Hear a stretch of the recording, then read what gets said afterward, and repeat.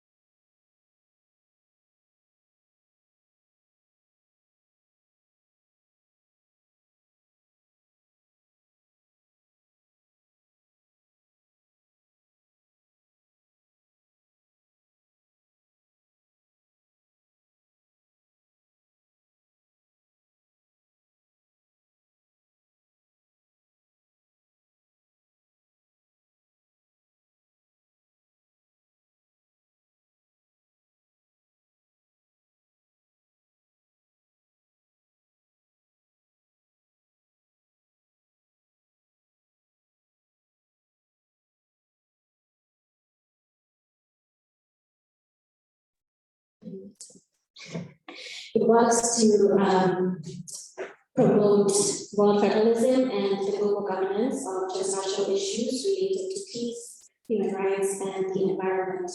And we work alongside the Young World Federalists and other organizations to promote the equal employment every year. So today's talk will be focused on the role of the East African community in the green transition. And as we have those discussions, I would like for us to keep in mind that this is not an issue that can be solved in a vacuum. Regional federation bodies such as the African Union and the East African community are important in providing a platform for helping us move in unison when it comes to this issue. It also allows more uniformity of policies and practices, as well as a high level of accountability, which is crucial in addressing climate issues effectively and then sourcing solutions. So with that in mind, I brought a video that I'd love to share with all of you. It discusses the role of multilateralism in combating climate change and moving towards cleaner energy, and demonstrates how the East African community as a regional federation can achieve the same goal. But before that, if you're interested in learning more about the World Federalist Movement and Institute for Global Policy, please visit our website at www.igp.org and our social media pages. Our handle is at World Federalist, so on Instagram, Twitter, and Facebook.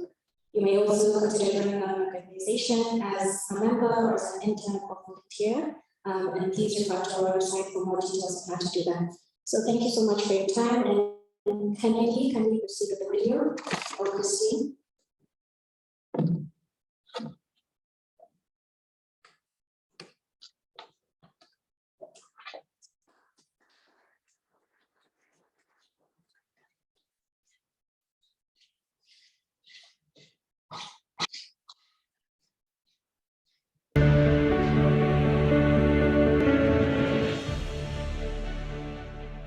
Ever since scientists started warning us about the enormous danger of man-made global warming, it was clear that this is a problem of such a scale, a global scale, that solving it would require some kind of human collaboration and organization at a level that is way above the local nation-state. However, the attempt to solve it through international institutions and agreements has proved dangerously ineffective. The past 3 decades have been a very long time to pull the brakes on greenhouse gas emissions. Yet despite all the fancy meetings and summits, conventions and reports, protocols and panels, the rate of greenhouse gas emissions in the world has not fallen or even flattened, but has continued to soar. Today it is more than 65% higher than what it was back in the late 80s, when national governments started negotiating about what they are willing or not willing to do about it. This colossal failure of the international system to deal with the climate crisis contains, therefore, a really important lesson for anyone who is worried, not just about the climate, but about the ability of humanity to respond to any of the global threats and challenges that we are increasingly facing. In this short video, I will describe the major pitfalls of the current system and the outlines of an alternative possible system that would be able to safeguard our future. At the very heart of the climate crisis is basically a simple problem of injustice. Science tells us that when people burn fossil fuels, coal, oil, and gas, it's going eventually to harm other people, mainly by intensifying extreme weather events such as droughts, storms, heat waves, and floods, and raising the levels of the oceans. We also know that the billions of poor people in the world, precisely those who use the least fossil fuels and therefore are least responsible for this problem, are the ones who are going to suffer the most because their communities are the least equipped to face those disasters. In an ideal world, high inner morality and good social norms would have been enough to make everyone use only clean energies and refrain from causing harmful pollution. But unfortunately, in reality, we know that in order to prevent injustice, we cannot just leave it to the potential harm givers to decide freely whether they want to harm other people or not. There must be a system, a justice system, to hold accountable those who harm others. The justice systems that we have today within our nation states are based, of course, exactly on this principle. That victims, for example, can sue those who harm them in court and receive a compensation that would deter others from causing similar harms. Yet while greenhouse gas in the atmosphere do not stop at national borders, and the harms they inflict apply globally, our existing justice systems are still confined to the very narrow territory of the nation-state. thus making it nearly impossible for those harmed by climate change to sue those that caused it. Now, the problem with the international system is that rather than challenging the principle of national sovereignty that divides humanity into completely separate jurisdictions, it sanctifies this division and reinforces it. How? Well, the very cornerstone of the international order is international agreements, which means that if some governments do not agree to comply with an agreement, if they prefer to allow their citizens and corporations to pollute the entire world and harm all of humanity, well, according to the explicit rules of the international system, they can. And so they do. This is why the United Nations Framework Convention on Climate Change, that all the governments signed back in 1992 in the so-called First Earth Summit in Rio, did not contain any binding measures against the emissions of greenhouse gases. The Kyoto Protocol of 1997 was also a voluntary agreement, so the greatest polluter, the United States, did not join it. Canada did join, but then withdrew from it after finding a new giant reservoir of fossil fuels, the tar sands. In 2009 in Copenhagen, the Great Conference of Parties came, surprise, surprise, to a dead end. And in 2015, in the Paris Agreement, the governments agreed to set for themselves their own targets for emission reductions, knowing that if they choose very low targets, or don't meet those targets, or pull out from the agreement completely, there is no justice system above them to hold them accountable. Not surprisingly, the targets that they chose for themselves were so unambitious that even if they all meet them, it's expected to push global warming up to 3 degrees Celsius beyond the pre-industrial natural baseline. To understand how dangerous that would be, think about it that in the ice ages, tens of thousands of years ago, the world was on average only 3 degrees Celsius colder than what it was just 150 years ago when we started burning coal. This means that making the Earth 3 degrees warmer puts us at a huge risk. It could push us beyond the tipping point and lead us to losing all the ice in the world. If that happens, sea levels will rise by as much as 70 meters, sending entire cities and states deep underwater. That would be a very high price to pay for maintaining the freedom and the sovereignty of national governments to do whatever they like, regardless of how their decisions affect and harm us, the rest of humanity. Publicly naming and shaming those governments can feel good, but it is dangerously far from the bare minimum that we really need, which is that as long as their decisions have power over our lives and our future, we need nothing less than a right to vote those decisions down. How? So, before the American Revolution of 1776, the settlers told the British government, if you want to tax us and have power to decide how we live our lives, you need to let us be represented in your parliament, our parliament, so that we can take such decisions together. The slogan was, no taxation without representation. Today, the reality of the global climate crisis should make us realize that what we need now is a kind of a global revolution, a conceptual and institutional revolution, that will tell every polluter and every national government in the world one very simple thing. Decisions that affect only yourselves, that's your business, decide as you will. But any decision whose impact goes beyond your borders to affect the lives of people elsewhere, you have no right to take them alone. The most you can do is bring them as proposals to be approved in a higher federal institution on the supranational level, where all humans affected will have an equal say in their approval. This means that above all the national parliaments and governments and courts and above all the multinational corporations, we should have one federal world parliament that will allow all of us to take part in legislating a global rule of law, of a global justice system. This global rule of law should then be enforced by the world federal executive branch, the federal government of humanity, by humanity, and for humanity. These are not just cliches. This is our planet and our future, so then it must also be our choice. Our slogan should be, no emission without permission. global democracy now.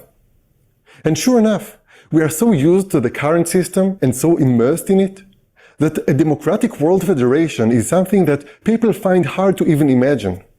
But this is the only real alternative to the anarchic international system that divides us today, and nothing less will do. In a reality where we have one global market system and one global ecological system, national independence is a myth, a pie in the sky that has to go and be replaced with a new democratic institutional system fit for global interdependence. It will enable us to finally solve together not only the climate crisis, but plenty of other injustices and inequalities that plague and endanger our world.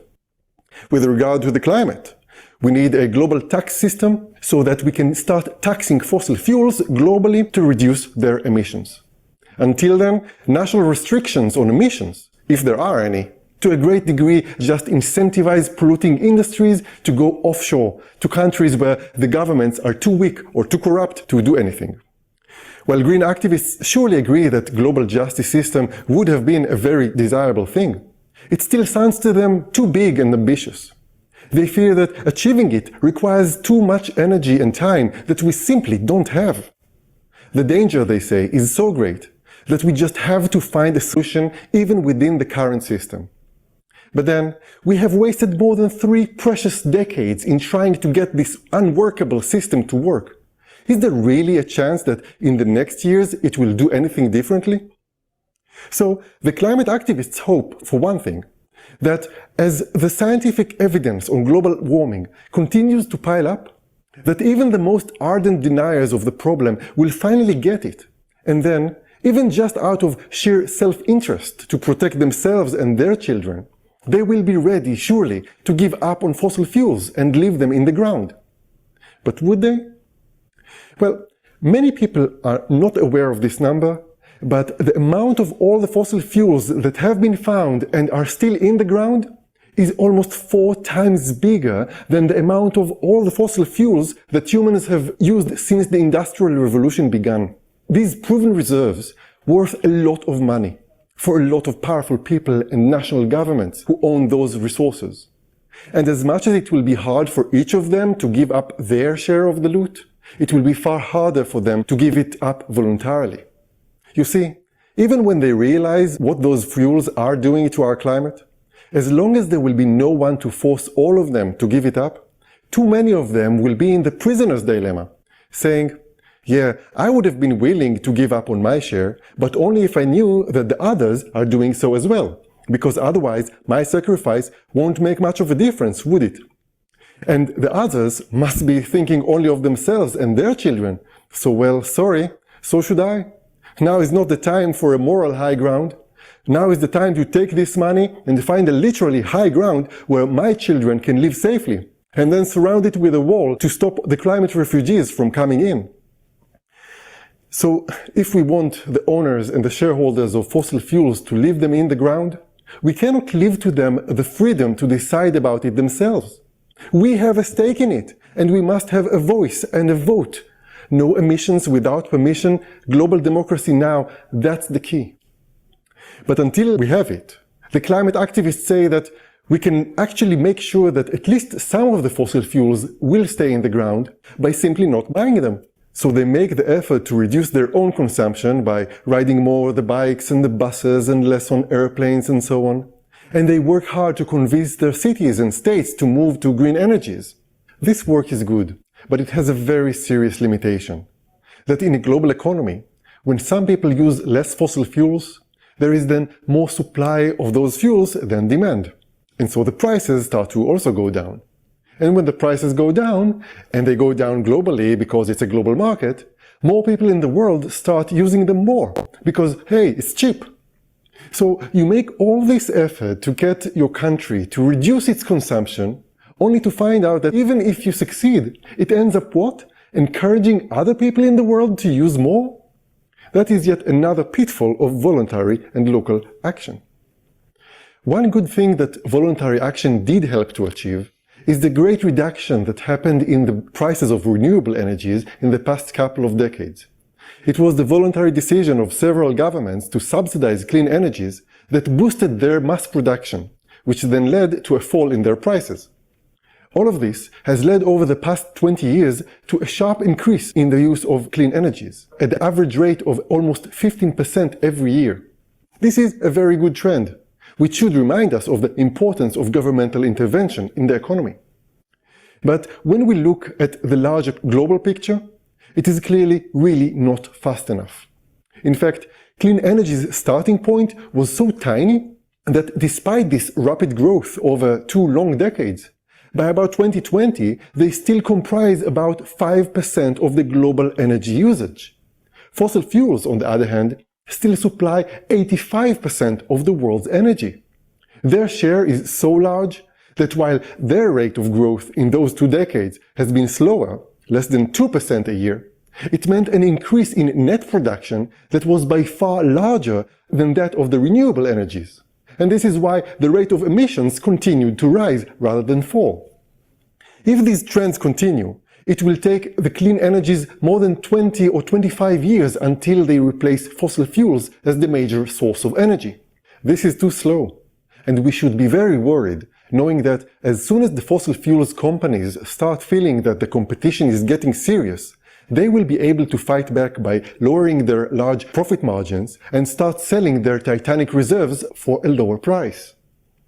Most importantly, as long as the national governments are divided and competing with each other, small and underfunded, it's super easy for the fossil fuels interest groups to divide and rule them, to buy politicians, to buy the media, to buy even people in the academia, to make sure that their business is not under any real threat. To check the power of this global industry, the world's citizens need to have their own united federal government that will be able to do that job. Because even if the green hopes will come true, and somehow by voluntarism alone, clean energies will replace the fossil fuels in time, humanity is still going to face the huge challenge of dealing with the effects of the warming that has been injected into the climate system during all these long decades of inaction. We might, and might not, be saved from the worst scenarios of sea level rise, but extreme storms and droughts and floods are still expected to get worse and wreak havoc on hundreds of millions of people. Helping and saving those victims from this injustice must not be a question of voluntary charity that those who got rich by using fossil fuels might give and might not. It has to be funded by a global tax system, which can only be imposed by a federal government of the whole world. Which brings us to the final and very important point. In order to defend the fossil fuels industry, their lobby came up with 2 influential arguments. The first was that putting a tax on fossil fuels in order to reduce their consumption would actually make the poor suffer the most, because they would not be able to afford even the small amount of energy that they need. The second was that the people of the rich nations of the world, who got rich by consuming so much fossil fuels, don't have the right to tell the poor to avoid those same fuels that are necessary for their development. Our children will find it hard to believe that anyone really believed these arguments. The right way to help the poor, of course, is not to let them also pollute and harm others as we did. What a crazy idea! The right way to help them is to subsidize clean energy for them, to put a tax on pollution, to start taxing the richest 1%, and then we have enough money to help all of us, including the poor, to make the transition. We need to tax the harm givers and use the money to help their victims cope with the disasters that they did not cause. Is that so complicated? In this video I explained why, in the anarchic system that we have, that legally divides us, it is so difficult. And why, in order to bring about global justice, we must unite into one global democratic system. It is true that climate activists cannot bring this change alone, but if they join hands with the other groups that fight for real global democracy and justice, then I am confident that together we can.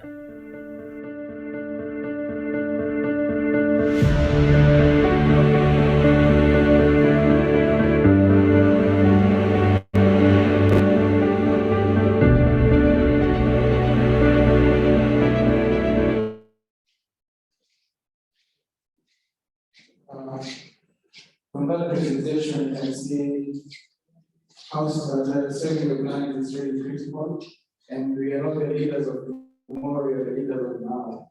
If Marumini is told that sisi ndio viongozi wa kesho, lakini kesho ni nini? Kesho ni wapi? We must start acting now because obviously we have delegates. They are not waiting for tomorrow for them to come.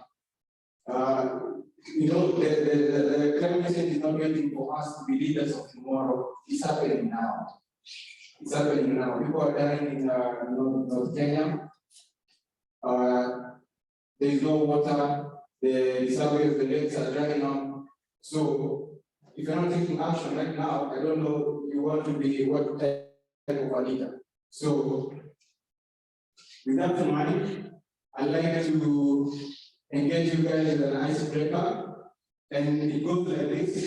So you have your partner, and with that partner, you're going to give an invisible gift, which of course, in your mind, you know what it is, but your partner doesn't know. So you're like handing the gift to him or her, and then he's supposed to guess what it is. Oh, it's a car key.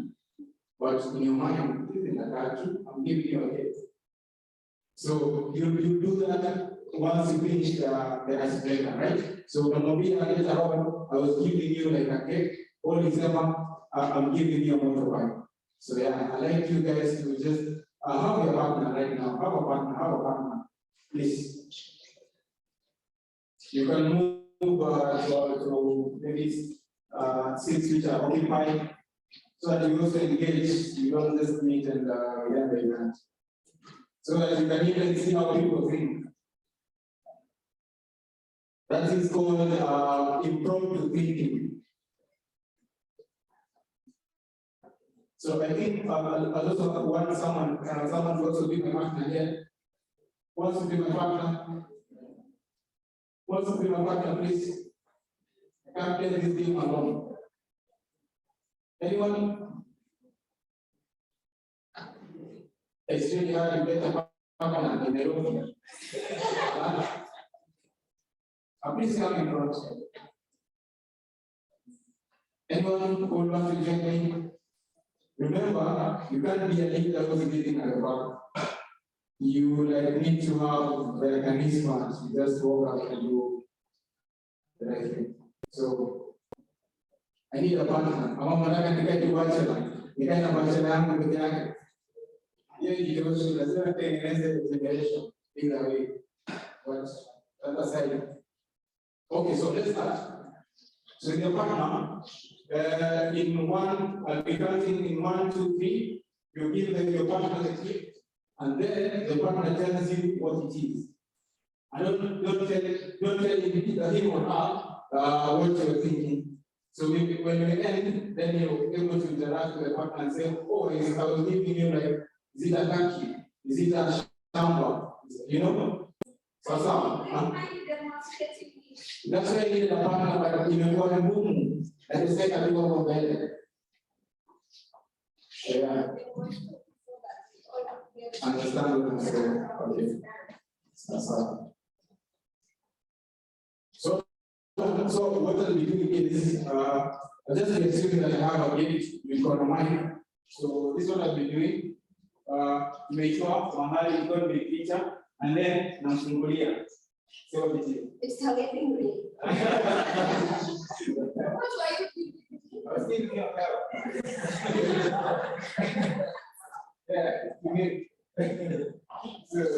it's something exciting. You get to know what the other person is thinking. You're doing impromptu thinking. So yeah, in 1, 2, 3, let's go.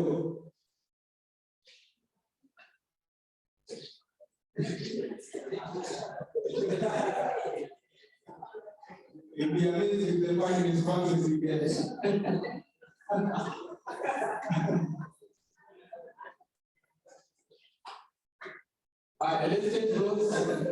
Let's take those in 1, 2, 3. The other one will give you the big.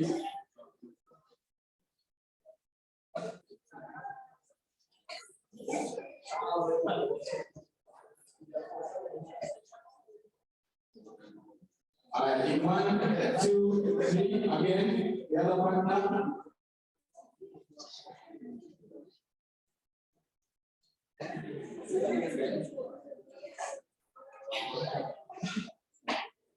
All right, in 1, 2, 3, the final one.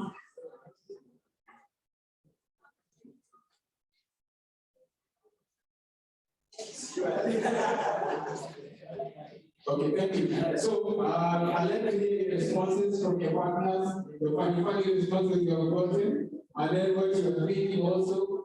Yeah, so anyone, 2 or maybe 3 people sharing the thoughts. Anyone just share the thoughts of the other partner and what you're thinking and what you are expecting from him or her to say. So, anyone?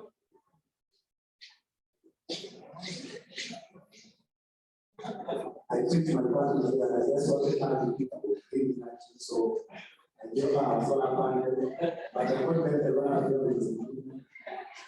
So I think you should think towards sustainability and surprises. Because the surprise is climate change, as you say.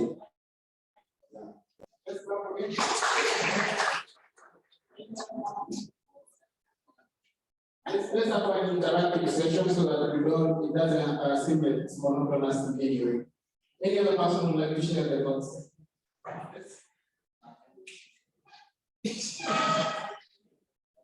Yeah, thank you. She just had a really other result. I was thinking she would hand me some bananas. Let's clap for him. Congratulations. Okay, my partner has decided to give me a bag, and that's it. So, you corporate 7. Okay, let's clap for him. I see your hand. I got my partner is giving me money. He was giving me a pen.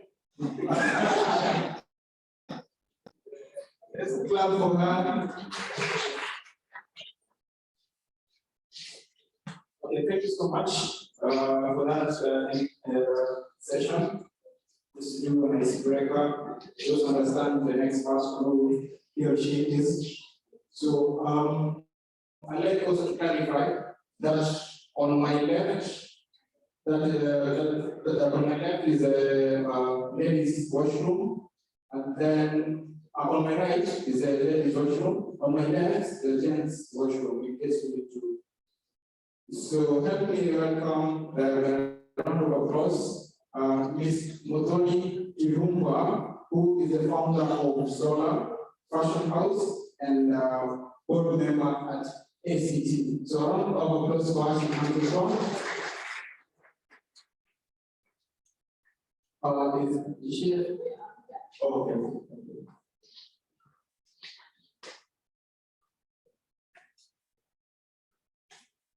You can look at the design, you can see she's really intrigued with fashion. So you can be in the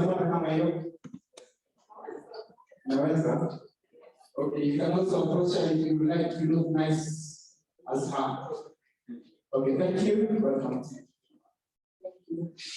Hi everyone. My name is and,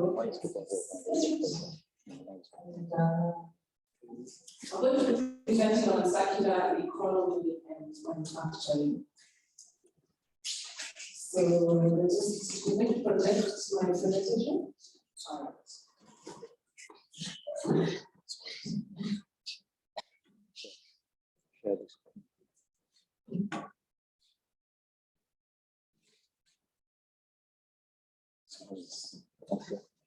Can I assist you to open this water?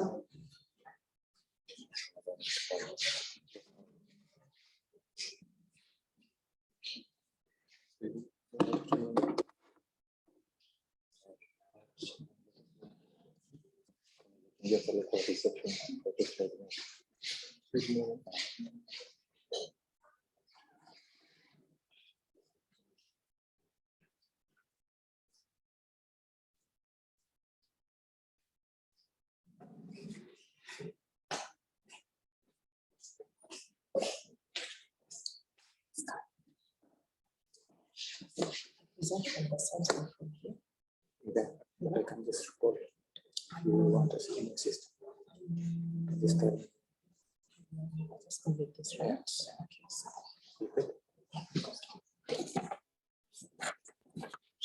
So good afternoon once again. It's a pleasure to be here. My name is Migori Kirumba. I'm a fashion designer, as you can see. And my brand is called Zola Fashion House. You can check it out. I'm also a board member at Africa Connect Textiles, and I'm proud to be a board member there because that's the sustainability aspect of my business. So I'm going to talk a bit more about Africa Connect Textiles later.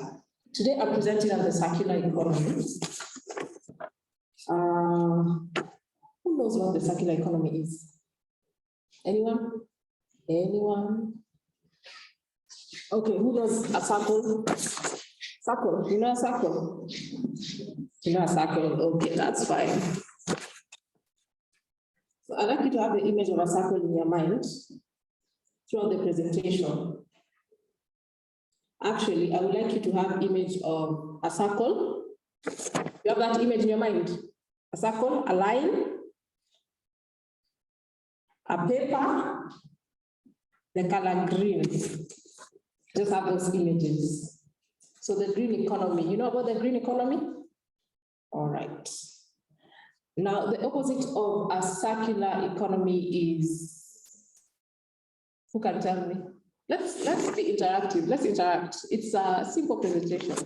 Who knows the opposite of a circular economy? I think the economy. Who's talking? Sorry, I can't see you. Oh, okay. When you're saying you can stand so that we see you. Okay. All right. Thank you. I think the economy. Economy. Yeah, that's right. So what happens is from time immemorial, humans have depended on the resources available in the natural environment. The earth provides us with raw materials that make quality living possible. Technological advancement has made it possible for humans to extract resources from the planet swiftly in large quantities. And this has resulted in a robust economy and their downside. So basically, what we do is we extract the natural resources, we use them, but as much as it betters our economy, it also destroys it. The prevailing system of production and consumption operates on a linear economy. So the difference, as you can see, this is actually the circular economy. It's circle. It means that you're using something, and whatever you're using can be used again. You've heard of the term recycling? Yeah, something like that, recycling. Now, a linear economy, I want to give you an example. A linear is, you see, if you follow this path, when you get here, what happens? You fall off, right? End of story. But a circle means you can go round and round and round. Basically, that's the circular economy. That's the image you should have in your mind. So in terms of extracting resources, we're supposed to also, we're supposed to put them back into the earth. For example, a tree. You cut a tree. What's the law of cutting a tree? Who knows that? There's a certain famous law about cutting a tree. Who knows it? And Gekuja na sweets, ndio napatia when you want to participate. Who wants to talk about that? There's a certain law of cutting a tree. If you cut one tree, plant two. Yes, that is true. So when you do that, you are actually participating in the circular economy because you've taken something from the earth, but you're giving back even more. So the prevailing system of production and consumption operates on a linear economy. And in this kind of system, products travel along the supply chain once and end up in a rubbish heap. Now, there's someone called Ellen MacArthur. He has a foundation, and he does it take, make, waste model. So we cannot talk about the circular economy without a certain word, which is sustainability. Circular versus linear economy, we've talked about that. This is the linear economy. You can see you have an infinite number of resources. At the beginning, there's production, And then there's distribution, consumption, and then dispose. You see, take, make, waste. And these are the elements of the circular economy. You have high value reuse and recycling, renewable energy, natural capital. You can see them. Yeah, product design, supply chain. Now we're going to look at a few global statistics because the numbers don't lie. The earth takes almost 1.5 years to regenerate what we use in a year. Are you seeing that? You're using something in a year, but you're taking 1.5 to regenerate it. That means in that year, you probably haven't generated anything because it's 1.5, like it's more. Currently, our world economy is 9.1% circular, leading to a gap. There's a gap there because 9% is pretty small. According to the World Bank, climate change results in GDP losses of 7.5% in East Asia, the Pacific, and South Asia. So what I'm trying to do, guys, is I'm looking at the global environment, and we narrow down to what we are doing here in East Africa. Solid waste management alone accounts for 5% of the global CO2 emissions. 75% of municipal waste solid comprises discarded consumer goods. Globally, consumers waste up to 460 billion USD each year by dumping steel wearable clothes in landfills. 80% of consumer goods waste is banned landfill because of poor design and lack of end-of-life collection options. And in China, implementing circular economy opportunities will decrease the consumption of non-renewable resources, including fossil fuels, by 49% in 2030 and 71% in 2040. By the way, guys, 2030 is not far. We are in 2030 minus 2022. How many years? Only 8 years. So we're not talking, you know, when we used to talk about Vision 2030, when it was maybe 1999, it used to seem far, right? But now it's not far. So these things, we need to be doing them right now. These are the benefits of the circular economy, some of them rather. Circular opportunities for fast-moving consumer goods could amount to 700 billion USD per annum in material savings. In London, peer-to-peer renting, better urban planning, office sharing, repurposed buildings, multi-purpose buildings, increase the value of buildings and double utilization of 20% of London's buildings by 2036. Saving them 600 million Great Britain pounds annually. The European Commission estimates that the circular economy directly created jobs that employed 3.9 million people. Remanufacturing of vehicle parts can increase skilled labor by up to 120%. Reusing materials is beneficial to the economy. Circular economy facts show that recycling ton of solid waste pays $101 more in salaries than disposing of it in a landfill. Using Europe as a yardstick, product reuse can generate a significant number of jobs. Every 1,000 tons of municipal solid waste that is reused can provide 80 jobs.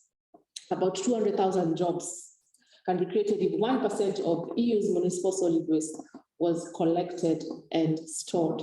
And sorting 1,000 tons of e-waste for reuse could create 15 jobs and training opportunities for people. In Europe alone, 1,000 tons of electronic waste could create about 93,000 jobs. So basically, guys, statistics don't lie. I just wanted to give you a brief on the statistics. So I haven't defined the circular economy because I wanted us to look at those aspects. And now we can define it. A circular economy is a model of production and consumption which involves sharing, leasing, reusing, repairing, refurbishing, and recycling existing materials and products as long as possible. The diversity of definitions also makes it more, it's difficult to measure the circularity of something.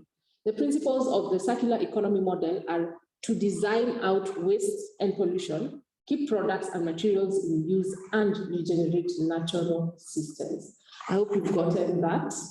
The definitions often focus on the use of raw materials or on system change. Definitions that focus on resource often use the 3R approach. So we have reduce. You're trying to use minimum minimum raw materials in producing something. Reuse, maximum reuse of products. Recycle, high quality reuse of raw materials. Mobility can serve as a good example. So I'm giving you examples of circular economy. Sharing cars, how many of you share cars?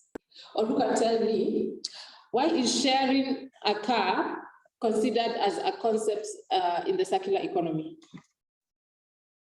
Yes.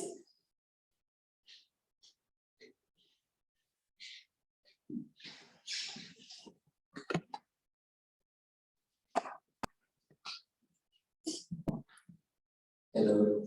Hi. I think sharing cars, if each and every one of us could have a car, we would have a huge carbon footprint. But if we can get a share of car, we reduce the carbon emissions.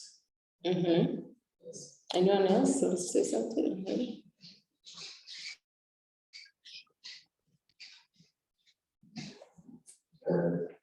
When you have each individual having a vehicle on the road, each vehicle is using probably business dominant one. So using on vehicle or showing vehicle. So each vehicle on the road is emitting its own set of greenhouse gases. We share, we say we use a bus, just use one sedan vehicle, all of us. Then the only emitting would be that one vehicle. So in a way, every one of us is able to reduce the carbon footprint. Okay, if you say bus, and I remember how they put our presidents in a bus. Remember, they were just trying to practice the circular economy. Yes. I want to comment on this one very is background. The case of, let's say, for example, each family is only one car. Each family member owning the car, which reduction one production of cars and then reduction in raw material, I mean natural resources, because if all of you are using the same car, always feels significantly going to especially as increase if everyone has their own. Yeah. So guys, you're getting the concept, right? All right. So let me just continue the presentation. So yeah, sharing cars from companies such as Miles and Vigo, you can check it, means that fewer people have to buy their own cars. If the engine of a car is broken, it can be repaired, or the chassis and interior of the car can be reused to make refurbish another car. That's reuse. They're trying to show us that reduce, reuse, and recycle. And for recycle, when these parts can no longer be reused, the metal, textile, and plastic of the parts can be melted down so that a new car can be bought from them. That's recycling. So I hope you've gotten some of those concepts. There are so many examples. That's just one. So what we're doing is thinking global and acting local. That's basically how I structured my presentation, because the green economy, sustainability concepts right here in Kenya or in Africa, they're still being taken up. I mean, here people are still wondering, how am I going to get food to my table? Yeah, a lot of people. So sustainability and the green economy, it's not so famous here. Circularity, not so famous here, not yet. So these are things that we are taking up. But the thing is, we must realize that if we don't take care of our planet, we are hurting ourselves. So it's a conversation that it needs to be had. That's why I went global, looked at what is happening globally. I have an analogy. Okay, do you have a piece of paper? If you can get a paper, get a paper.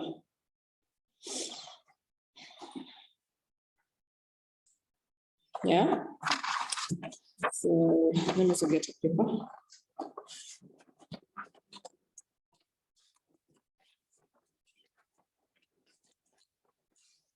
This is a paper. The paper.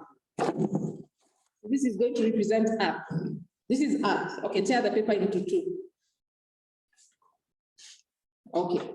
Is it possible to put the paper back together? It is, right? It is. You can use sellotape, right? And what amount of time would you use to put it back together? Probably not long. You can do it. Tear it. Now tear both of them. Tear into smaller pieces. Okay. It is easy to put it back together. And what amount of time would you use? Now you keep on tearing the paper like this. It's easy because you use sellotape. Yeah. But then when it's like this, when you keep on tearing it, what's happening? It becomes harder and harder, right? So what am I trying to tell you? I'm trying to tell you that our human activities are hurting the earth. And that's what we are doing, like that paper. Right now, when maybe this is 2022, we are probably a whole paper that is just torn. But if we continue with our human activities, where's the moderator, please? Can you come? Please come.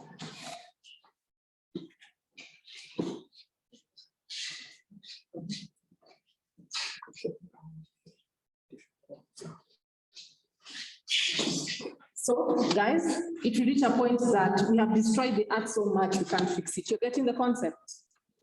Yeah. I'm sorry, my eyes are having an issue. So if I'm not seeing properly, if I look disturbed, it's my eyes giving me an issue. Okay, so we've gotten the paper analogy, right? How we are destroying the earth. If we don't stop, the pieces will be so small and so many that the earth will basically end. And then the glass ink analogy, it's the same thing. The earth is not pure. Like imagine a glass of water and then you place ink in it. So the earth has problems and all that, the human activities. But the more we continue, if you continue pouring ink into this, thank you. If you continue pouring ink into this glass, what happens? It becomes denser, right? That's what we are doing. We are continuing to make the situation worse because we are not talking about it and we are not doing anything. But the same glass, if you put water into it, this water, if you pour it there, what happens? It becomes clearer, right? So that's just the call, that's the push. Like, don't be on the other side of destroying the earth, whereby we are the dark ink pouring into the glass. We should be the water by the activities that we do that is causing sustainability. I hope you've gotten my analogies. Now, what are the opportunities? The opportunities are everywhere in the manufacturing industry. There are strategies on which many entrepreneurs focus: high quality recycling, optimizing use, and developing new business models. So even if you're starting a business, like what have I told you about my business? I said I do fashion, but I have a sustainability. It's like Africa Collects Textiles is my sustainability branch, right? So I'll tell you more about ACT, but they have a bin in my shop because what they do is they collect the textiles and then they go and they recycle them. So at least as I'm practicing my fashion, I'm doing my small bit of sustainability. You get that? So when you have your business model, you don't even have to do it yourself. You can partner with another company. So I feel good because I feel like I'm contributing to some extent to the sustainability of the world, right? Not just being a fashion designer. And if each and every one of us will think of our businesses in that way, what's the sustainability aspect? Then that's some of the ways that we'll be contributing to, remember the glass? Yes, to the clearer parts of the water in the glass. So numerous companies in the manufacturing industry are working on this. And this is just an example. We have Black Bear Wins Carbon Black Road tires. So what they do is more than 1 billion car tires are discarded every year. Many of these tires are banned, and then the company Black Bear has developed a process in which a valuable component sludge can be recovered during the recycling of the car. In this way, the company saves CO2 emission, generates energy, and can produce sustainable black for the rubber, plastic, and paint market. So this company is one of the That's one of the examples of how you can think of sustainability in your business model. Now, what is happening in East Africa? We are ACT. I'm talking about we because I'm a board member there, so I'm talking about me. We are ACT. We collect used textiles for reuse and recycling. Has anyone of you ever seen this bin anywhere? Or a bin that looks like this? Has anyone of you seen it? Yes. Where have you seen it? This one is social, yeah, SPC. Okay. Who has, there's one at Strathmore actually. Is there, has any of you seen the bin elsewhere? Where? Phase one. What, phase one where? Strathmore. Okay, apart from Strathmore, guys, have you seen it elsewhere? Apart from Strathmore? You haven't? Oh, then we need to do more. You haven't seen it at the Junction Mall, Village Market, ama mwendangi uko. Mimi tunaendanga. So one is actually at my shop in the CBD. If you come to Zola Afrique, my shop is a gift and a fashion shop. You'll find the bin here, but for my shop, it doesn't look like this. This one, so let me tell you something interesting. They call this a trash because and when you put the clothes inside, you cannot take them outside because you know what happens? There are people in this country actually don't have clothes, right? And so if you have the bin, if you are in airport to maybe somewhere like Village Market, someone can go and say, I mean, but just shopping. So the design of this is when you throw the clothes inside, they cannot be taken out. So that's Africa collects textiles, collecting textiles and recycling them. Also, they're actually, we are out here. You can see some of the products that we recycle from jeans and all that. Out here, as you go out, you can see. So we aim to find solutions to end the textile waste that is causing harm to the environment and to people. Another company in Kenya is called Constructive Plastics Limited. What do? A constructive solution for dealing with plastic waste by upcycling it into construction material. But you can check the website. I hope you're right so that you check later. So that is Constructive Plastics or CLK. They have a factory in Nairobi at the heart of where the collection and separation happens in Nairobi. Can you see this? You can imagine this is a building made of plastic, guys. In a car building. This is made of plastic. And these are some of the things that we don't know are happening here in our country. So this is an amazing company. Constructive Plastics, check it out. Then what is happening in Tanzania? I found one company called Preo, the zeros. Okay, it's a limited company. Zero limited company. It's a company that ventures in providing a new line of plastic again. So it is at least this Africa something is going on now. That's the CEO there. And in a nutshell, Preo is innovating and creating a better one through plastic recycling, founded in 2019, located in one of Tanzania's biggest urban centers. They are a plastic waste management company that collects and recycles them into eco-friendly, affordable, and durable products such as paving bricks. You can check them out. In Uganda, well, what I've seen is their policies happening, and 2020, I can see that they are promoting the African business and other circular economy. Well, for Uganda, I've just seen the policies, yeah? But I've seen there's a launch of the EU Green Up program. Probably they have a program going on. So even the fact that they have the policies, that is something. Rwanda. Oh, Rwanda is such a darling. Who has been to Rwanda? Me only. No one else. All right, guys. Who has it? So you lift your hand up properly. Okay. Only her? No one else has been to Rwanda? Okay, tutawapeleka msijali. Tutapewa ile 6,000 kwende. Now, the person who's been to Rwanda, tell us something about Rwanda. What did you like about Rwanda? I think that the policies are designed to keep people disciplined of managing their waste. What's one of the best, features of Rwanda? What do people know Rwanda for? Guys, Rwanda and Uganda, yes? Yes?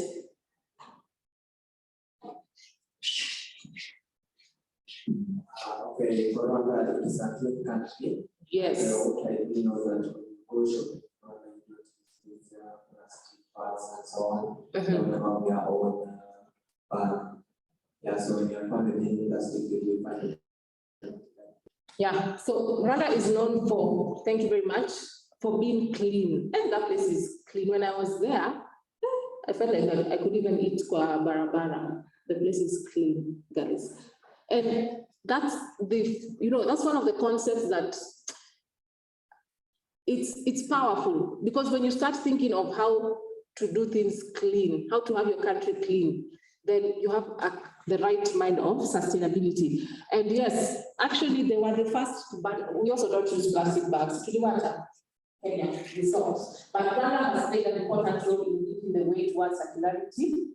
It's one of the first countries to ban single plastic bags in 2008. In 2021, Rwanda collaborated with Peru to draft the international resolution adopted in UNEA 5 that aims to end plastic pollution. The country is a founding member of the African Circular Economy Alliance. And Rwanda has great potential to transform its food systems through a circular economy. The agriculture sector engages more than 70% of the population, including more than 6 million small-scale producers, and accounts for 33% of Rwanda's GDP.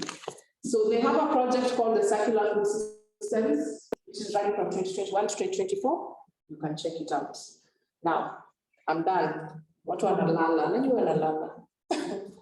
What want to lala? So before I conclude,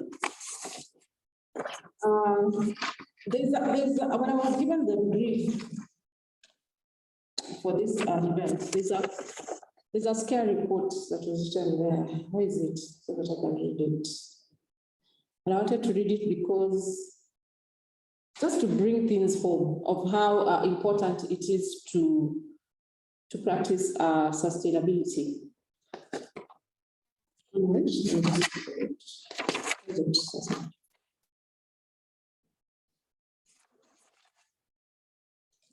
Really think the environment is less important than the economy, try holding your breath when you count your money. So that's scary. Let's go back to coronavirus. Remember when it came? Rich people are getting it. Even very handsome people. Ladies, Idris Elba, she got corona. Hey? I'm telling you, the ladies were almost dying. And he has a girlfriend. But anyway, what I'm trying to say is no matter how beautiful or handsome, and I dressed beautifully today on purpose. I'm a Skype.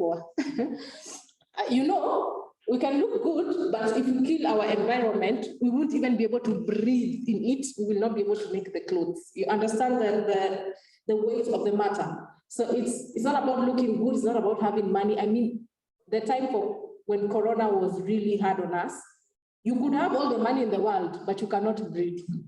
So what's the use of the money? That's why we need to take care of our planet. And we need to nurture young minds, especially the kids, start from there.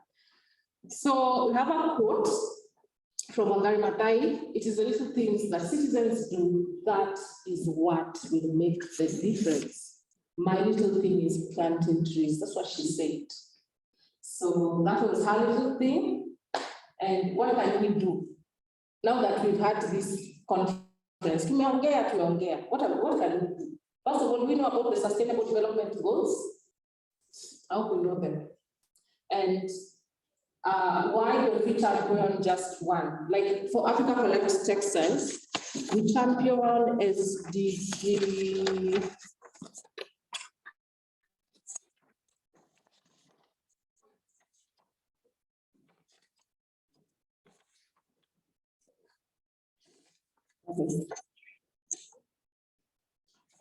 I'm going to tell you later. Let me just read this. How do we sensitize our communities? What will you do when you get out there today? As a community, do we know the number of areas you can plug in? You know the areas you can plug in, like in Africa Collect Textiles, you can bring your clothes over to the bins, the ones that you don't use. You can just do something small. And how do we make manufacturing circular? So these are the questions I'm giving you with. And it is by doing that we effect change. So I want you to have a picture again of plastics, of food, of cars, of industries, and then of trees, of recycled clothes, of green cars, and all things green. And I want to leave you with the analogy. The analogies, you remember them? The examples I gave you about the paper, about the water, please have them in your mind.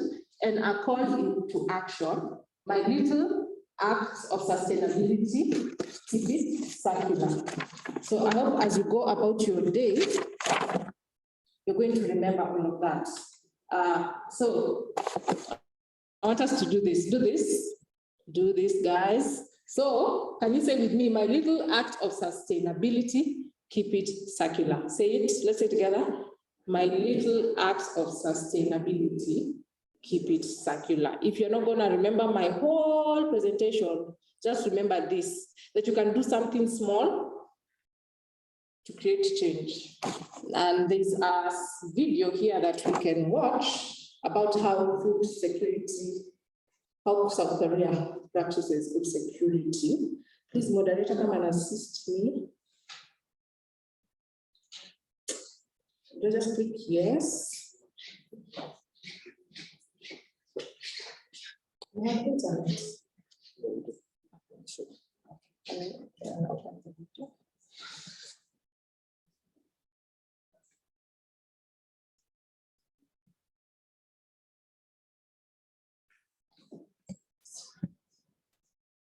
So let's watch this video, guys. It's short, it's 4 minutes.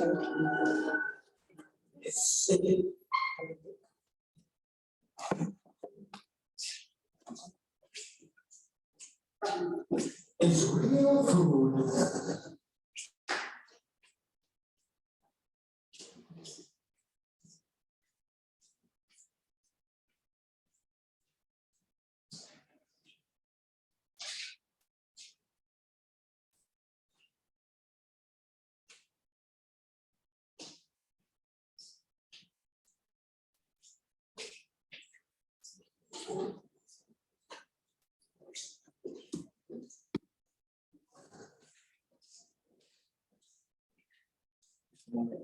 Okay.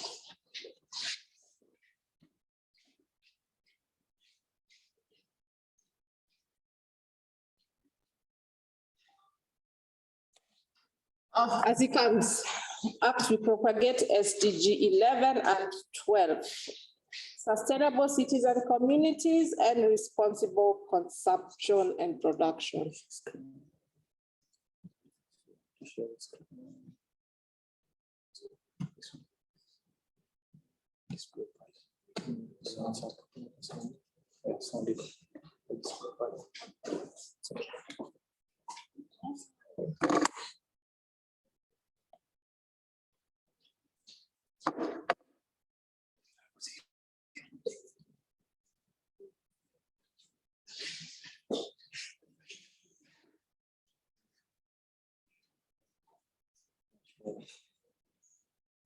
This one? The video. Is it that one? Yeah, I think so. Yeah, it's this one.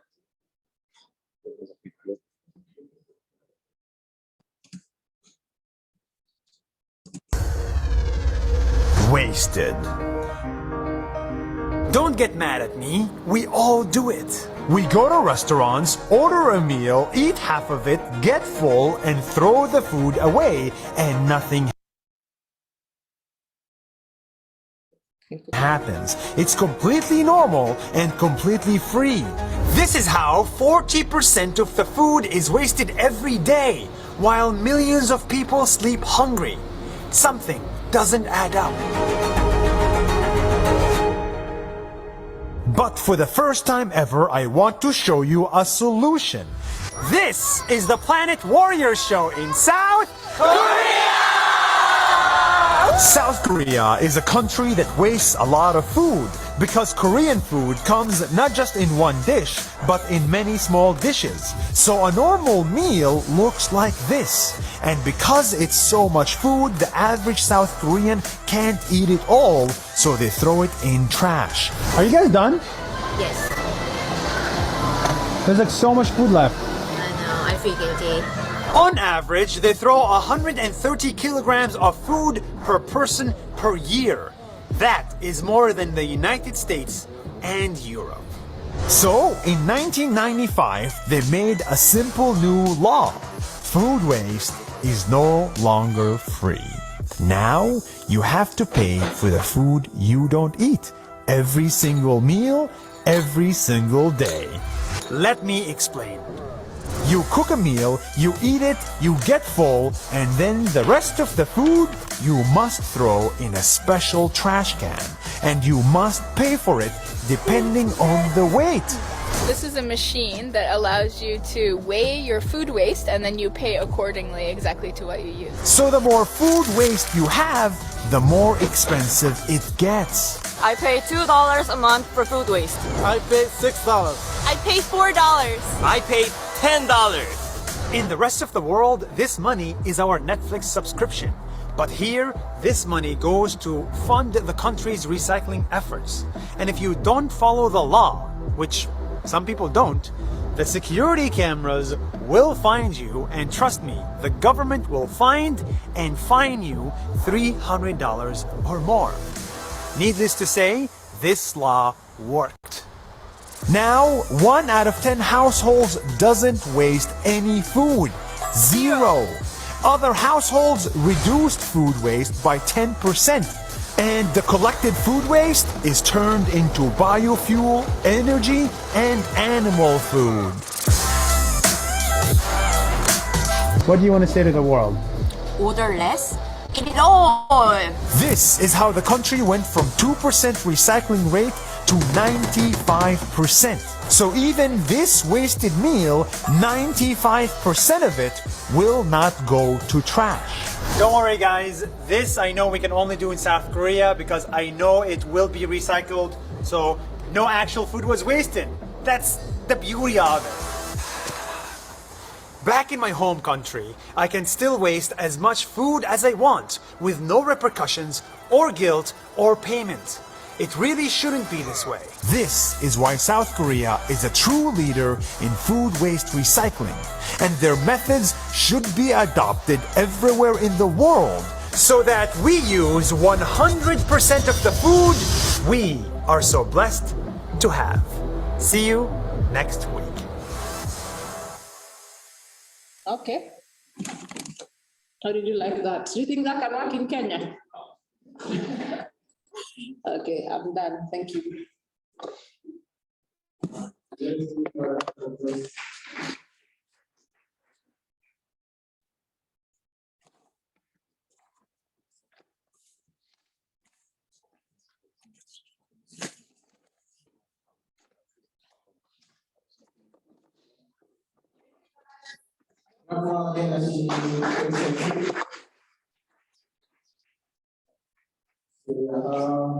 For me, I've really learned a lot. I didn't know that there's a technology where if you waste food, you have to pay for it. I mean, I bought the food with my money. I'm throwing it away, so why do I have to pay it again? It's my food. Is it your food? So in Kenya, if you tell me to pay, I can't do it. But of course, this is something that can really help us because for every new innovation that comes up, the adoption rate is not doesn't match with the technology that you give people, but the slight adoption from the product guarantees you that you're going to have an impact. So that's one of the ways, and thank you so much for presenting that information. I'm really grateful for you guys coming here again, because the mission is to save the planet. I mean, we are not saving a business here, we are saving the planet, because she has also pointed out that if you really think that you're a genius in this world, try counting your money. Why? When you're only, the big man is out, on 10,000, lakini unahesabu tu. Kidogo kufundisha the two kids, you're already katika, you know. So the interplay of environment environment and climate, it actually plays a bigger role. And it's also impactful for us because about if I don't have imagine you don't have a home to go to say that we're going to chill out somewhere. So this is our home. And this is a social responsibility. And you're supposed to take it up, not even necessarily for your own, but also for your community. Per se, if there's any organization here, you're maybe a group, maybe you're doing some stuff out there for climate change. This is your time. You go back to the society, try to also instill the culture of sustainability. And with that in mind, I'd like to highlight to you guys some of the sustainability goals that are there. And when you go to your communities or your society, you can put a focus on them. So one of the ways is no poverty. That's number one, SDG number one. SDG number two is zero hunger. 3 is good health and well-being. 4 is quality education. 5, gender equality. 6, clean water and sanitation. 7, affordable and clean energy. 8, decent work and economic growth. 9, industry, innovation and infrastructure. 10, reduce inequalities. 11, sustainable cities and communities. And 12, responsible consumption and production. So per se, what is being presented here touches on SDG number 12, which is responsible consumption and production. Imagine you always think 130 kg per person, and if someone in Turkana doesn't even have a plate of rice to eat. You see the children when you're malnourished. You say, well, at least you're going to move and but there's a certain challenge in Turkana. Ribs imetokea huko watu wanasema ni mfuko. Ametransport sasa analeta chakula. So the essence of that is, you need to take action. So we're going to have the next session, which is now the committee. The first several, we have the circular economy, then we have the green energy, the blue economy, and finally,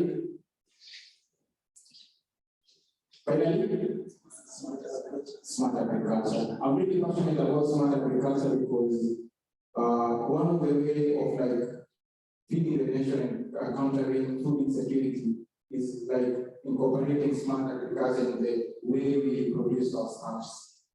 Imagine that in Africa, we only contribute 12% of the GDP entirely in the globe. Only 12%. You can imagine we have all the raw materials present here in Africa, but then what do we do? It's really ironical. Najua niko na unga, alafu napatia rafiki yangu anipikie, alafu aniuzie huko kubali. Doesn't really make sense. So what we have started here is one way, it's a frontier, that this is a recurring event. We're not just doing it only once. We're going to have each and every single year, this event is going to recur. And we're going to take action. We have had so many responses that it's just too much talk. Can you walk the talk? Can you just walk the talk? You've really talked a lot. So I'm going to introduce the next session, which is the Q&A. So I'll have our guest, the Institute of Global Policy and World Federalist. So I'd like to invite you in front so that you also take a seat here. And also for Mary, you also take a seat in front so that you have a quick Q&A. Any person who has any question, you can forward it in front and you'll be able to answer. Please come in front.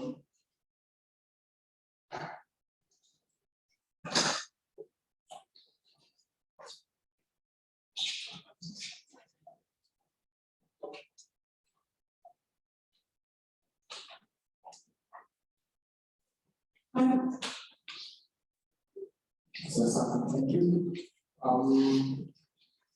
So for me, I like to be like a role model so that this gentleman who asks a question and then all of you keep quiet and I have a question. And it goes to you. What do you think we need to do in terms of when we say we need to take action? What can we implement right now currently that if we do it, we are going to scale it up? Let's talk in matters of scalability. Furthermore, we are focusing on East Africa. So how can we go back to our communities and impact the change that is necessary for us to achieve circular economy in East Africa? So what are the actionable points that we as young leaders right now we can take? Okay. I think in my presentation I mentioned some of them. My call to action, that's the first thing. You can just start by forming a slogan, forming a guideline, forming a mantra, forming something that will encourage us to do something, So my little act of sustainability. This, if you go and even if you tell children to do that can be like a sign. Children can take it up because it's something pretty messy. After the mantra, there's something called policies. We need to implement policies. Okay, policies come from government, but also come from institutions. For example, Strathmore will have a circular economy policy, something that or if it's a plan here. So policies and guidelines, they help out because they map out the framework and they give the rules and regulations.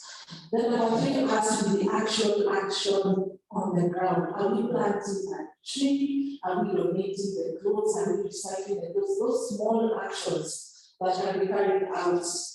Like I say, if Africa Collect Centers, what they do is, what we do, and a part of them is we collect the clothes and recycle them. Okay? The other institutions, they take plastics and they make buildings from them. So the actual action has to be done. Policies, actions, what the person they say is you create like a mantra or a slogan, policy. That's what I would say. Because from here, in East Africa, people are still struggling to get food on their tables. So the thing that can be done is that small thing which each individual can participate in. Also, guys, look at the companies which are practicing circular economy in Kenya and just plug it them. If it's Africa Collect Textiles, you can give a cloth, do that. If it's because I say it doesn't have to be you forming the institution, you don't have to reinvent the wheel, you can be part of the programs. If it's like people are planting trees, so coming together as a community and doing that. And something I would also like to encourage us as a country is to be clean. I remember when we were younger in my estate, we used to come out during the weekend as a community and we used to clean our estate. Our estate used to be clean. Just clean it up, it looks good. So all those things, because everything, I usually say everything starts and ends in the mind. So if you start here, if you start thinking clean, if you start doing those small things, then something can come up eventually. Maybe you cannot perform at this global scale that London is performing or America, but you can start as East Africa in those small actions. That's what I would say. Nice. Nice. Questions for her?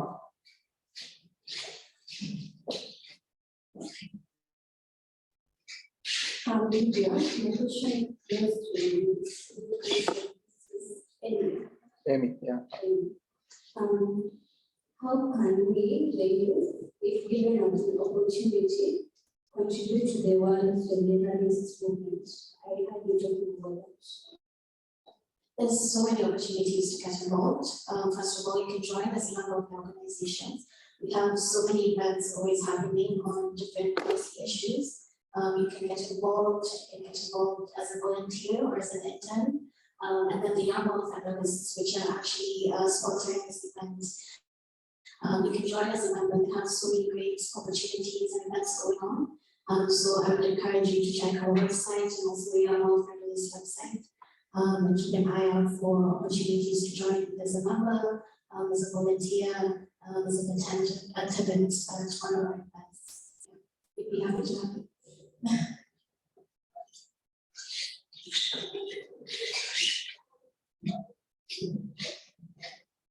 Hi, I'm this started the presentation, but in the video that was shown, the gentleman was talking about global parliament concept and how. So I did international relations, and know how participation, looking at it from a realist perspective, participation at the global scene has always been seen as flawed, mostly with the concept of democracy and voting is look at different countries and obviously they're ranked differently. There's the leaders, there's the followers, there's the number of players and whatnot. And the position each state takes is basically based on financial implications. So if at the end of the day, I feel like could you elaborate more applicability of the concept, because it has a Certainly a great question. So the idea of a democratic world government would be focused on global governance of transnational issues, and then the nation state would play a more subsidiary role. So they would focus on more localized issues that are specific to the nation state. So then a democratic world government would, for instance, take control over peace and security issues, over climate change issues, and setting those policies and implementing them, essentially. Is a much more different So the UN is still very much dominated by state politics and power politics, like you've noted before, you know. So we're not able to get any action in Ukraine or Syria because Russia and the US is constantly vetoing and putting their interests above the common good. So in a democratic federal government, you would have democratically elected leaders from across the world, and decisions would be made based on a majority, right? So you don't have a select few countries making decisions that impact everyone else. You have all the countries and all the peoples of the world represented in making these decisions through democratically elected representatives. Sorry for prolonging the question, but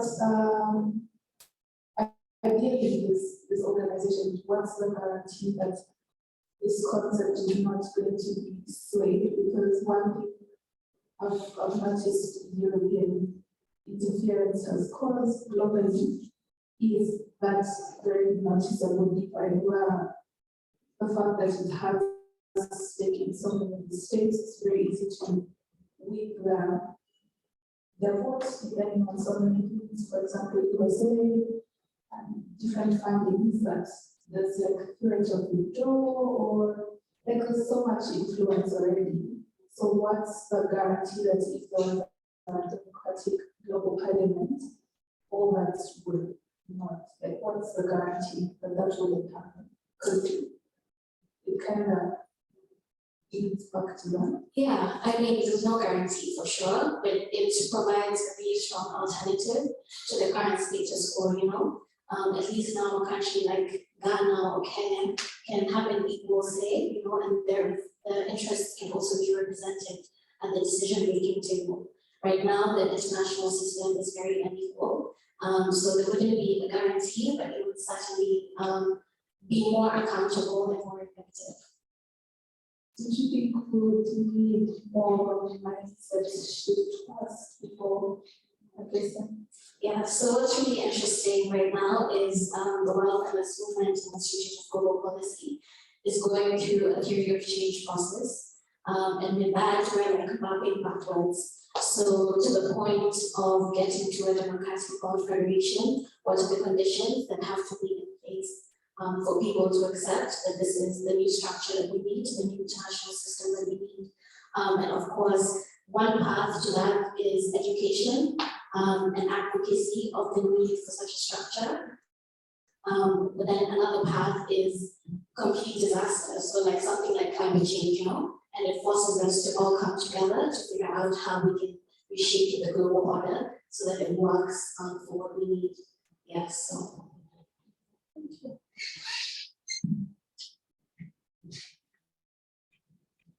Thank you. Same question then. Considering the fact that most of these countries that run the world stage when it comes to these ideas are the ones that are contributing most to the problems we have, do you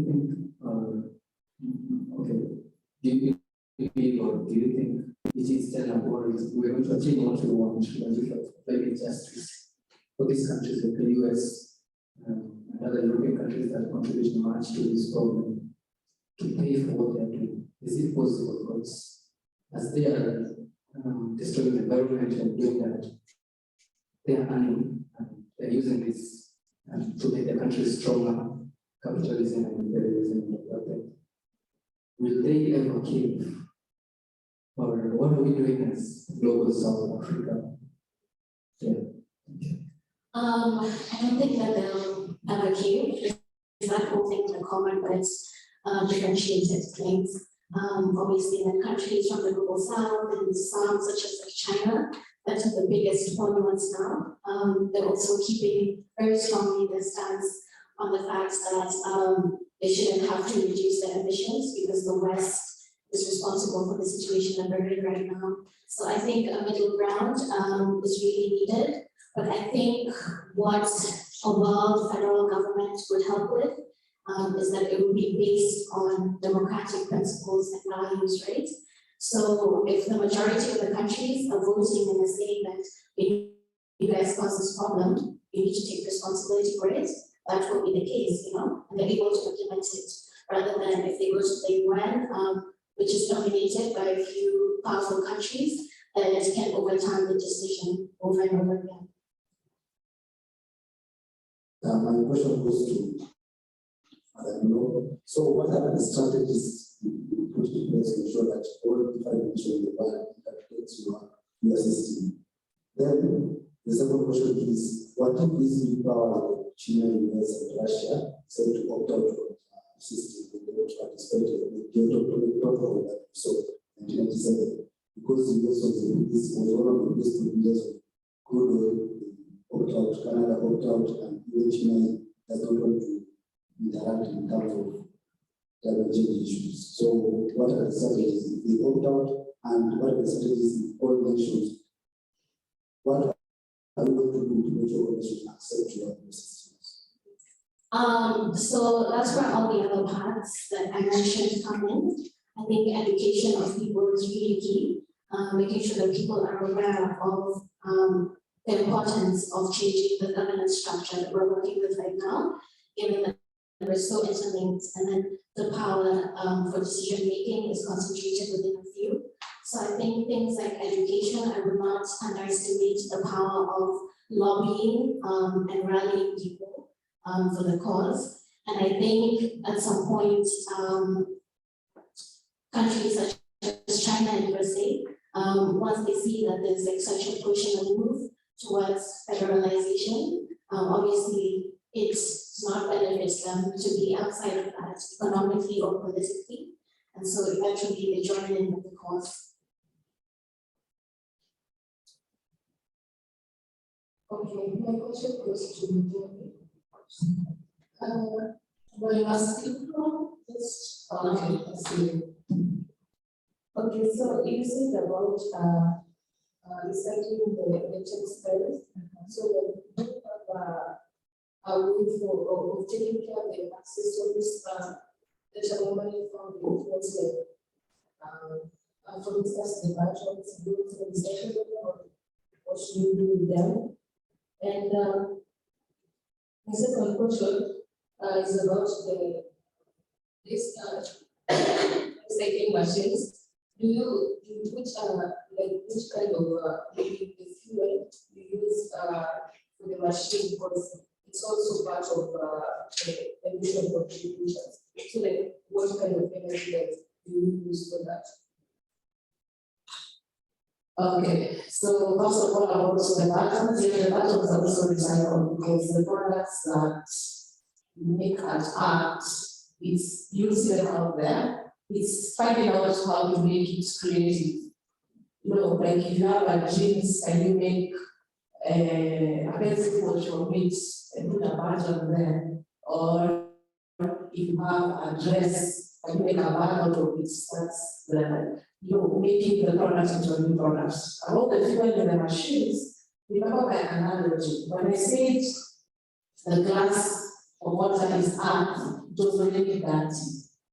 So earth is not perfect. So there's some things like, that's why they're saying like it's like a country too. We're trying to move towards a green economy, but it cannot be perfectly green, you understand? So even if the vehicle is using fuel or the machine is using fuel, or the company is, the company owner has a car which uses fuel, we cannot be fully green, but there's some things that we can do with the planets to make it better, basically. Yeah.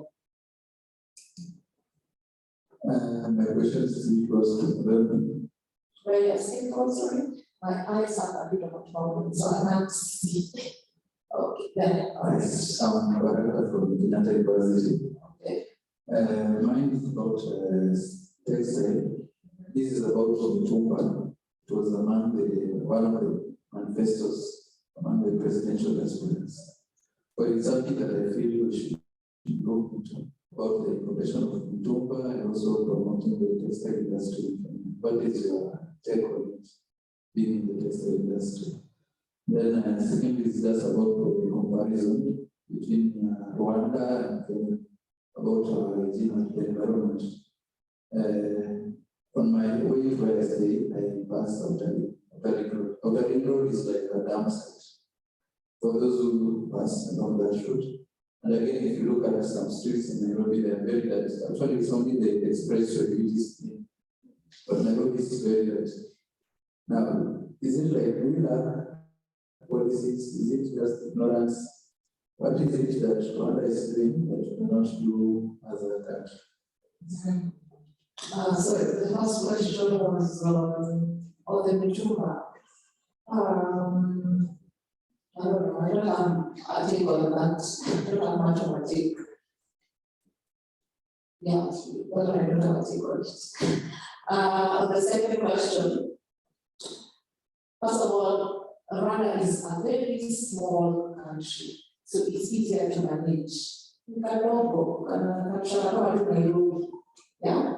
So when you look at the size of Rwanda and Kenya, that's the first issue. Kenyans, we are more. What's the population of Rwanda? Is it 8 million? And Kenya, we are almost reaching 60 million. We 54 million. So those are some of the, of course, when you look at the logistics, you have to look at a lot of things. Policy, of course, and government could be an issue as well, because they're the ones who decide how things are run in the country. And the country being big or small, of course, should not be an excuse, because the other countries are which are big, but they place systems. So policy is very powerful, because with policy and systems, nothing can't be done. I mean, you look at Strathmore, it's a big university. There are policies and systems running this place. Strathmore itself is clean. So you see, it's not an excuse, it can be done. So yes, there's policy from the government which are causing our country not to be so clean, but there's also something very bad that we have as Kenyans, a culture. When I talk and I drive Prado, Zima, Marriage, or when I talk it's a culture, because that person does not value the environment. And that's why I say everything starts and ends in the mind. If we think we want to be clean, we can be clean, we can start from our communities. Borders should be just as estates and issue of us our listeners are clean. You know, even you as a person, because you're clean because you decided in the morning or in the evening I'm going to shower. It's your own decision. So this culture of ours is also causing a problem. The policies, yes, but also we have a bad culture of doing things. Dustbin for Apple, the dustbin is there. He throws the bottle here and he walks away, surely. You know, it's just a bit of arrogance and ignorance as well. Some people, it's not because they're not educated, it's because they just want to throw the thing there, you see. So also our habits contribute a lot to why our country is not clean. Okay, thank you so much. My name is Eric Chacha from the University of Nairobi. Sorry, I can't see. I'm sorry, I can't see. My eyes are having problems. I see you now. My question goes to the Kenyan. Okay, so there's a common phrase in Kenya that if you can buy a judge, there's no need to have a strong attorney to represent you. Now, in this world stage, definitely the big countries are going to be the big players in terms of funding. What mechanisms are you putting in place or structures to make sure that those people do not get justice and that justice is dispensed in an equal way and fairness? The other question is to design. Thank you. Okay, I'm very sorry for that. So, act and recycling. There's some studies that have shown that recycling is quite expensive and preparing manufacturing a product, a new product. Now, what mechanisms are you also putting in place to ensure that this recycling goes around across the country and across other regions which have been neglected for a very long time? For instance, we are having big money companies, manufacturing plants being set up in specific places in this region, but other regions are being neglected. So, what mechanism are you going to put in place to ensure fairness and equity? Okay. So just to be clear, our organization's mandate is not really the environment or climate change. It's just one of the many areas that we work across. That being said, we're working on a project entitled the Earth Governance Alliance, and we're really working to build civil society coalition of different stakeholders that can help us push for an Earth Governance Institute that would implement policies to hold different governments to account for their responsibility to the environment. Okay, and this is a follow-up. Not only on the environment, also social justice. Because, for instance, we're having a war in UK and Ukraine and Russia. What things are you going to make sure that you put it in? Because these big players are the founders of these organizations. You'll be surprised to know how many of them actually support some of these social policies. So the organization was really monumental in pushing for the Rome Statute for the International Criminal Court to its development of the Coalition for the International Criminal Court. And then that led to the development of the ICC in 2002. And then for 25 years after that, through the CICC, we played a lead role in overseeing the effectiveness and the independence of the International Criminal Court. And we found that so many government ministries were willing to support our work in doing that. And then kind of related, there's been a lot of push from our side, some advocacy for including ecocide as a core crime in the Rome statutes. So alongside genocide, crimes of aggression, war crimes, yeah. Sorry for being inquisitive. What mechanisms are you now putting in place to make sure that we do not become this toothless window when the event has become? Yeah, so we're pushing for all federal governments that can hold everyone accountable, not just a select few, and especially those that hold the most power in the international system. And then through our work, we really seek to push for accountable and effective governance of institutions, state institutions, but also of states' commitments to different to their obligations and their different laws.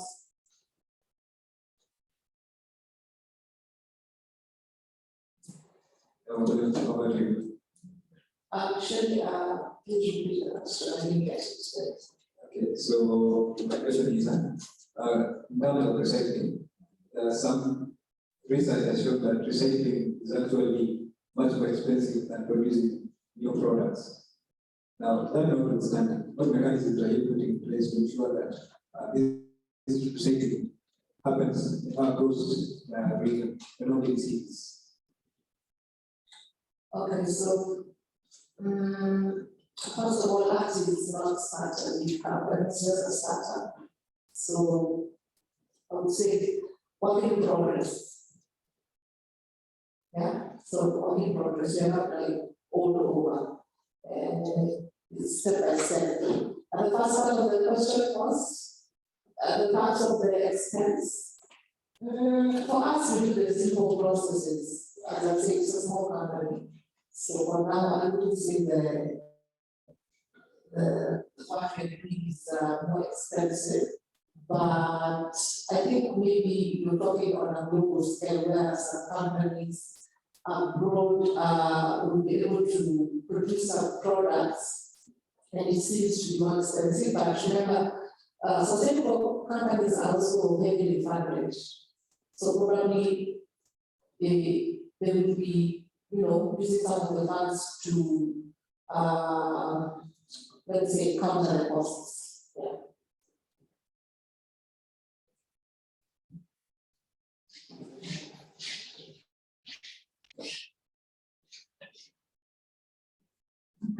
The question goes to Amy. As much as the organization's goal includes making sure that countries are accountable, how does the organization plan to overcome this responsibility, because it can't force a country to implement policies? Like I said before, you can't underestimate the power of advocacy and holding people accountable. The principle of reaping and shaming. Yeah. Hope that answers the question.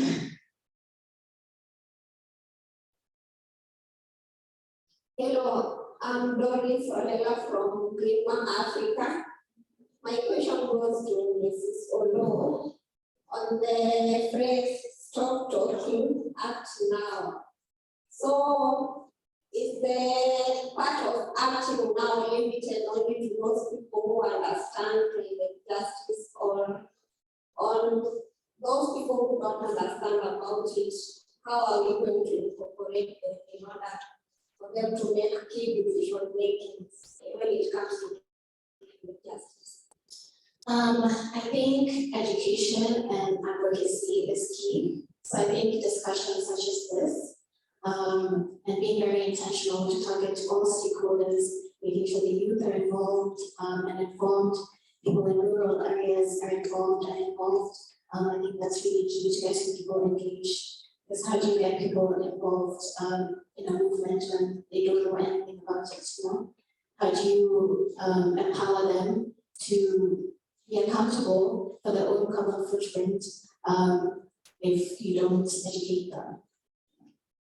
Okay, another question is on how are we going to achieve climate justice if it's the government that's suppressing our efforts to achieve it?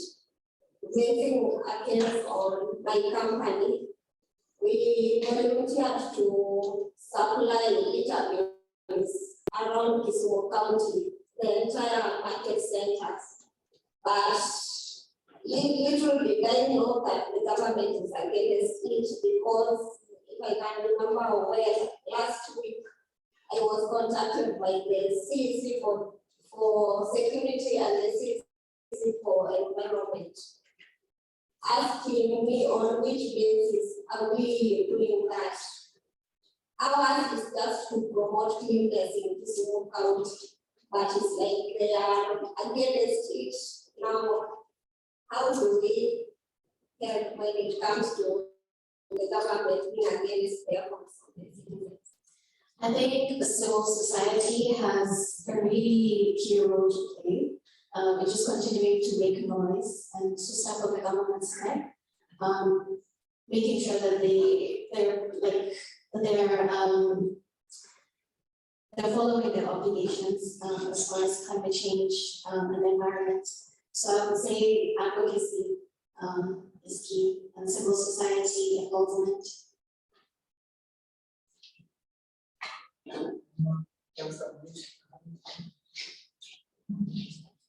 Thank you.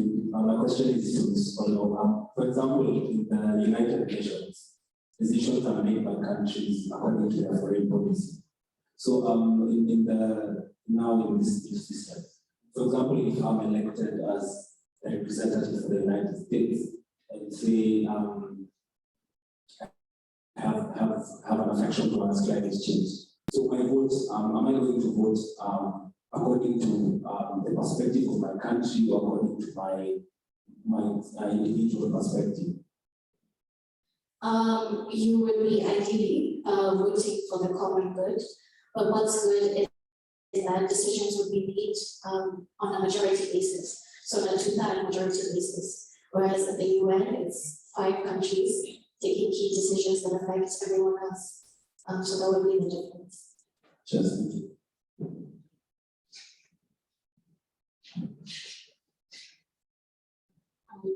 my question is to me. My name is Nicole, and I was wondering, as an organization as well, what kind of collaborations are you making with other organizations? Because it's one thing to make sure maybe textile and maybe recycle, but you still work around with dumpings of paper bags or any other material.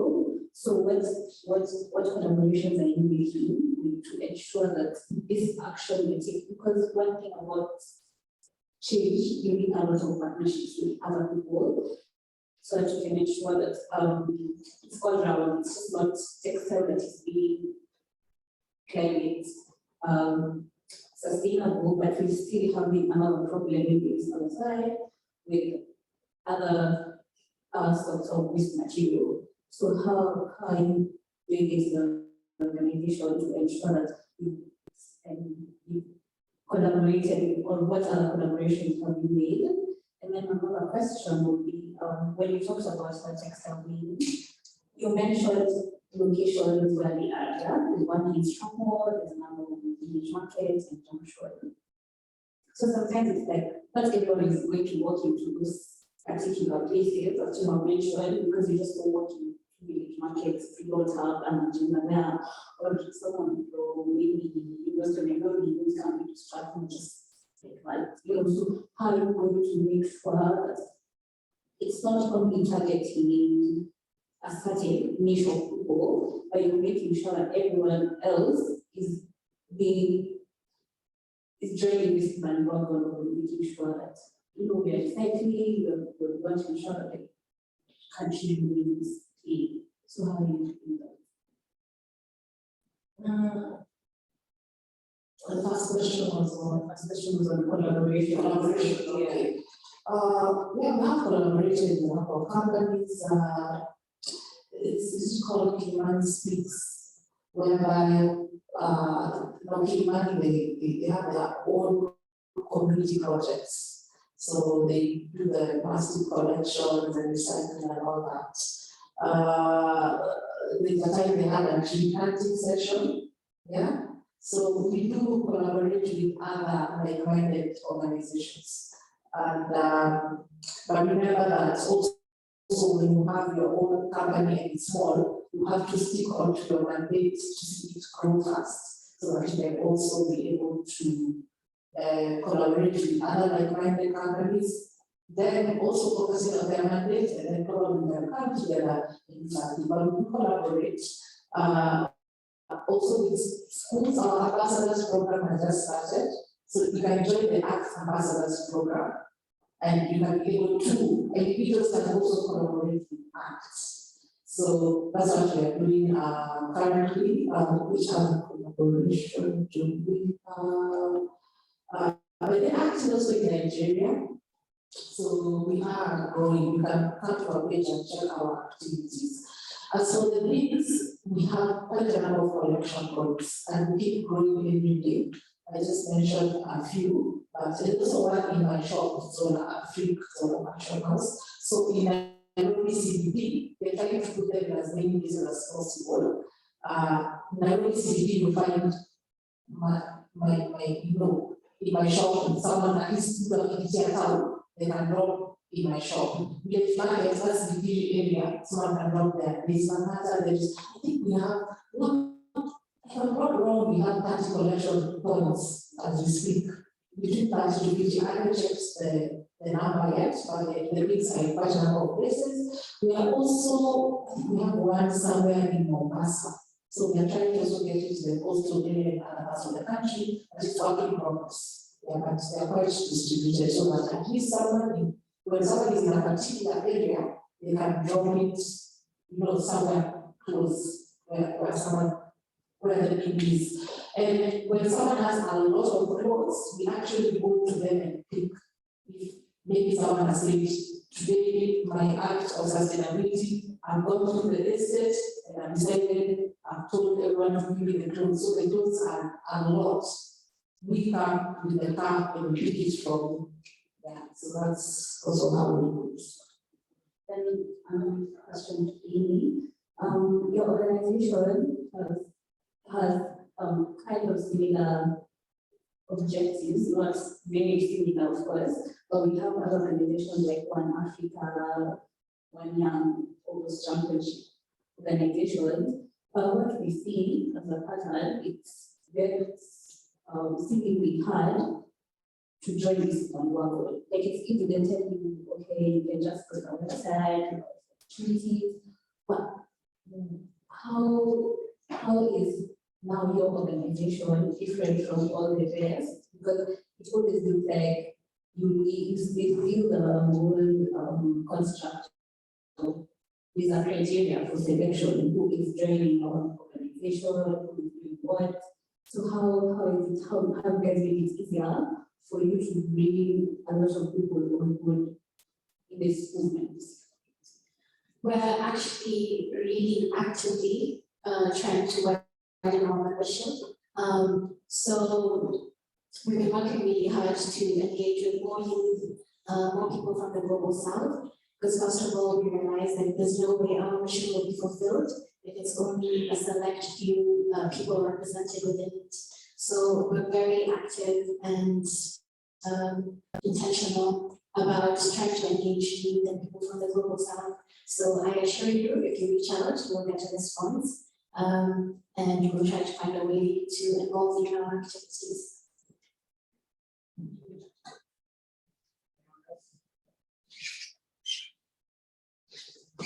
Mine is not very much of this, it's a comment on the gentleman who asked about the expenses of sustainability, reducing, reducing, etc. I think Ms. question explicitly explained on how sometimes we need to sort of weigh what's important. Because all these other things that I think governments are prioritizing and capitalizing on cannot exist in our world and not appreciating sustainability and the environment where we want to achieve all these other goals. So I think the price is worth it, is and also I think one thing I've noticed about now the buildings is to not a lot of people know what to afford. Oh, just pass by and say, oh, this is a. But then to ask, because we passed by them every day, I didn't notice until now I saw one in phase 1. The other day, I stopped to while I was waiting for someone, otherwise I still would get there. But I think the sensitization also, because if you ask any strategies at random, do you know what's the mean outside STCs for the movement? So happy to have this answer. Thank you.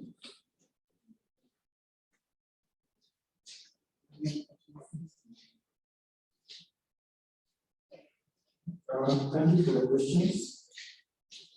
On my side, I would also like to focus on the company which was providing the bids in this room. And I think it's really ironical. You're trying to like do something that is really impactful, and there are these other guys who don't want you to succeed. Because the mission is the same. We are trying to impact society positively, but I think the challenge should not be like, there's a phrase that I usually use, and that is, you see your mountain, but how well do you see yourself? You can well visualize the mountain, but how well do you see yourself to overcoming the mountain itself? So, also for this event, like for what you're trying to do, I think this is a first event that you're going to put much more effort and bring the necessary stakeholders that we are able to address.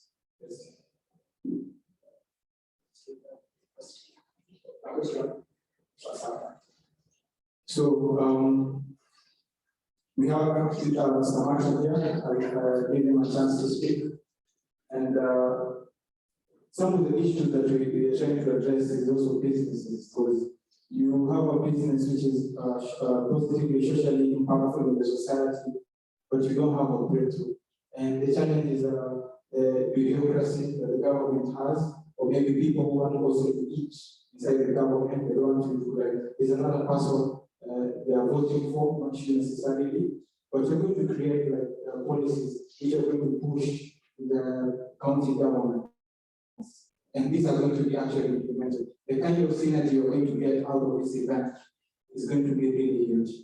We have a PC, so Mr. Ogutu knows that this event is happening. And we're going to propel the synergy to all the universities in Kenya.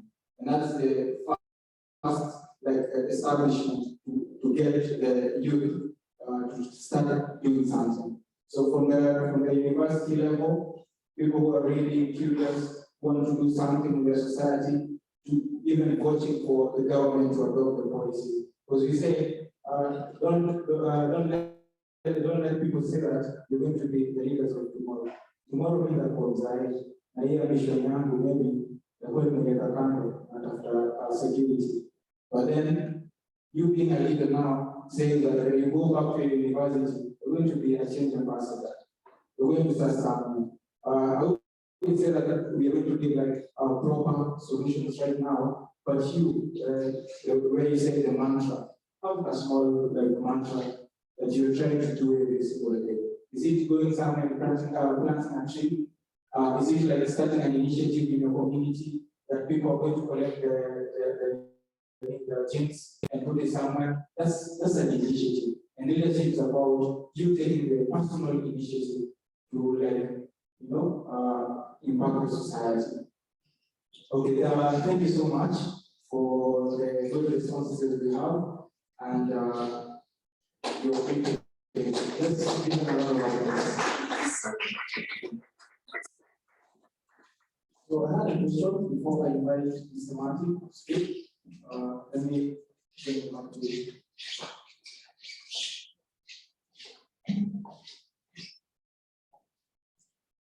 Alright guys, I hope you're good and you enjoyed the topic at hand.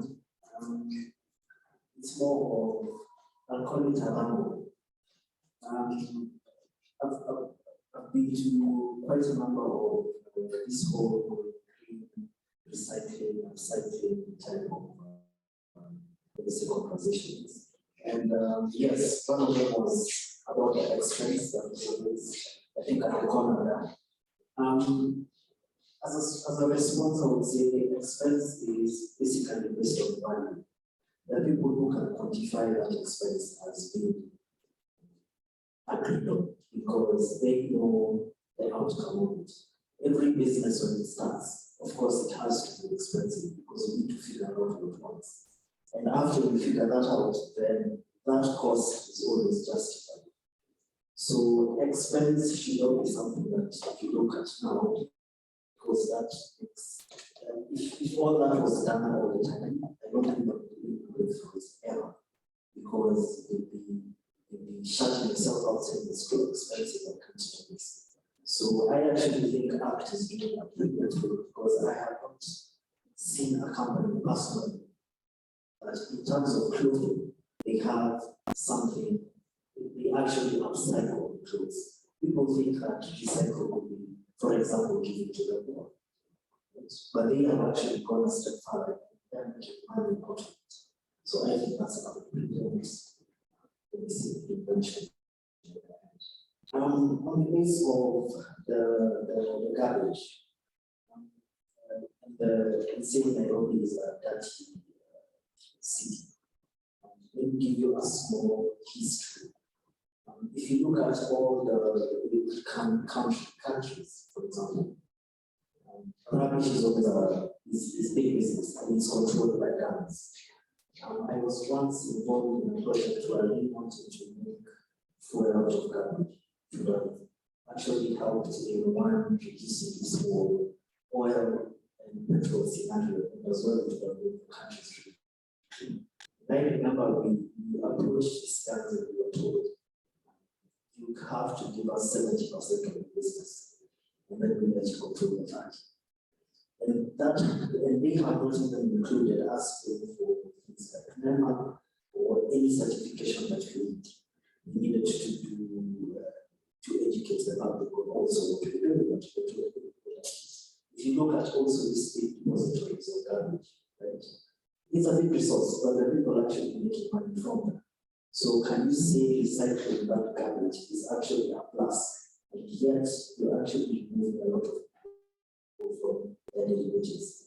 So also this whole topic of going green has some caveats to it.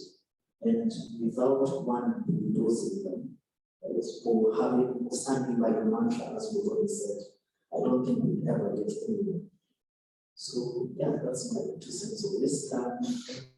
Then as I finish up, I myself am in real estate, so I'm actually looking for something pertaining to recycling and upcycling that I can involve in my business.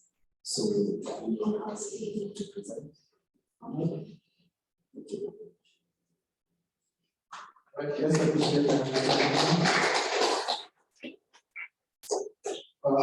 There's a myriad of opportunities for you guys who are investors or business mindset. You have a business mindset with you, and for sure, you can see there's a problem with the policies. Because if you have people who will come up with the policies for like recycling, beach, maybe at the Andorra, the Outer Ring Road, it will be much more accessible, because this maybe the one person is acting on his own personal interest. But then if you have the policies of how you will like manage that, get people to work there, it will be something, you know. And because of climate change, because we emit so much carbon into the environment. So allow me to welcome Mr. Martin. He's an investor, he's a co-founder, he's a faculty here at SBS. So kindly give him a round of applause. Good afternoon. Allow me to stand here by the podium and then I'll move around a little bit. Was that Joseph who was inviting me? Joseph Abariako. Good. Greetings from the Vice Chancellor, Dr. Ogutu, and the Executive Dean, Acting Executive Dean of the Business School, Dr. Angela Ndunge. And I believe earlier this morning, or earlier this afternoon rather, you were with my colleague Lynette, right? I usually like an interactive session. I'll therefore pass back one mic. This one is working. Yes, it is. And how much time do I have? 15 minutes. I'll work with 15. About how many of us are in the room? I noticed, I think two maybe online, maybe more. How many are in the room? Let's start from there. Let's mention that number one, and then we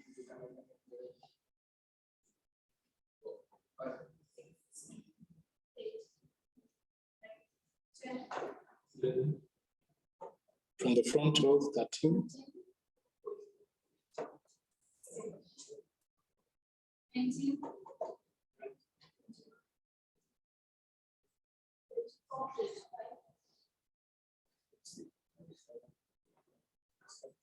$27, including yourself, Joseph. 28, including myself.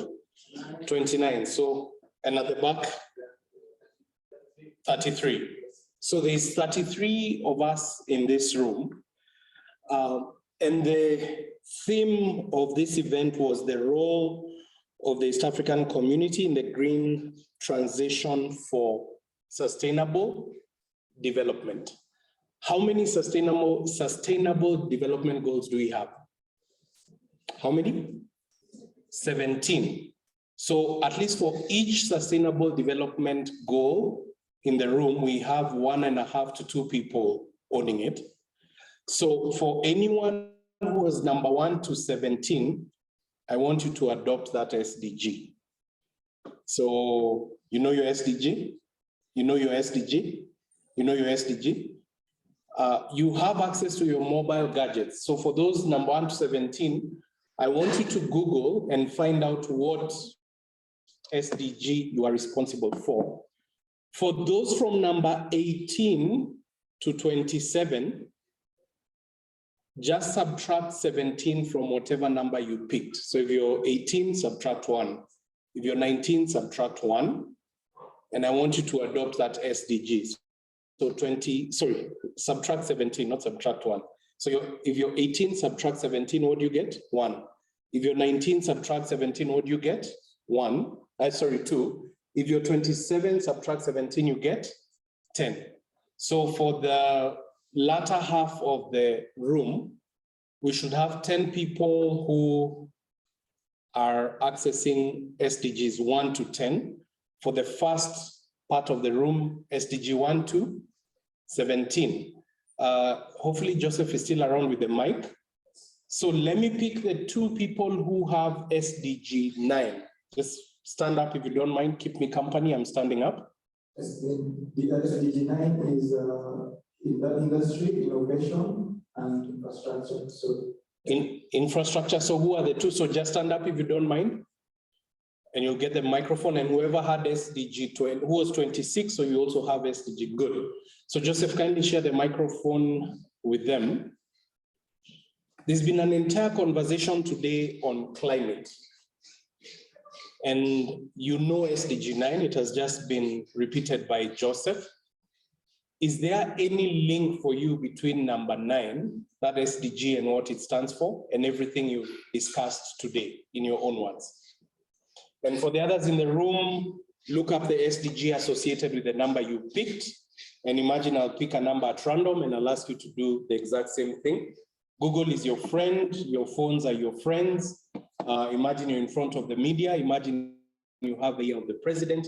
Imagine you have the year of the owners of capital, the wealthiest individuals in the world. You don't need to imagine you have the year of the vice chancellor, you already do. So whatever you share, Dr. Ogutu will take it and amplify it for you. And those are the kinds of audiences he engages with. So start by introducing yourself, your name. And if you don't mind, so that the camera catches you, so that I'm not alone, just come and join me here at the front. The lady and the gentleman. And I'll request you to introduce yourself. So what's your name? What institution are you from? And is there any link between everything you've had being discussed this afternoon and the SDG you've picked? We'll start with the lady to my left, and then we'll go to the gentleman. Okay, my name is Lavenda Aruna. I'm from Jomo Kenyatta University of Agriculture and Technology. So, okay, microphone a little closer, then they can. Okay, so whatever was discussed today, we'll start with the SDG is industry, innovation, and infrastructure. So we first talked about from our second speaker, we talked about the art industry. So like she's represented the art industry and the textile industry. And she's brought her innovation in terms of recycling the textiles and placing the babies in specific places within the country and probably worldwide, within the country. So placing those things, collecting the textiles and recycling them is an innovation on her part, because she's not only maybe producing new clothes, but she's also trying to bring that sustainability, whereby when that cloth gets old and maybe someone doesn't need it, they can still bring it back so that it can be redesigned. Okay, and it was Lavender? Yes. Yes, in your own words, you had Modoni speak. Imagine you're Modoni. What would you want to share with your colleagues here, the remaining 25 colleagues in the room, and if we add the ones at the back, 31 colleagues? Okay, if I were Modoni. So for me, I'll give the responsibility of ensuring sustainability to each and every one of us, because sustainability begins with you. So if you really want, and I'll actually bring it closer. Use Lavender, use I, and if possible, even go home. Go to Juja or wherever home is. Juja might be where you study, or Nairobi if you're in JKUAT, one of the other campuses. So bring it closer to home. So I would. Lavender, I will put the responsibility to each and every one of us.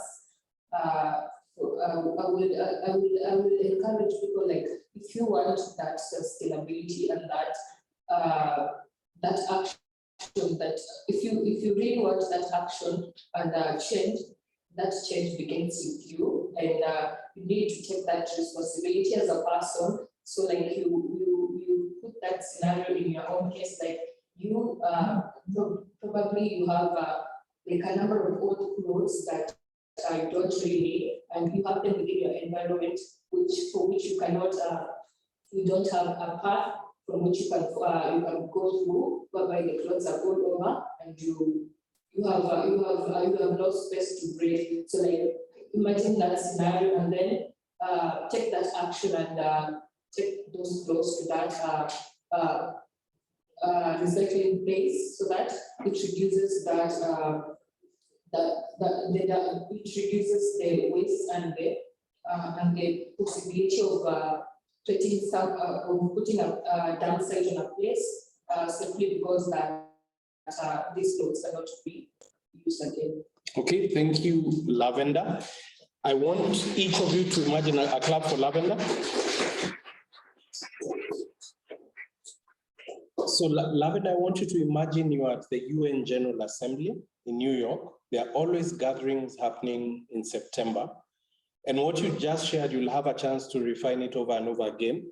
And I want you to imagine you have the years of Secretary General Gutierrez and all the heads of state, including His Excellency, Dr. William Samoei Ruto. So this was just your first draft iteration practicing. Let's hear from the gentleman. Start by introducing yourself. Hopefully not from JKUAT, a different institution. Let's hear from you. Good afternoon. My name is Strathmore. I'm from Strathmore. I'm accounting finance student.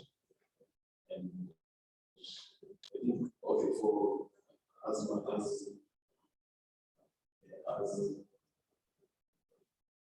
Martin. Or Lavender, okay.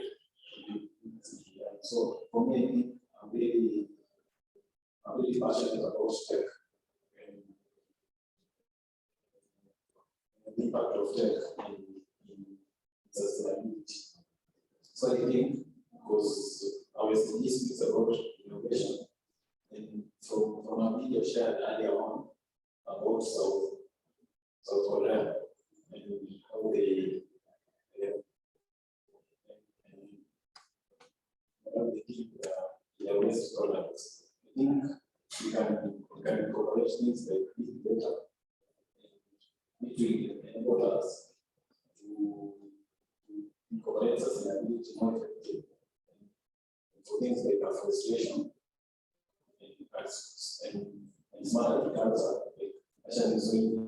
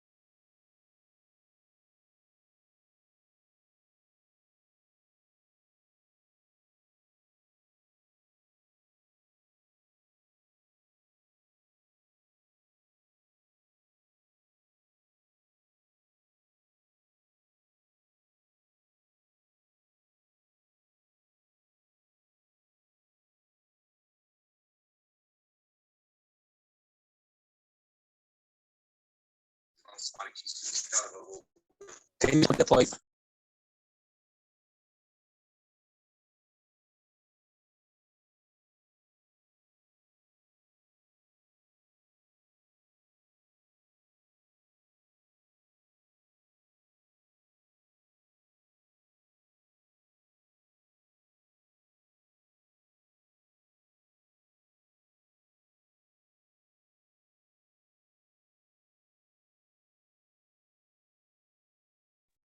General Assembly, and you have Secretary General Gutierrez on standby, waiting to hear about these amazing stories from Kenya, from Africa, from Strathmore, and Lavender from JKUAT. So a round of applause for the two of them as they sit back.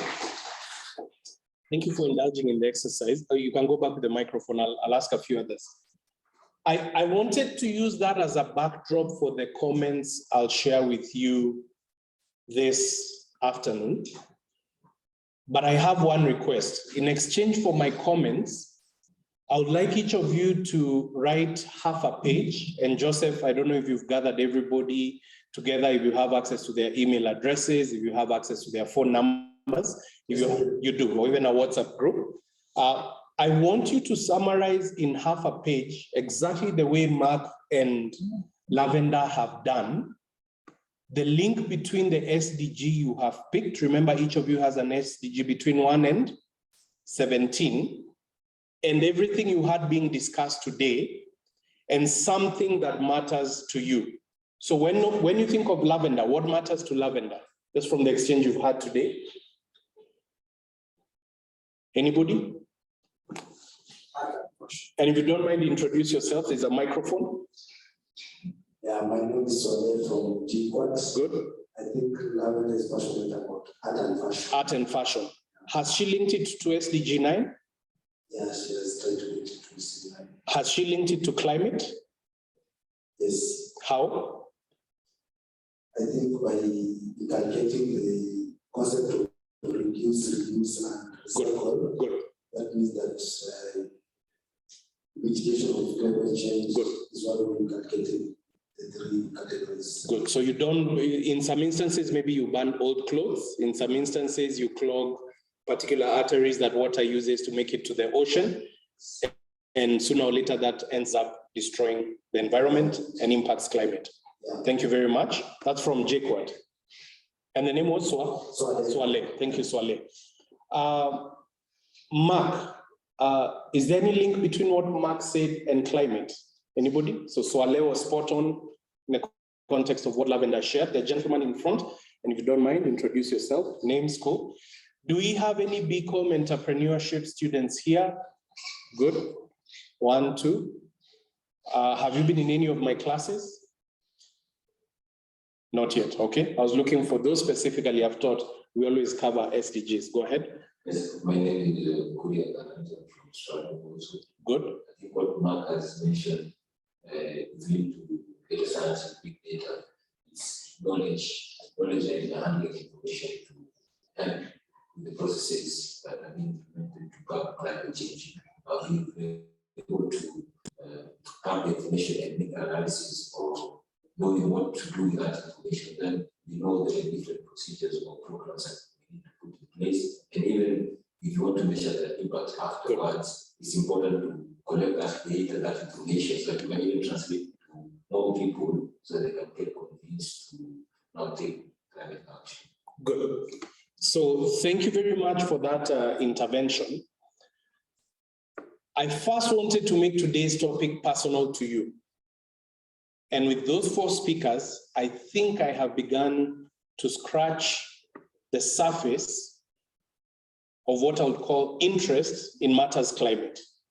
And it doesn't mean you go plant trees. It doesn't mean you go prevent water from being polluted. My argument is it actually begins with that thing that you are passionate about. So start with I. Start with I. And I want everybody, I'll just say 1 all the way to 27.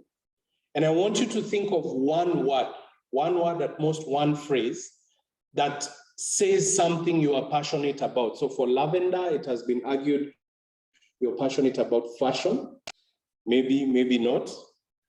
For Mark, it has been argued you're passionate about a bunch of things, but data seems to be consistent. And that's the world of accountants. So I want us to go from 1 to 27. Just shout loudly so that we don't have to pass the microphone. I'll start from 1. And when you hear your number, think of that one thing you're passionate about. That half page you're going to send through Joseph to me and my colleagues should include that word. 1, nature. 2, culture. 3, art. 4, politics. 5, healthy food. 6, self-help, soil health. 7, education. 8, recycling. 9, creativity. It's close to fashion. 10, conservation. 11, advocacy. 12, people. 13, climate change. 14, financial issues. 15, rights. 16, that was 16 or 15? 15. 16, art. 17, green economy. 18, cultural rights. 19, reading culture. 20, society being. 21, quality education. 22, travel. 23, governance. 24, climate justice. 25, environment. 26, education. 27, e-mobility. E-mobility or immobility? Mobility, electronic mobility, okay. That's 27, so I think we got 2 more. 28, we'll assume that's 28. Tech and 29, accounting. Now, I was asked to speak here on behalf of Dr. Ogutu about the need to foster students' green startups and the various incubation and funding opportunity that the university provides to support smart agriculture entrepreneurs and startups. And the one way I'll summarize all those things I was asked to talk about is those 29 things you have mentioned. So if you have pen and paper, write your own thing. That thing you've mentioned, write it down. You're going to get a chance to elaborate it in a full paragraph, and I promise I will read every single paragraph each of you will send. And I want to mention 2 places at Strathmore. How many of you have heard of IBIS? Raise your hands high. Those are the colleagues from Strathmore. In our student center building, which is to my right, which is the facility that has our cafeteria, on the 5th floor, we have a business incubator called IBIS that allows any business to walk in and sign up and begin the journey of entrepreneurship to become an amazing business. In this building, we have an entity called KCIC, the Kenya Climate Innovation Center. It's on the 3rd floor. If I'm not wrong, it's on the 3rd floor. This is a World Bank funded project, I think about maybe 8, 9, I've lost count, years old, that specifically focuses on incubating and accelerating businesses that are interested in matters climate. But it goes beyond climate. The mandate has over time evolved to include a variety of things related to sustainability. For the respective word each of you picked, I want to challenge you to expand that 1 paragraph into a 20-page business plan executive summary. And a business plan executive summary tells us something about the organization. Who are the teams within the organization? What are the resources available to the organization? What is the team structure, hierarchy, different things? What are the values, mission, vision of the organization? So I want each of you, each 29 of you in this room, to move from a paragraph to 20 pages. A business plan executive summary also tells us something about the market. Once the organization comes into being and comes up with a product, it works through that product or service to serve a need in the market. If you need to know how to move from half a page to 20 pages, where do you go? I've given you 2 places. Where do you go? Number 1, IBIS. And when you go to IBIS, tell them on October 21st, 2022, between 4 and 5 p.m., you ran into somebody called Martin Mbaya, who asked you to show up there. And if they don't grant you access, tell them, I want to see, and write down this name, Ludovica Ocheng. What's the name? Ludovica Ocheng. I think she'll accommodate all 29 of you if you have exciting ideas. And ask her to help you move from your half page to a 20-page business plan executive summary. And if she tells you her team is not available to do it, just ask her to call me. She has my number. She used to be based at the business school before this. Once you have moved past that stage and gained some initial traction, I want you to go to KCIC to figure out how to link your business idea to matters climate. And I want you to write this name down. Ernest Chitechi. Ernest Chitechi. It's written down exactly as it's pronounced. It's spelled exactly as pronounced. Ernest has been with KCIC from its founding. KCIC has hosted the World Bank president. KCIC has hosted all kinds of dignitaries and visiting individuals at Strathmore. And therefore, when you want to scale that idea that you've started with Ludo, and you need to move beyond what we are discussing here, Ernest is your person. Now, I appreciate that we have guests from beyond Strathmore. So those from Strathmore, just raise your hands. So I see about maybe 6. The other institution I've had, I know we have at least 2 people. Swale and Lavender is JKUAT. So those from JKUAT, raise your hands. After I finished high school, I was admitted to JKUAT to study architecture. I got another opportunity to study engineering and proceeded to engineering. Which other universities do we have represented here? UON? Any Anybody from UN, put your hands up in the air. So about 7 of you. Any other university? KU, okay. Any from KU? Your hands up, good, about 3 or 4. I've had Quer. And Quer, how many? 1, so I think we have 5 universities. Any other institution? Multimedia, so from multimedia, put your hands up. So 2 over there. USIU, anybody else from USIU? 7, so I believe that's 7 universities. Joseph, you're still in the room, or Joseph? Okay, 1 more, yeah, which other? Southeastern Kenya University on your way to Magadi? Or Kitui on the other side, huh? So those should be about 8 universities. Have I missed anybody? All right, good. My commitment to each of you and your respective universities, before I make the commitment, were your vice chancellors aware you are here? Do you think your vice chancellors were aware? Maybe, maybe not. Huh? You don't think so?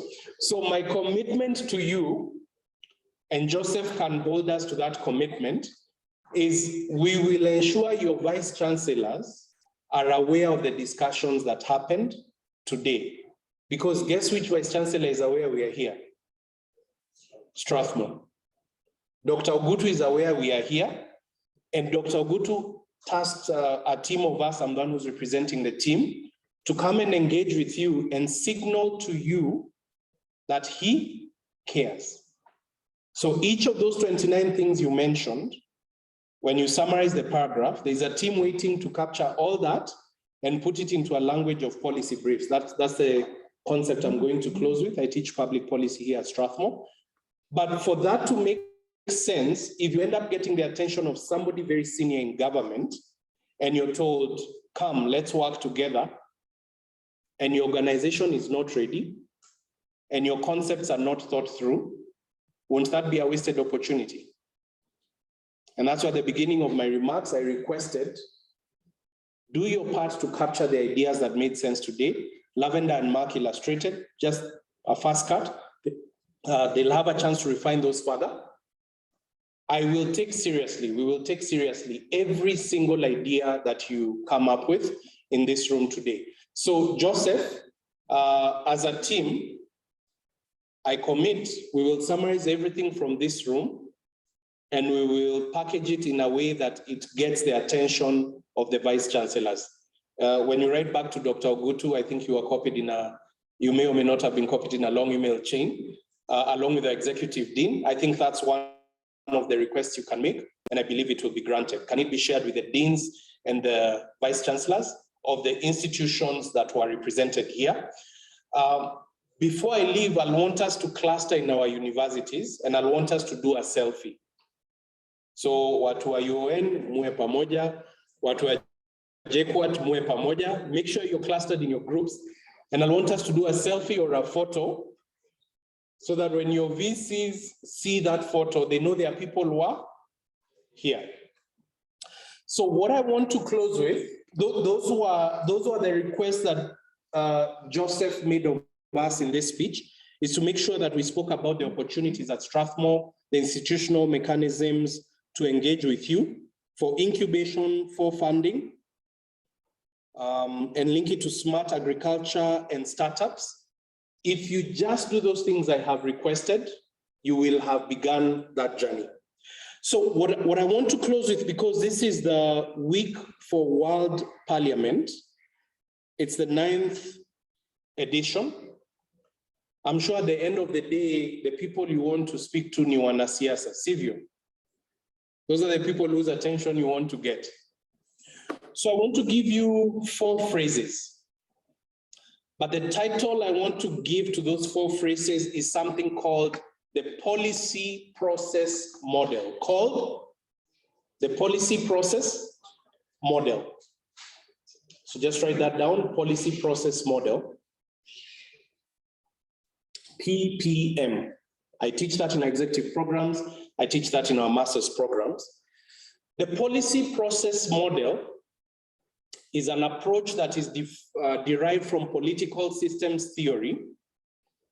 And it's a way of ensuring that ideas move from citizens to politicians, and then they get implemented into action that is measurable. Mark kept talking of knowledge and data and trying to make sure things that need to be done have been measured. That's the policy process model. The policy process model has 4 steps. Step 1 is problem definition or agenda setting. So write that down somewhere. Anytime you meet His Excellency President William Samoei Ruto or the respective speakers of the houses or the Chief Justice, if you speak in this way, they will, I promise you, they will take you seriously. Step 1 is called problem definition or agenda setting. Everything you have done in the room today falls under step 1. You have gotten together as like-minded individuals. Don't worry about your youth. Don't worry about your perception of lack of agency. The things you have discussed today will be taken seriously. It's purely a question about how you package it. So some of you got bored in the course of the day. They were looking to meet 120 people.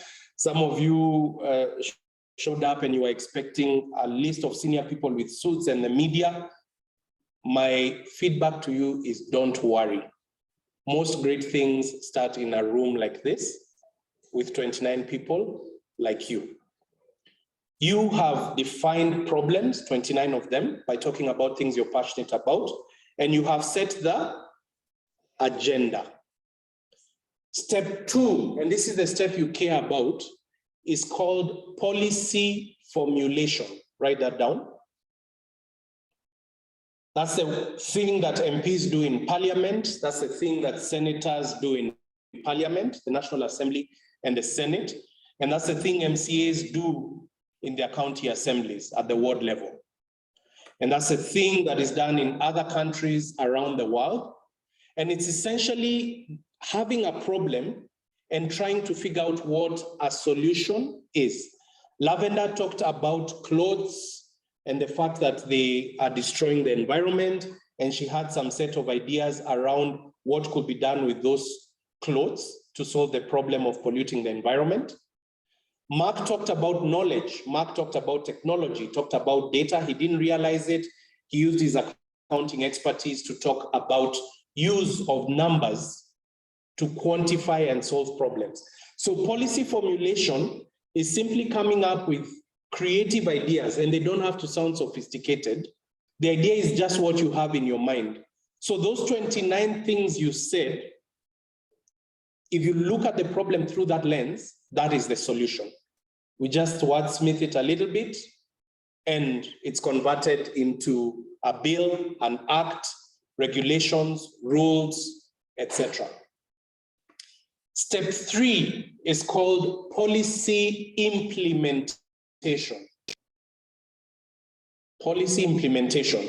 So once you formulate policies, so you've come up with many ideas, they've been prioritized, and you've convinced the politician or the politician has accepted to pick one, you then package that solution into programs and projects. Many projects make a program. When I was asking you to go and meet Ludovica, when I was asking you to go meet Ernest, there's going to be spending of money. And the company you set up and the vision you set up for that company and the execution of that vision will happen through projects. And if there are many companies working on different projects that have a common purpose, we call that a program. So the 29 of you can connect to different policies or the same policy and have many different projects that collectively are working in a programmatic way to solve a common problem. Is that clear? Policy, implementation, projects, and programs. And the last step of the policy process model is called policy evaluation. And Mark touched on it. How do you measure? How do you know you have succeeded? You measure input, the things you put in, you measure process, the things that you're going through, you monitor, and you measure output, the things that come out. At a project level, you measure outputs. At a program level, you measure outcomes. At a policy level, you measure impact. And there are different measures to see whether those things are being done well. And one of them is called sustainability. Are you able to do this thing for the long run? When you come up with outputs, outcomes, and impact, are you able to do it for the long run? And that's why we have the Sustainable Development Goals. Those 17 goals were decided on by the UN signatories in September 2015 to be met by 2030. And they were saying, as we do things, as we do them around the world, we will do them in a sustainable manner. You can also measure efficiency, you can measure efficacy, but at the end of the day, what you care about is output, outcome, and impact. Output of projects, outcome of programs, impact of policies. And that's where I want to close, because today's event was a project. Joseph had inputs into this project. Everything that happened today was a process. Joseph, you have 29 outputs that will emerge from this project. And I'm asking you to tally all those outputs and we'll package them in a nice way, because I think we can feed them into what government is thinking about. The executive arm of government through the presidency, the legislative arm of government through parliament, and possibly the judicial arm of government through the Chief Justice.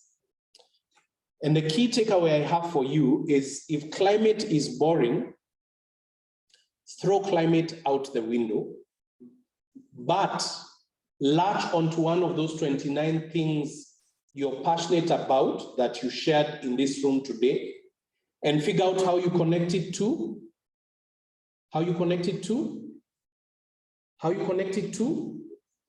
climate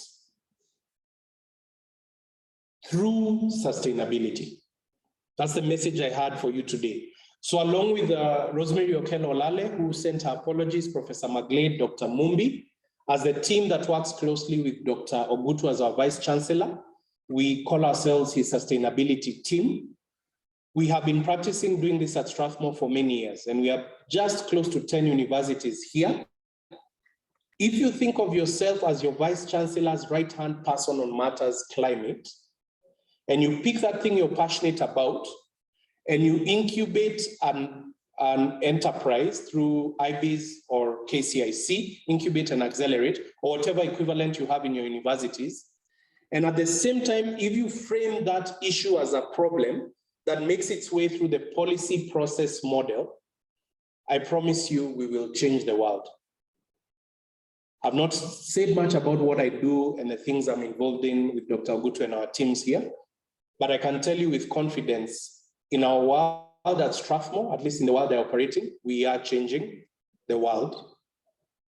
And we need people exactly like you to help us on that journey. I apologize for those who were online earlier. We didn't necessarily engage you in this conversation. Joseph, that's what I had to share with you today from the Vice Chancellor, Dr. Ogutu, and our larger team. Thank you very much for this invitation. I look forward to seeing your half pages, your paragraphs, half pages. I promise those who will make a point of writing something, we will give you feedback. And I look forward to walking the journey with you. For those who want investment, I look forward to walking the journey with you after you have gone to IBIS and Ludovica says you have something interesting, after you've gone to KCIC and Ernest says you have something interesting. And for those of you not interested in business, I look forward to working with you in partnership with your vice chancellors through a connection with our vice chancellor to drive change through the government process, in the legislative arm, in the executive arm, and in the judicial arm. But at the end of the day, I want you to embrace that number you picked. That's what I want you to leave here with, a number between 1 and 17, and figure out how to connect that thing that you're passionate about to one of those 17 numbers, and then figure out how to connect your number to climate. If you struggled with that, we already know how to do that. So all the best and congratulations for investing time to be here today. It was time well spent. It was an afternoon well spent. For some of you, a decade from now, I promise you, you'll remember today as the day that something fundamentally shifted to your benefit. Thank you very much. Joseph, you want me to take questions or? Yes. Sure. It's not really a question. Sure. Concern. Yes. Some of us here are not students. Are we allowed to work with our organization? Yes. So some are not students, but I want to believe at some point you are a student. All right, but let's pick the institution you identified with. What school comes to mind? Which school were you affiliated with? ZTech. Good. So Joseph, your number imeongezeka. Now, in your case, the only challenge I'll have for you is work through your organization and ZTech. I think we need to bring academia along. And so you are an alumni of ZTech. So confidently walk into the Vice Chancellor's office and even the owner. ZTech is very unique because it has an exceptionally entrepreneurial owner. So in your case, double the challenge. Is that okay? Excellent. There's a question back there, another question at the front. Hello. So my name is Mason. Yes, Mason. So my question is in line with what she has asked. I'm a student, but I'm not here representing the university. Here representing a group called the Nairobi Parliament. It's like a civil society organization. We started, we've had assembly members in the Nairobi County Assembly, people electing, segregated people. Then after 5 years, there is no policy that has been passed, apart from the ones that are just passed because they have to. So we started this as a way to do it outside and then advocate for them by talking to them to do it. So what advice would you give people because we're struggling to do it? And we can't be in these spaces because we're not in the university. So this civil society organization is led by youth. How do you help them to get into this space? Okay, and is the governor of Narok still Governor tonight? No, it's called Patrick Olentutu. Olentutu. Tonight went home. Yes, tonight went home. There's a specific reason I asked for tonight. You know, tonight was our student here, was in our master's program here. I believe I've also met the current governor, Olentutu. My assignment for you, the name may not mean anything to them. I want to request you to go look for the two governors. And remember, we are taking the photo outside and we are clustering in our universities. So there's a reason I wanted universities is it immediately gives us a ticket to go and speak to somebody very senior and they will take us seriously because of the names represented. So in an instance like this, I still want you to cluster in the context of the university you affiliate with, but I have an assignment for you and anybody who falls into a similar situation, go look for the governor and mention to the governor, I was at Strathmore. And at Strathmore, they talked about SDGs and they talked about the policy process model. At least I know Governor Tunai is exceptionally familiar with it all the way through. And I want to believe in Narok, there are multiple political parties. So there's the one in power, but there's also the one out of power. The one out of power still remains relevant. And there are party members of the party that is out of power that still have members in specific roles. They could be MCAs, they could be CC members, they could be ward reps, they could even be in national government. I want you to look for those two governors and share with them everything we discussed today. Still write your half page. And in your case, like the advice I gave earlier to the colleague from ZTech, go the extra mile, frame it through the context of the gathering of parliamentarians, and also do a similar exercise that primarily thinks of you in the context of your university. In your case, we may not start at IBs, we may start right here at Strathmore. We have our Institute of Public Policy and Governance, which is almost like an incubator for matters policy, public policy, but strictly in the context of government. Does that answer your question? Yes. What I want each of you in this room to walk away with is a very simple idea. You have agency. Say, I have agency. I have agency. So it doesn't matter whether you're in your first year of school, your 4th year of school, you're not yet in school, you're partway through school, you're out of school, you have agency to walk up and see an idea through. I'm just trying to help frame for you different ways that you can pick that thing you're passionate about and still get to that destination. Question? Good afternoon. Good afternoon. I'm Frederick. Okay. They say that we should visit IPCH, and then also we should visit KCSC. When I was coming in, the security officers were a bit harsh towards me. So I'm just wondering whether after hearing you, we'll go talk to the 20 members who were here. Just come and stand here. And then Joseph also come and stand here. So it's being recorded. Yeah. Now you use imagine you're speaking to powers that be. Okay. Dr. Gutu will probably get to see some of the footage. So I ask it in when you want something, do you point out the things that didn't work or unatumia lugha tamu? We see Dr. Gutu niko na mwenzangu hapa anataka kutumia lugha tamu. Thank you first of all for inviting us towards this rewarding session. And I just had something to comment about the security officers. When I was coming, they were very, very harsh to me. In fact, I wanted to go to the Kenya School of Business Development Center. There's something I'm doing with them. When I asked them that I was coming, they told me that if I was around, I could just pop in and greet them. But the security officer was very, very harsh. Then I was also a student here in 2005. Section 1 and Section 2. So I just wanted to highlight that when we will be coming later, the way you told us to visit KCIC and to visit the other office, that the 29 of us are here, and that's of an interest. Will they just allow us to comment ask what you're seeking for information and also help. And then also towards you. Okay, and let me try, remind me your name? Frederick.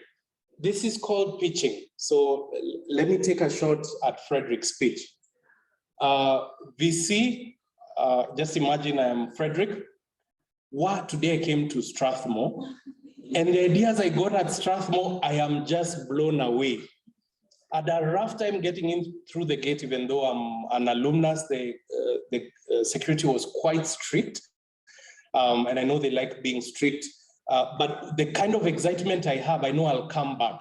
Is there a special way for me and the 29 of us who are here to be given like special passes, and especially me because I'm an alum, me I'm alumni, me mzito.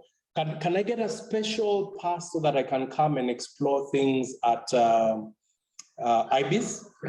And can I explore things at KCIC? Because VC, as your former alum, I promise there's change I want to do.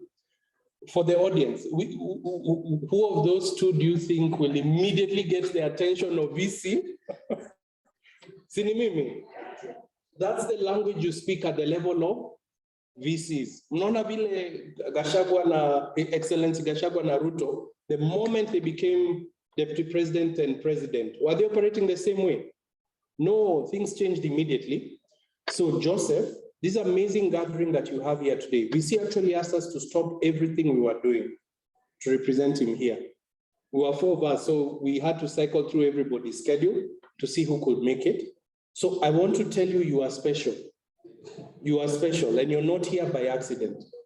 You're not here by accident. So Joseph, this 9th annual week for World Parliament, how do you establish a unique identity for the 29 people who actually invested to be in this room and maybe struggled through different experiences to be here in this room today?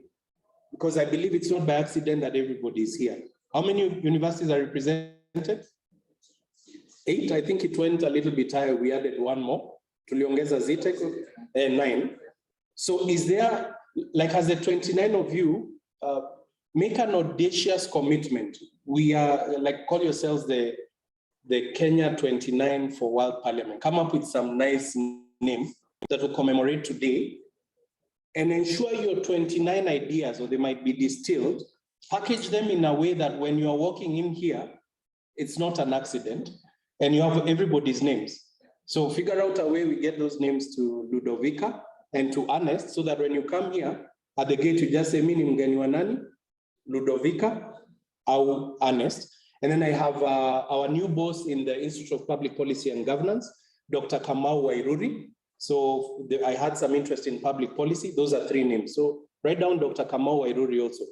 So just say, I'm coming to Strathmore as a follow-up to the event on October 21st, where the VC had his representative who mentioned these individuals, and I'm passionate and committed about delivering on these things I did.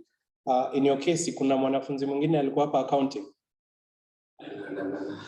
Nimesikia Mark akisema he's interested. Max, you're from Strathmore.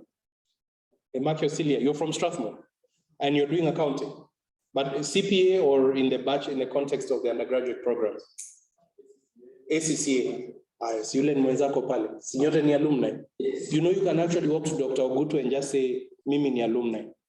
Na mkitembea nyinyi wawili, you'll be taken very seriously. Kenya is in the process of working on a link between SDGs and accounting reporting. And then my colleague who couldn't make it, Dr. Mombi, is one of the world thought leaders on matters SDG reporting. She did a PhD in Switzerland, exactly on those issues.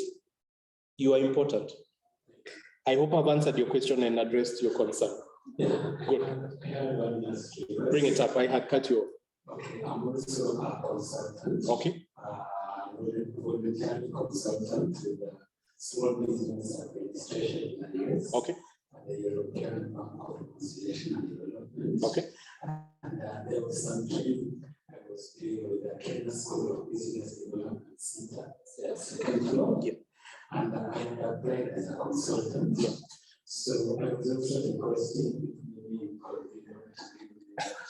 position. Okay.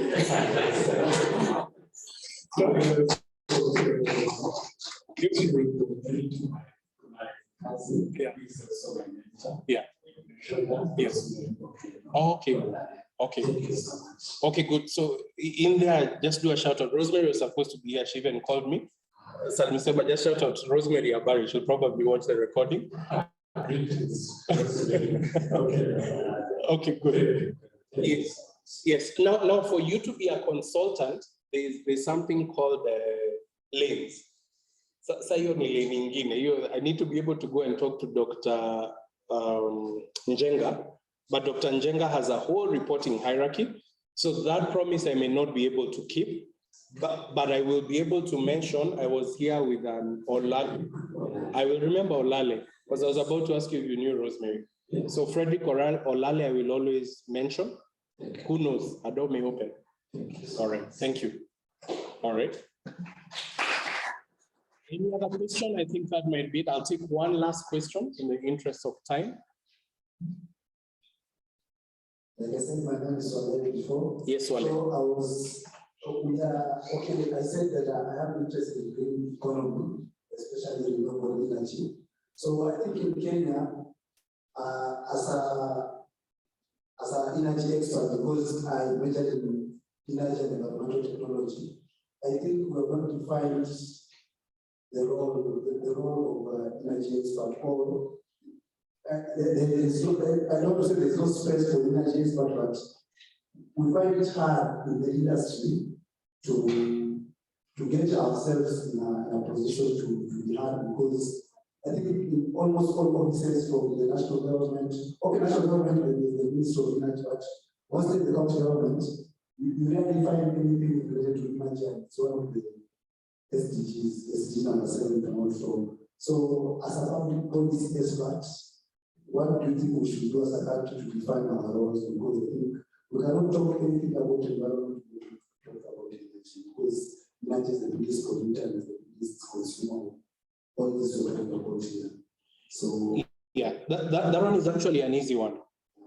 If you follow through and everything we have gone over this last, I think about 40 minutes, just follow through. So write the half paragraph translate it into a 20-page executive summary, and then connect that to the policy process model, and go back and look for the vice chancellor for the university you've picked as an affiliate.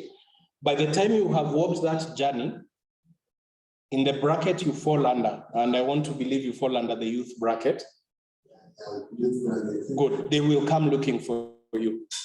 Because this process I have just shared and these things I have just shared are not being done, and I fully agree with you. That's why maybe an individual is not taken seriously. But remember, you have agency, and so if you work through institutional mechanisms, you don't even have sio kujitangaza. As you go through this process, people will notice you. And at some point, they'll start asking you, Swale, I noticed you at this event, you are doing this. I noticed you were saying that. Come and help us discuss this thing. So over time, you build that reputation for yourself. Kizuri, kibaya, chajitembeza. So just do the work. Just get started and do the work. So it's basically doing the work and consistency. Correct. And such for correct. So 12 months from now, October 21st, 2023, if we meet again, and you actually a cluster of 9 universities represented by current students and former students, on a first name basis with your vice chancellor, and you're the only reason that all the 9 vice chancellors are talking to each other, with 29 issues clustered around 17 SDGs, where you actually have data that can connect the policy to the program to the project. However simple it is, you will be taken seriously, Swale. Yeah, let 12 months not go by now, so umesonga mbele. Even if it's not all 29, if it ends up being just 6 of you, that's good enough. If it ends up being 3 universities and 6 of you. And I speak that from experience. We've had many events in this room where I look at things that have happened 4 years later, and the impact has been explosive. Thank you so much. Excellent. So Joseph Kazi Kwako, I'm seeing you as the CEO of this group of 29. Taking up the challenge. Good, good. So, Kazi Kwako, there's one last question here. If you keep it brief. My name is Nicole. Yes, Nicole. In Strathmore. I just like clarification on this paragraph you're writing. So are we linking the particular points of interest to an SDG that kind of relates to what exactly, or if, because I was number 14, and if my points of interest, yes, it might have some correlation, but the correlation would be more of quality education as opposed to nice, water. So just clarity on that. I did that intentionally. If you're able to connect the thing you're passionate about to an SDG that has absolutely nothing to do with it, it will do something very unique for you. It will mean you can connect the thing you're passionate about to all the other 16 SDGs. So I will not stop you from connecting it to the SDG that is closer to what you're interested in. It sounds like yours is 4, SDG 4, matters education. Yes. Okay, but you've been given 14. Yes. So maybe I'm just trying to look at the correlation. Yes, there may be none. Yeah, okay, there might be bits of it. That's what I'm looking for. Yes, that's what I'm looking for. Looking at financial literacy. Yes. Like water, and I'm thinking. I'll give you an example. Which is the second largest freshwater lake in the world? Which is the largest freshwater lake in Africa? Lake Victoria. How many countries surround Lake Victoria? 3. How many counties in Kenya surround Lake Victoria? How many? 4, 5? So we start with, is it Busia? Before Kisumu, Siaya, Migori is further down south, so Kisumu, Siaya, Kisumu, Homa Bay, then Migori bordering with Tanzania. How many are those? Are they 4 or 5? 5, if you include Busia. So former Nyanza and then 1 former Western. I think Busia was former Western.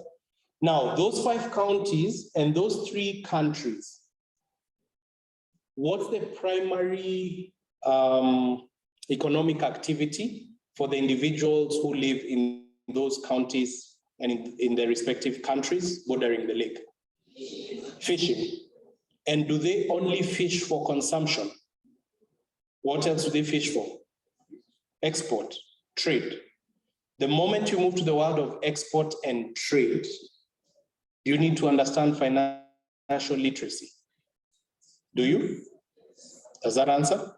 Yeah, thank you. Good. So it's a way of demonstrating. Don't force fit the thing you're passionate about into this amorphous thing.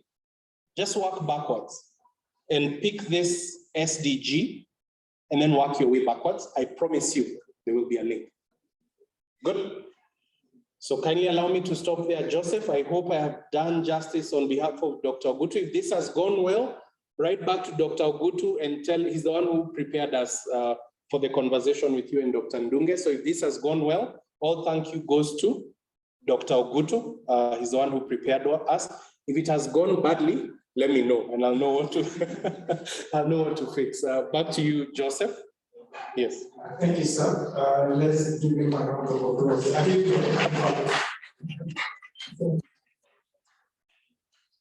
I'd like to welcome Kennedy. I'll request you permit me to leave. Yes, I promise I'll capture all the contacts for you. Yeah, follow. Nice. Thank you. So I'd like to welcome Kennedy. He's going to handle the next and take the final session. And remember, slogan of the Yakula Kennedy. So Kienda is about the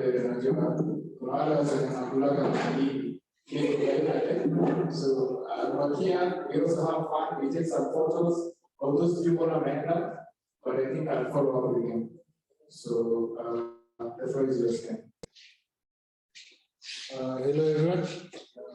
Hope you're well. Yeah, so just stand up, stretch the logo. Yeah, this is your time now.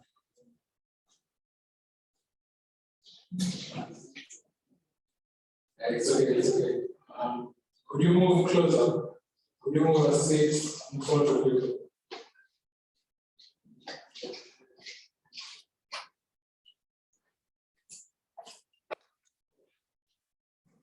Before we begin this next session, I want you to do something with your phone. Just take out your phone. If you're coming in the WhatsApp group, yeah, most of us. So on the WhatsApp group, right, I am 29 of the 9. Yeah, I'm 29 of the 9. Week for all parliaments, and my SDG is this. It's very simple. I'm 29 of the 9th week for all parliaments, and my SDG is this.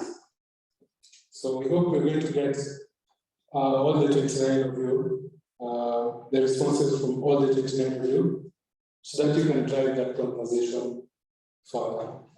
So when you're done, you can just give away.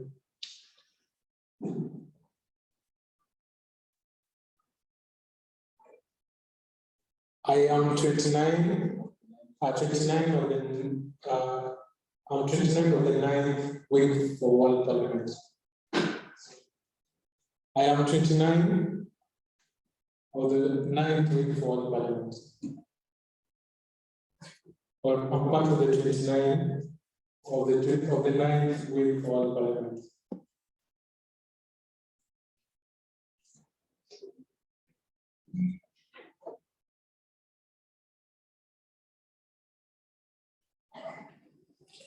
Okay, so we can move on. So this next segment is for the position papers.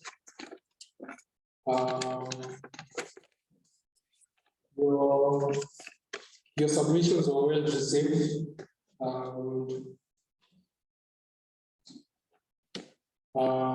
Now we want to allow you to talk to us about what sparked the idea that you came up with. and what is your idea. So we want to give you this opportunity to talk about the ideas that you have come up with. And I'll start with the blue economy. So in the blue economy, we have Doris Olela. You can just take a seat right in front.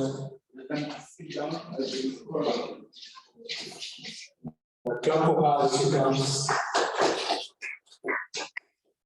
Doris Olela, representing Kenya. Give her a good clap.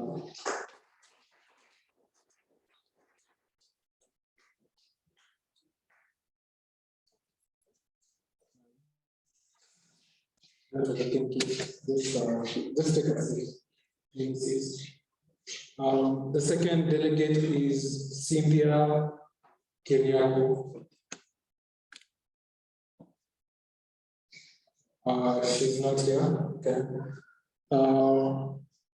Next is Ben Lydia, representing Kenya. Give her a clap.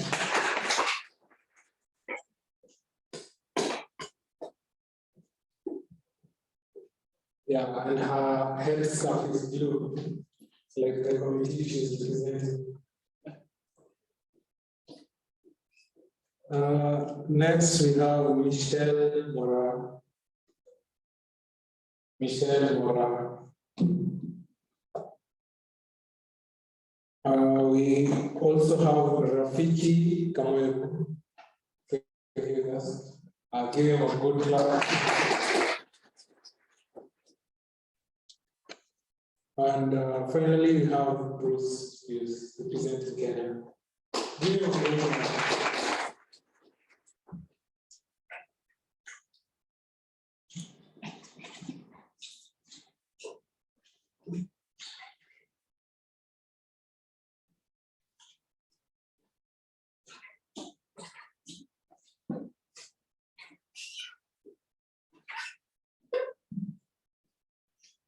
So it's going to be a plenary discussion. We can start with Lydia. Just introduce yourself, your name, which institution you're representing, what course you're doing, and anything else, like a fun fact about you. My name is Lydia Wangolo. I'm a student at Kenyan University, pursuing environmental science. I'm a first-year student.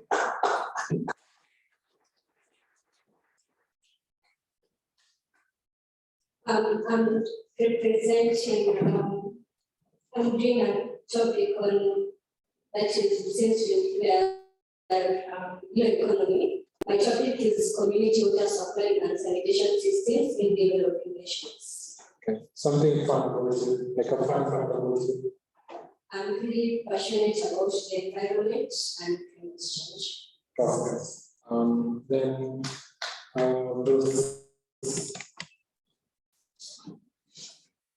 Good evening. My name is Bruce Myers. I'm a University of Nairobi student. I'm taking electrical engineering. I will be doing the topic with strategic investments. Blue economy could be the one-stop required to tackle both climate change and the economic decline we are facing. Fun fact about me: I'm passionate about software engineering, but yet I'm in electrical engineering. Thank you. In the wrong career. Then Doris, Madam Doris. And by the way, Madam Doris is all the way from Kisumu. Yeah, for the United Kisumu. Welcome. Good evening, everyone. As you heard, Doris Olela from Kisumu County. I'm an alumni from Strathmore University. I did journalism and media studies. Currently, I'm working with an NGO called Green Mama Africa. Our headquarters are in Westlands at Addis Center. Aside from that, I'm a part-time surveyor and moderator for Umbrella University Public Health Center.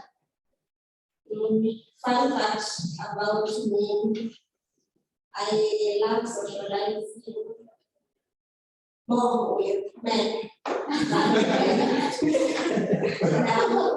tackling the topic on economy, subtopic on sustainable marine access later.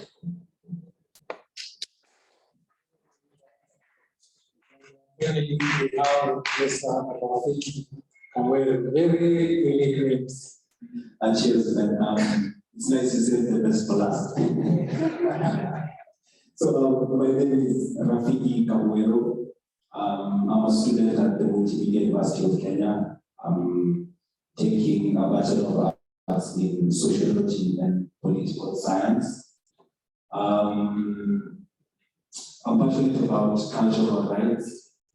So obviously, because of the economy, I wanted to really have an emphasis on the role of indigenous knowledges in the preservation of marine culture. Yeah, one fact about me, I don't think one is enough, but I support the only team that Haaland has not scored against. Yeah, you remember who can Yeah, okay, so I'll begin with Mr. Rafiki. So what motivated you to write the policy paper? What problem are you tackling in your position paper?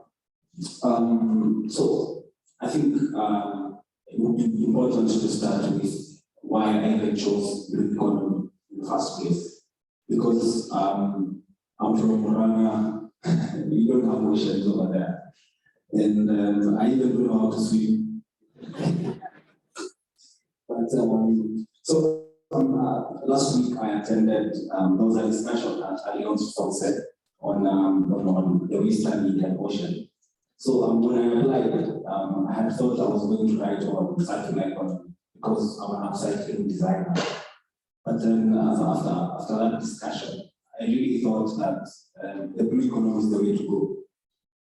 So I watched a film on Tanzania on how the fishermen have been taught on the importance of preserving the oceans, sustainable fishing and stuff like that. And now after education, because it's a film that was filmed over a long period of time, we realized that, for example, the coral reefs in Kurudi, there's more fish. The places that were going to lay eggs, they are coming back. So even the numbers are coming back, yeah. So I was very motivated to write about that because I really feel like the problem with solutions that people bring these days is that instead of calculating a solution, like they want to put food in your mouth. Like I've lived in the ocean, I'm the one who knows what's really the problem. So I think this is why I wrote to emphasize on the importance of community-led initiatives. Like I feel like any approach to the blue economy should involve the people who live there at the center of it, because they're the only ones who really know where the shoe hurts. Yeah, so this is why I'm also now linking my passion for cultural rights with the use of indigenous knowledges. Because they realize that before colonialism, people were fishing sustainably. But then now, because of capitalism, we want to fish everything without thinking about tomorrow. Cheers. Wow, that's deep. We'll go to the Doris from the UK. Now that I think UK is a maritime country because we are next to Lake Victoria. So I have a hint of why we chose this, but you can tell us yourself what motivated you to write about the blue economy and what problem are you trying to tackle in the position paper? Okay. My main motivation for tackling the blue economy on the sustainable marine access was the illegal sand harvesting in Canton the Gambia. Last month, I met with the West African regional editor for China Dialogue, Mustafa Mane, he's a journalist, and he raised a concern on the illegal sand harvesting in Katong. Katong is one of the smallest villages in the Gambia nation. And to my surprise, it was the government that had issued the license to some company to do the sand harvesting. And they already know the effects of sand mining, overflooding, poor drainage system, but they are the ones who permitted for the sand mining to be done. So it really bothered my mind until now. I brought it closer when I got an opportunity to write on the blue economy, because it's something that I've seen affecting that nation, and will it be permitted in my nation also, I already know the effects. So I think that's what majorly triggered me to write that. Well, in the what motivated you to write about the economy, and why? What problem are you trying to solve in your position? On my end, I was trying, what motivated me to write about the blue economy is because I'm really passionate about our wetlands. Over the years, much of the government efforts of the parastatals have been focusing more on agriculture, etc. But our wetlands, these are the areas which border that is the land, together with the oceans, seas, and the swamps. Much effort needs to be put on those places because they, apart from water, from draining, etc. We also get some of our water from those places, which is very important. And also how we can take from them and conserve them for future generation. Okay. That's also, and finally, Mr. Brooks, please tell us what problem you're trying to tackle and what motivated you to write about that topic. Before I continue, I would like to make it known to you that Kenya uses 2.0 to 2.4% of its GDP to climate change and the effects. It's also key to note that with the rise in COVID-19, it highlighted a few inequalities in the economic structure of Kenya. So I can say this is what really motivated me to write on blue economy, because blue economy can be yielded and molded to solve both climate change and the economic decline we are currently facing as Kenyans. Yes. Okay, so the next, I'm going to ask you all of you 3 questions. So the next question is, what solution are you putting across now that you're giving us the problem?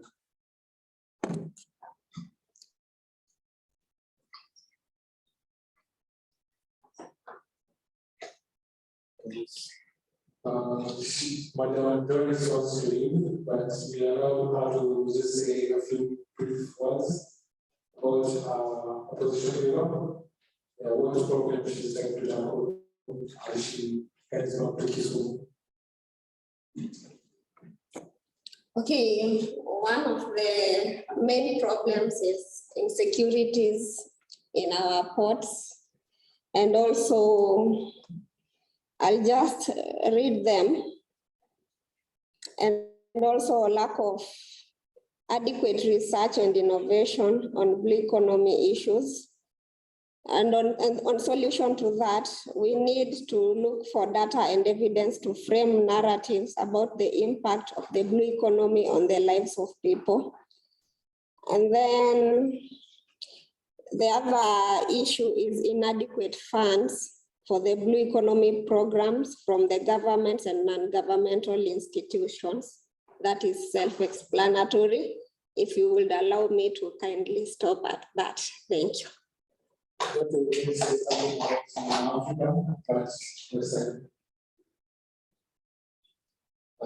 much. How about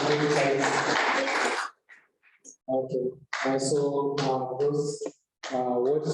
what solutions can you, what proposals have you put forward in your position paper that will tackle the problem that you're trying to solve?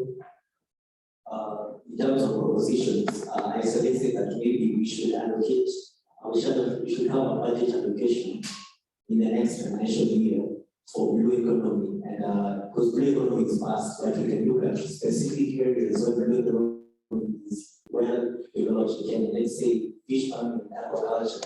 If we can get a budget allocation for both civic education and investment, both in terms of government and donors, we can really help in tackling both the economic decline and climate change. I also suggested that we should have more research and civic education, because I found that when people hear blue economy, they just think towards the Indian Ocean, forgetting that Kenya is also a very rich nation. Now, blue economy that can capitalize on in terms of the lakeside city like Kisumu. Yes. Do you have any idea of how much money the government allocates to the blue economy, and what percentage of the GDP comes from the blue economy? Yes, I have specific areas I was looking at. Like in 2013, fish farming alone contributed to 0.54% of Kenya's GDP, and 129,300 Kenyans were employed in terms of fish farming. Then if you look at, I'll take an international example, Denmark. Denmark is really capitalized on the blue economy. They have 192 offshore wind projects, whereby they use the tidal energy, tidal power, and the wind energy that can harness from the sea winds that we experience. And with this, they really, around 8% of the GDP is contributed from only the offshore wind projects. And in Kenya, we had one offshore wind project that was to be developed. Already it's not really functional because of some corruption, and the investors really got pissed off and went to invest in Tanzania. So it's they're losing on such things because of small things like corruption. Okay. And with Lydia, what solutions do you have for the problem of the maritime problem that you mentioned? Some of the mitigation measures I came up with, it related to how we will solve the issues on groundwater, rainwater, and spring and surface water.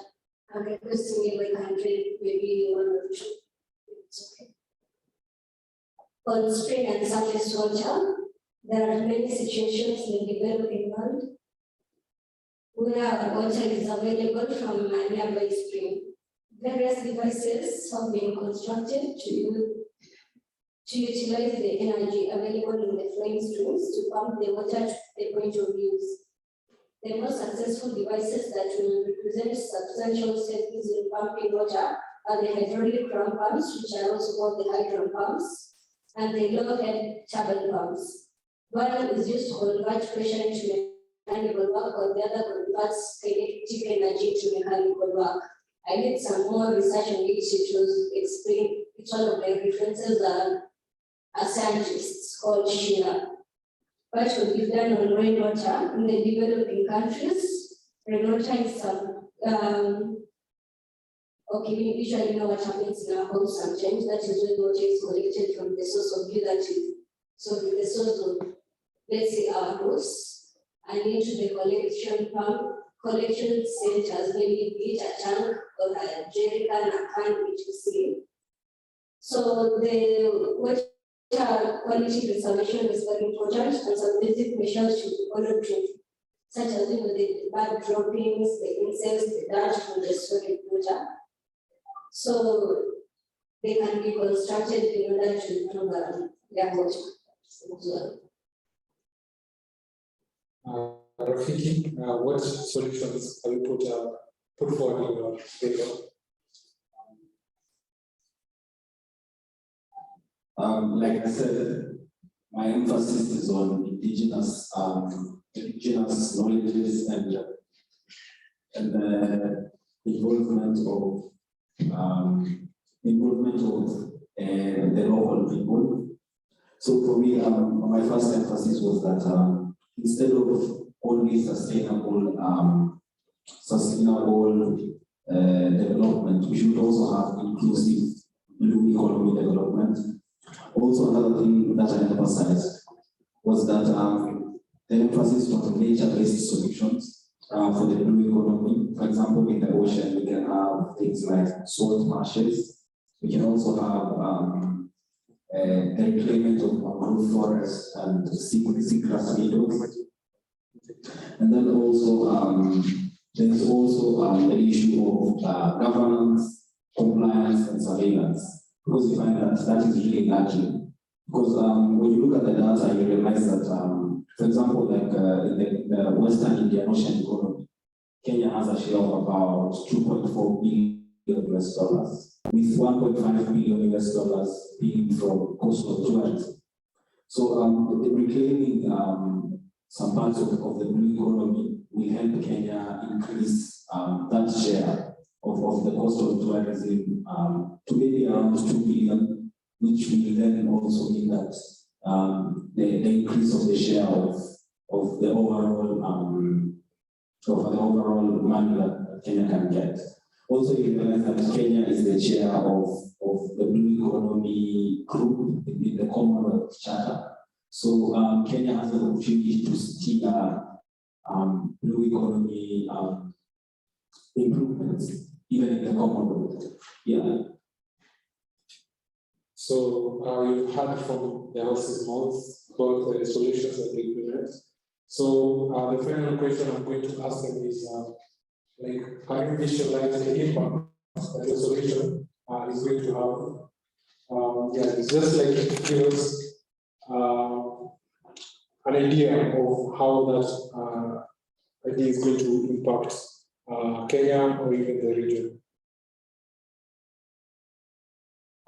Personally, I envision for a day when at least 25% of Kenya's economy will be off agriculture, because right now, with the looming food shortage and the climate change, we are seeing that agriculture really is a shaky thing to have as a background for the economy. So if you can have at least 25% diversified from land-based agriculture and other things like that, we can have sea-based agriculture, sea harvest energy like the offshore wind projects, and we can also have agriculture in terms of marine diversification of research. We can have more fish instead of just eating the normal tilapia we can have like seafood being normalized to the locals. If you can achieve such, I believe Kenya's economy will at least triple in a day. And if you look at East Africa, it has the equatorial region. So if you can really measure on how we invest in the knowledge and the human capital, we can really go far. Because currently we know that Kenya, as a country, Kenya, we ban foreign vessels from coming to Kenya, the shoulders. But what has actually assisted us? We have not benefited. We just knocked out people who we have wanted to get a bigger share, but with the bigger share we have exactly the benefit. So if we can get to the local fishermen, teach them generating ways of fishing and show them that fishing can actually be a good source of capital, we can be able to feed more than 2 million people that are currently going hungry. Yes. Thank you so much, James. Madam Betty, how does your solution look like when it is implemented? According to me, I'm visualizing an area of government will take the economy as a necessity. Over the years, we have observed that much of it's not a priority, because priority is being put on things like health and sanitation, which is also linked to blue economy, urbanization, infrastructure, etc. But once it is seen as a necessity, things like financing, training of personnel will happen with those who are involved in the sectors, in that sector, which will also in some way affect our livelihood and also our people, such as the morbidity and mortality rates in our country will reduce at a very huge percentage. The water sanitation levels in our country will improve, etc. Thank you, Lydia. And finally, Rafiki, what are the process for the year, for your idea? So a story goes of there's a rich man who docked someplace by the island, and he found a small fisherman fishing. So the fisherman had only caught a few fish, and he was going home. It was like in the morning. So the guy asked him, "Hey, you're going home and you've only got this." The guy said, "These are enough for my family." And then the guy asked, "So what do you do after you go home?" He said, "I go sleep and spend some good time with my family." So the businessman told him, "Oh, let me tell you, yeah. You know what you need to do is you need to look for money. You buy bigger lands, then you buy a bigger boat, then you catch bigger fish, and then you sell, you get more money. With more money, you have to buy more boats, and then you'll be rich. Then after that, you can expand to other places." So after every question, the guy used to ask him, and then after that, so now he says, and then after that, you expand. Then after that, and then after that, and then so the rich end, and when the rich man told him, and then after that, he will retire. And then you'll go and sleep in the afternoons and play with your children. So the fisherman asked him, "But is it that what I'm going to do?" So I think one thing we need to do is to have a story of pesa. Because if we are only going to think about these things in terms of the GDP that is coming in terms of the money that the country can get, then we are already losing. Because this guy talked about us, for example, saying that we don't need foreign fishermen. Because this guy is coming with trawlers that connect everything. We're not thinking about this in terms of loss of biodiversity. For example, you realize that msati kuja na fitnet kubwa collect fish, and then tomorrow and the other day, some species will reduce. Coral reefs are being hurt because there was some guy who was saying that when they go there deep in the ocean, even the anchors, when you make an anchor, ukitoa unamwayo coral reef, which is essentially where the fish live. So for me, I think a future where the blue economy is thriving, for me, means that one, we ignore the numbers, we ignore the money, because some things don't exist for money. For example, you cannot put a price on biodiversity. You cannot put a price on loss of livelihoods for the fishermen. You cannot put a price on the stress that comes with people losing their homes because suddenly the tide is too high. Yeah, so a future for me, like I said, is involvement of the locals, so it's inclusive, it's sustainable, and yeah, thank you. Thank you, Kiki. Let's give them one round. So before you sit, we'll allow the audience to ask any questions. Just 3 questions. If you would like to seek any clarification. Okay, so that gentleman, that lady over there. Yeah, so just 2 questions.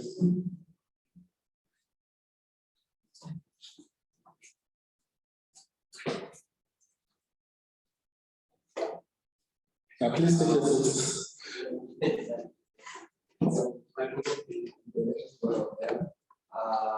When you speak about blue economy, what opportunities are there for the youth, the transfer just straight from the campus? What opportunities are there for them to invest in that sector? Thank you. I don't know which ones before you continue. I'm a first year student at Kenyan University, but over time, in the course of I've been attending a few events that is on climate activism, etc. We have many NGOs that are really specific to blue economy. A good example is an NGO. Actually, it's a recent one, started by university students along, especially, I think, the Lake region. That is Maseno University campus in Lagos. And they've also incorporated other universities around Nairobi, that is JKUAT and UTC. So it's called Wetlands Organization, Wetlands Conservation Organization. And it's really, it has many opportunities, internships, and volunteering where you get to work with them. Then, yes, I think, together with others. Yes, so certainly. I think in the room we have an energy specialist. Yes, we see people like that are really impressed because we have wind energy, hydropower, tidal energy, all of these fall into blue economy. Blue economy again, we also have coastal tourism. We are going to be doing tourism in hospitality. Such a massive can tap in there. And then we also have agriculture and marine technology. This is still a field in blue economy. We have desalination. Desalination is the conversion of salty water to clean water, which has aligns itself to SDG number 7, clean water and sanitation. Something of the sort, right? So if we look at all these, we really can benefit if we can tap into blue economy. Blue economy is a huge field. It's not just something small. You know, when we say blue economy, I think we look at it broadly. But if we narrow down to the specifics, blue economy is really large and it can benefit a lot of us. Thank you.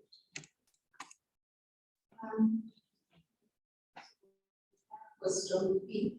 The current law is regulating, for example, fishing or anything that has to do with the economy, suitable to push for blue economy. Because, for example, you talked about fishing and we talked about diversity. There are some countries that are going to the extent of putting laws that actually regulate the size of the fish nets to ensure that as the fisherman and fisherman, they will not go to the extent of fishing the fish at specific size because this law regulates the net. So for Kenya, for example, are the laws suitable to push for economy? Kenya as a country, for example, we are led by international conventions that we have ratified and are part of. So, for example, Kenya has ratified the Convention on Biodiversity Framework, which is where some of those things are borrowed from.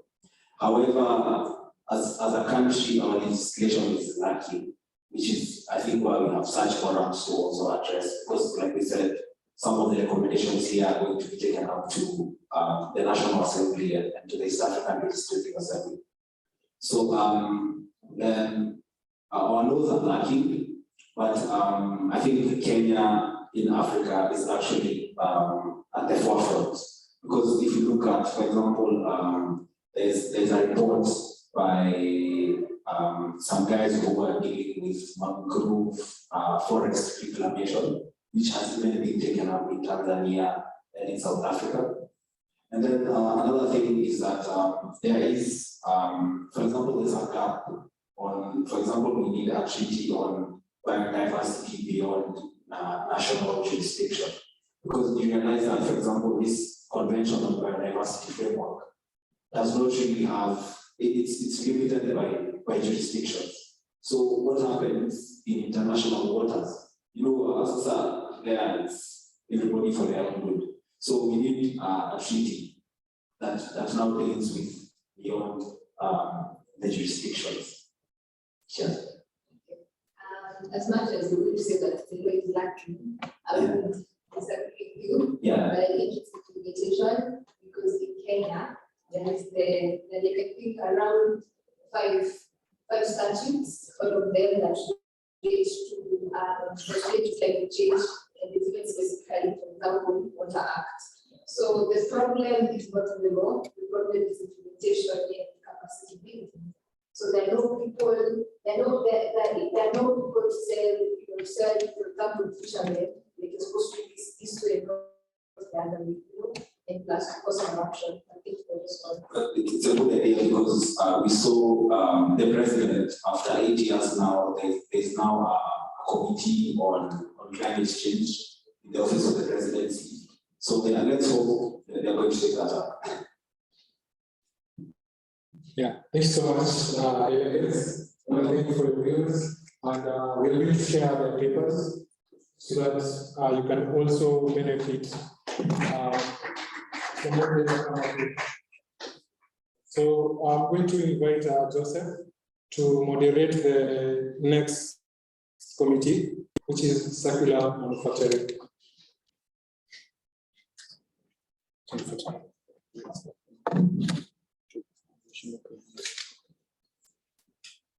Good evening, guys.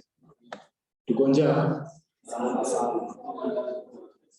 Mnaonaje tufunge kwanza ama mnaonaje tukule kati tumeenda ona sasa woga kitoa hapa hivi tunafurahia but it's okay we came late so mnajua we said that we were to start at 12 people started getting in at around 2-1 so it will be important because the seriousness of this stuff see rahisi venye unafikiria. We're not just here doing petty work. This is something that is going to, like, if you're really serious about it, you have had the several contacts we have been told to reach out to. So this is your investment. I mean, this is your investment of your time, just like money. You're going to get a bigger reward. So allow me to call up circular manufacturing. That is Joan Samo is around representing Kenya. Joan Samo. A round of applause as she comes in front.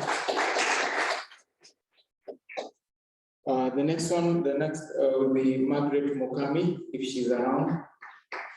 Margaret Mokami, representing Kenya. So for circular manufacturing, we only have 2 of them. So we're going to function as such. So as we start off the program for circular manufacturing, I'd like you guys to start first with a fun fact, and then your name, your course, your uni, and then from there we can proceed. So.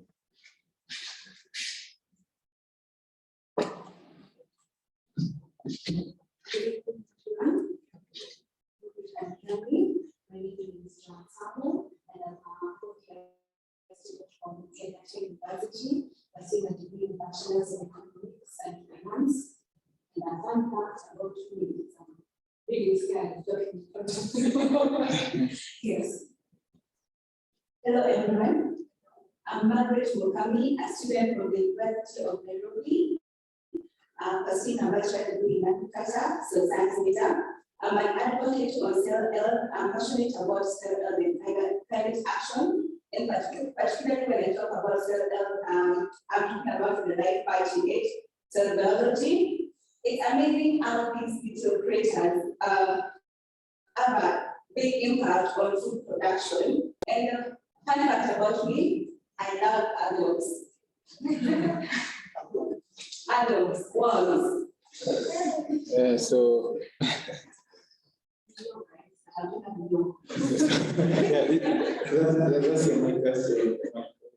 So, gentlemen, yeah,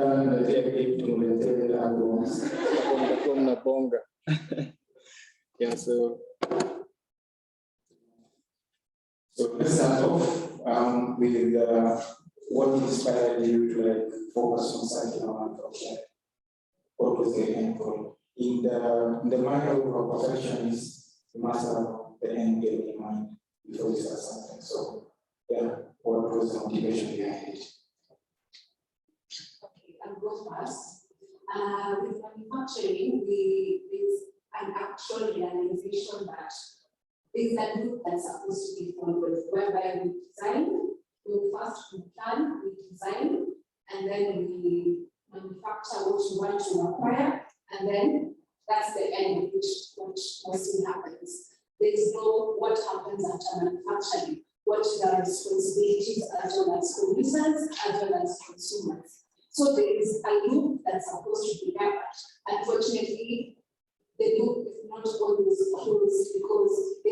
element of manufacturing that is recycling that mostly doesn't happen.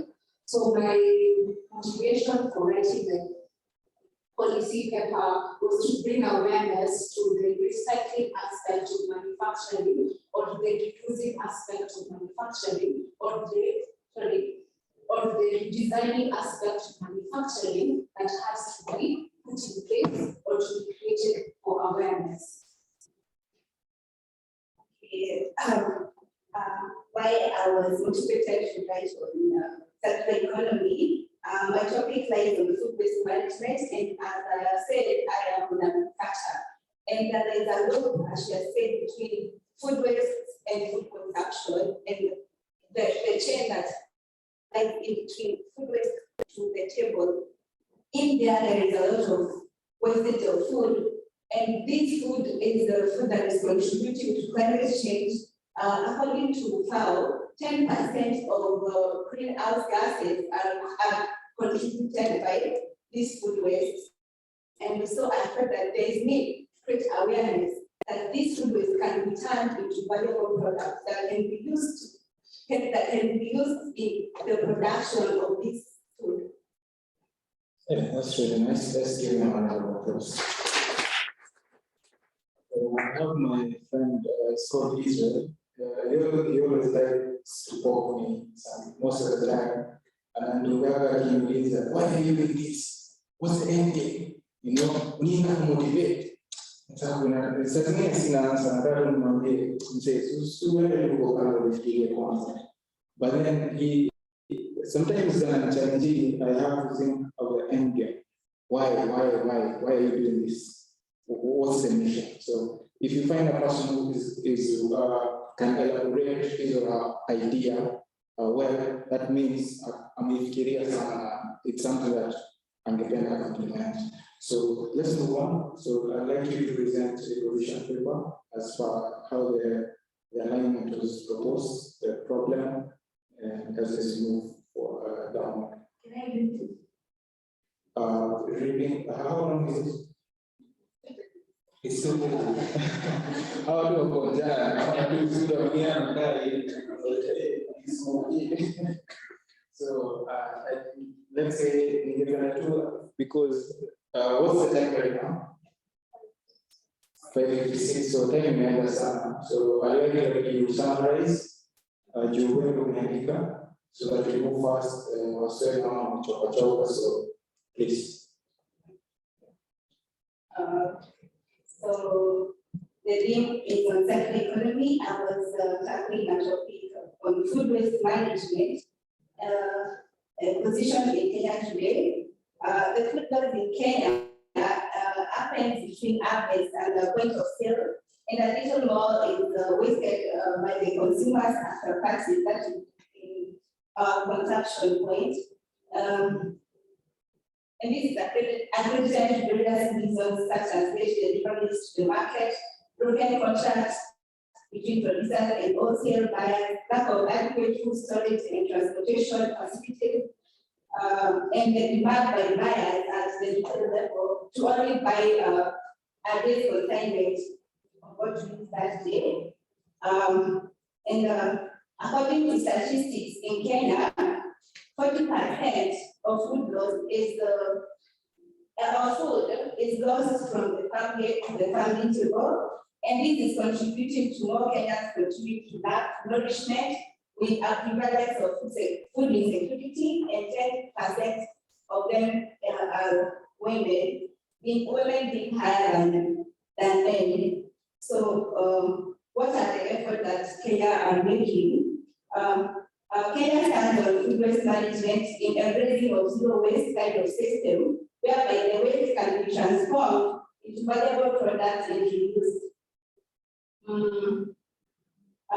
The efforts to food waste, the problem is that the efforts to food waste in management in Kenya have been crippled due to improper disposal of food waste, and this is due to lack of unified effort and information by individuals towards the cause. Proposal is there is need for availability of information on waste generation and management and participation in decision-making and action at the local, county, and national level is crucial to the success of seeing that this food is properly managed. So they need to take this holistic approach by involving everyone, especially that woman there in the market. Yeah, she needs to know the detrimental effect that this food waste is causing to the environment. I think that most of them don't know. They only know that it's untidying the environment, but they don't know the critical crisis, the critical or the detrimental effect that is going to cause. This woman that they just draw away to the landfills, it's really contributing to the crises that are coming here in globally and involve Kenya, climate crisis, and food insecurity. And if they know that this food waste, if they are informed that this food waste can be turned into valuable products by the projects here in Kenya, like BSL farming and farming composting. That's the reason why I said I love add-ons. Add-ons are involved in the process of farming composting to turn these wastes into valuable products. Yeah, so they need to be sensitized on the detrimental effect that this food waste is causing. Yeah. That's a good one. So when you look at the earthworms, these are microorganisms which are essential for decomposition. So ukiangalia pia on the line of the guy who was there was talking about how would you convert the waste to fuel. So I think if you're able to coincide the idea of fuel, transform the waste into fuel, and also creating fertilizer, because I know the earthworms, they decompose and we're able to sell that as fertilizer. And that's another way of encouraging smart agriculture. So you can also think about that, because remember we are going to the small and craft.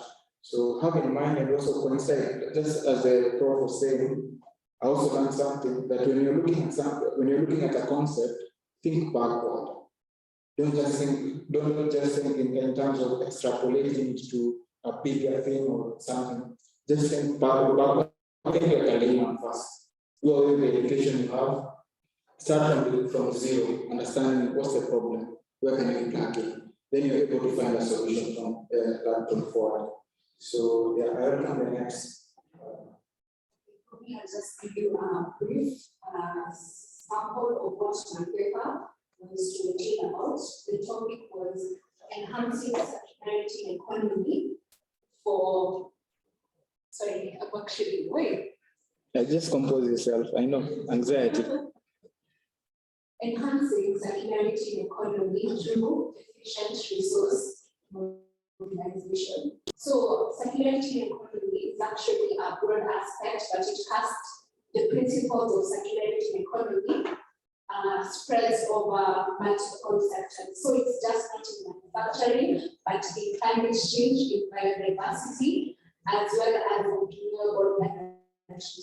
So my topic was really bringing a focus on how can we promote sustainable manufacturing or sustainable production in our needs. And as we know, manufacturing actually accounts for, I think, 8.1% of our GDP, and it is also amongst the big four agenda, amongst universal healthcare and good water and sanitation and all that. So for me, it was basically to create awareness on how we can enhance circularity economy through efficient resource mobilization, right?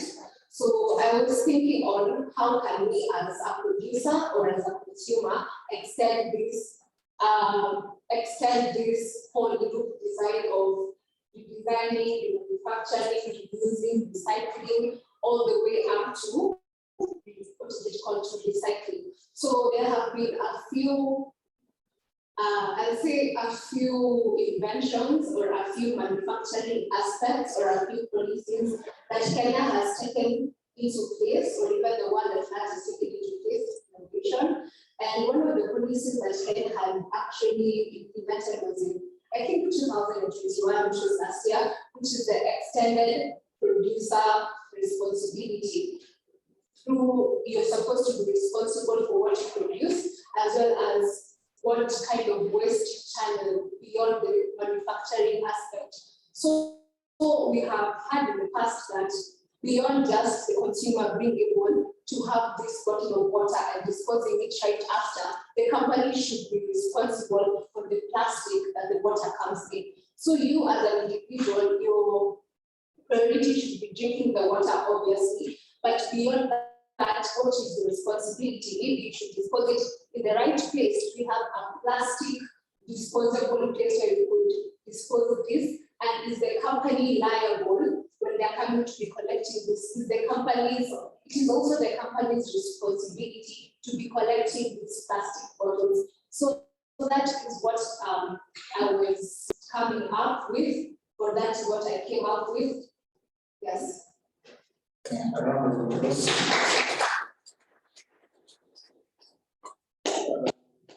Really nice. I think the focus is she's looking at the whole product life cycle, where it initially starts and where it ends. And if you're able to iterate the life cycle in a sustainable manner, then you're able to combat such issues such as climate change, biodiversity also, and the bit of energy also. So I'd like to invite any questions for them. Who can help me pass the mic around, please?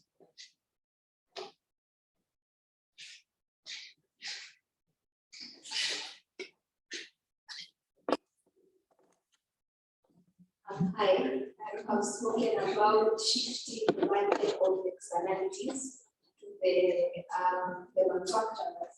So how workable is that?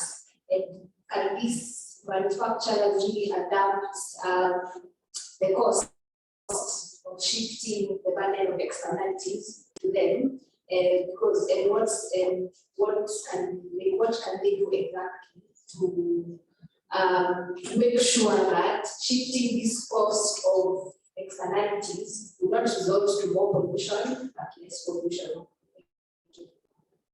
Okay, just use a brief example of maybe these plastic bottles or any wrappers. Who has eaten cake or any like snacks, generally anything that is wrapped in a polythene bag? Who has eaten anything? I'm assuming all of you have eaten, but you will notice that at those packets, most of them, or majority of them, are actually returned to the manufacturer. Then you have the option of returning to the manufacturer. So that already indicates that the manufacturer is actually willing to consider that burden of trying to dispose it appropriately or trying to recycle that particular thing. Yes.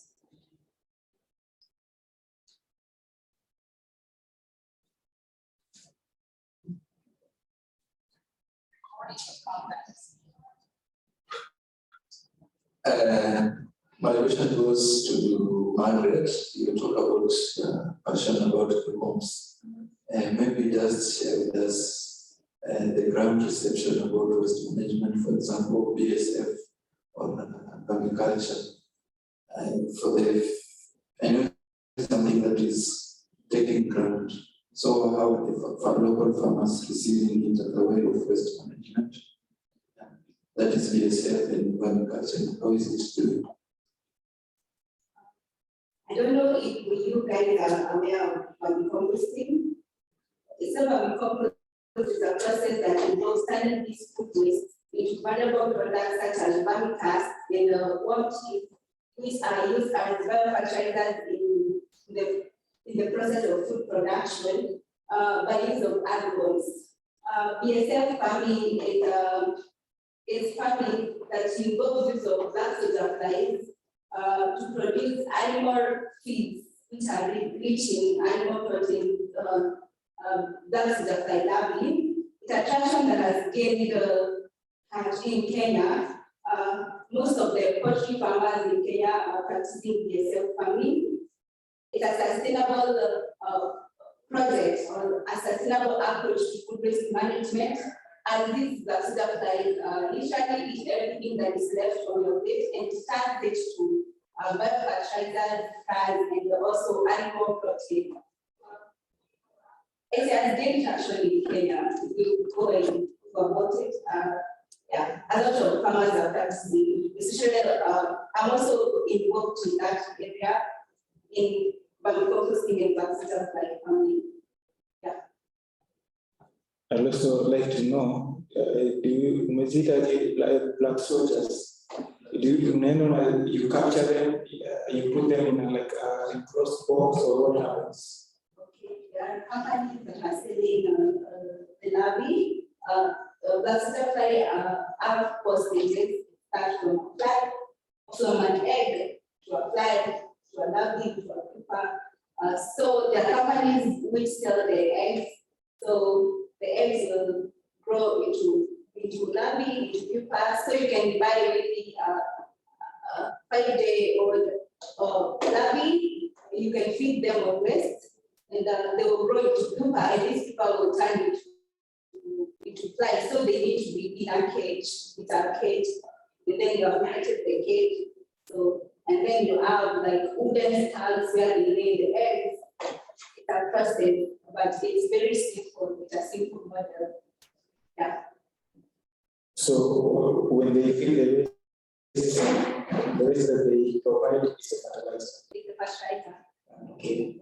And at the larvae stage, they are used for animal feed. They are rich in protein. Okay. Any other person has a question? For the team?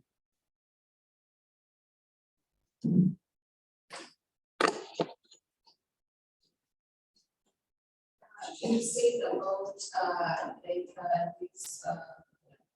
small business persons maybe in open air markets, like showing the foods that are like have you have any idea as to how you will reach out to these individual people, so like to educate them in terms of preserving this maybe spoiled foodstuffs for the recycling process? Okay. Working in such projects, the government needs to find such people who are passionate in that area, and through funding we can create workshops where we invite people in the community. You can also go to the community and fix the question of sustainable food waste management. You can reach out to that Mama Mboga or the vendor in the market.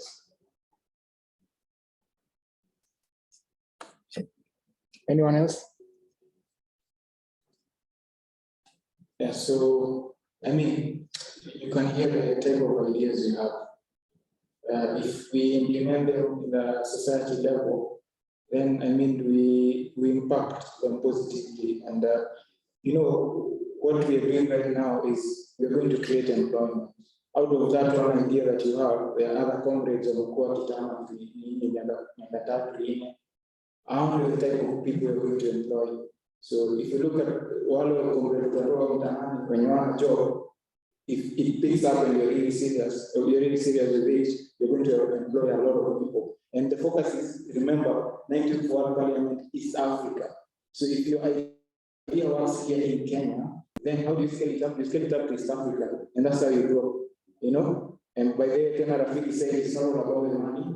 Sometimes it's life, and they see like it will do. So let's give them a round of applause. And thank you so much. Certificates. So remember to talk about child. Before you get a picture, they're going to give you certificates for this event. So that are doing bragging rights. They don't have to already do it. So I have the next committee, which is the green energy. So Eric Gekonyo representing Kenya, if you are available. Eric Yukonyo, Dimase Eric, if you are around, Dimase Eric. Kure Karanja, Cynthia Nyabundi, Cynthia Nyabundi, if you are around.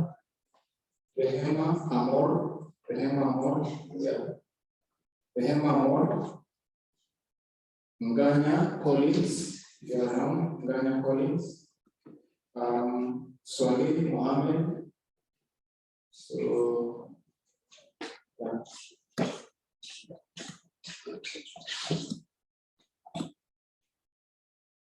So tunaosha tu komiti moja na hivyo watu watatu, and then we finalize. We have a talking session where we talk, tunakula watu tunakunywa chai hapo tukizungumza, and then after we talk on how we follow up. So just as we have stated earlier, your name, your university, the fun fact, and then after our tunaongea kuhusu what motivated you to be the topic. So your research from your end. Okay, hello. My name is Dimase Eric Chacha from the University of Nairobi. I'm an environmentalist and passionate about nature. One fun fact about me is I love board games. Board games. Yeah. My name is Swale Mambo. I'm passionate about matters of energy and environmental sustainability. Yeah, fun fact about me, I don't celebrate that this.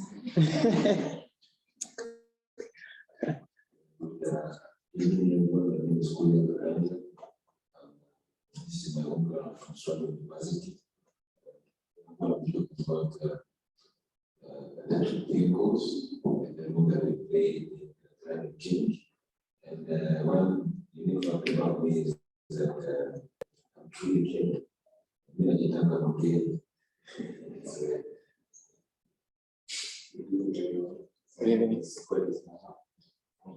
University. I'm a student there taking science. One fun fact about me. Cricket. Okay. So we also do another round that is what motivated you to do the topic. Can start from your hand. As we all know, we are talking about climate change. The major contributor of climate change is the type of energy that we use. Most of the people around the world, let's just focus on Kenya, most of the people in Kenya use the petroleum or the form of energy. But around the gases that come out from the petrol, they are the one that contributes to the climate change that we are talking about. So, and we are not just looking for a problem, a solution, we have the solution with us. So we just starting into the solution, that is the clean energy, but we have the thermal, hydroelectric, and the other sources, so that we can solve the climate change. So for me, I'm motivated by a story of children in the rural part of the country. So in those areas, the type of fuels that they use is one charcoal, one wood. And so those children grow up in that environment, they really do not have rights to study. And during the day, in the kitchen, and just picking up the smoke.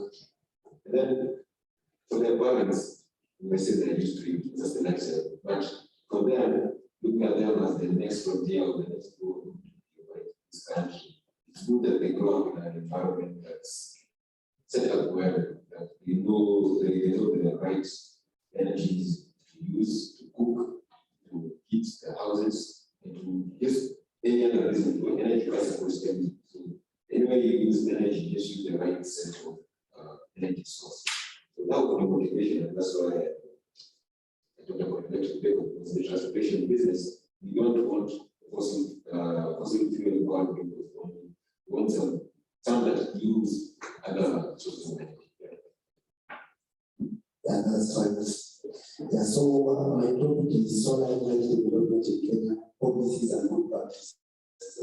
So the first motivation, I have three motivations. The first one is political, the second one is economical, and the other one is environmental.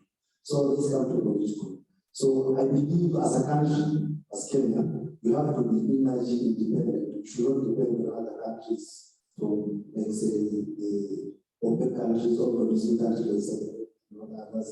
So I think we should be dependent on ourselves. But since we don't have the natural resources, we have the rest of them. But now we have we are in country, we receive a lot of sun rays. So I think we should depend on our own energy in terms of solar and not depend on fossil fuels. Because what if they decide that they don't supply us with crude oil, they supply us with petroleum? Our cars will move. What will be happening? So I think we should be dependent on our own energy. Second, from the economic perspective, I want to believe that most of you know that solar is the cheapest form of energy in kilowatt hour in the world. It's one of the cheapest. Apart from coal, which coal is not a clean energy. So in terms of the cost, solar is one of the cheapest form of energy to trigger our economy to move faster because the cheaper prices. If more pay the cheaper electricity, our industry will move faster because the amount of money that we use will be low. That is the environmental part. I think I always emphasize on that. Everybody knows how clean solar is. Everybody knows how that is the other alternative fuels are. So in terms of the environmental perspective, a lot of people are there, but I'm not today. I'm not had anybody saying about the deaths that are caused by the fossil fuels, the deaths that are caused in the cities. The cities people are dying slowly. We are still dying because of the greenhouse emissions, but nobody has talked about it. So I think solar is the way and the future. That's what I'm doing. Okay, so for me, my motivation was from a metaphor, someone told me a while back, that in a typical African setting, before the colonialists came, it was a clean, grass-thatched house around house. So by chance, when this house caught fire, you had to act immediately. You didn't have to run to the river to collect water. You had to call the neighbors, try and pour the water that was readily available. So for me, it is a sick world we are having, and it's a world that needs cure. We are having sick people, and they also need cure. So that was my greatest motivation.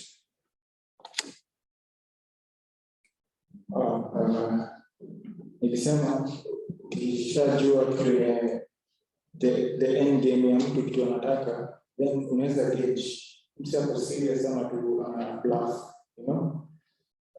We are now the leaders. Usiambie mambo ya kesho. Sasa hivi tuna lead sisi. Juu at some point utakuwa mahali. So ukiongojea tomorrow sijui kama itafika. Mimi naishi sasa. Now this moment they capture na uweke kwa akili yako. This is where you're going to transform your life. Now you're a leader. Sasa hivi wasiweke mshajua, like the main suits kwa shawajua. So it depends on how you're not going to play your next card. Utatoa kadi gani? If you're just mediocre, naishi mediocre yako. Utakuwa pia tutamoja kutumia tomorrow like. So back to our speakers, the delegates. So I like to start from the end. Na tumesema try to be brief, but usifeel kama unarashiwa kwa sababu deliver kitu unatoka. So be composed, but also be brief, precise, and then also deliver the value that you have created. If you can't say it in less words, bluff around it, I will give you a fun. So yeah, that's the case, but feel free to be open.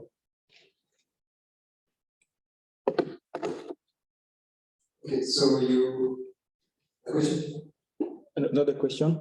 Now we are beginning the problem, and as we transition down to the solution. Okay, so for me, I believe energy is fundamental, driving every other aspect of the society, from transport to cooking to lighting, as my panelists have also said. And I believe Kenya is one of the consumers of fossil fuels, and these fossil fuels are contributing so much to matters of climate change. The climate change disastrous and its effects have been felt ravaging droughts, floods, and this is something that we need to stop. Now, if you look at manufacturing, you'll understand that most of these transport sector and manufacturing, they use petroleum products in producing some of these products that we use. Now, this is a major problem.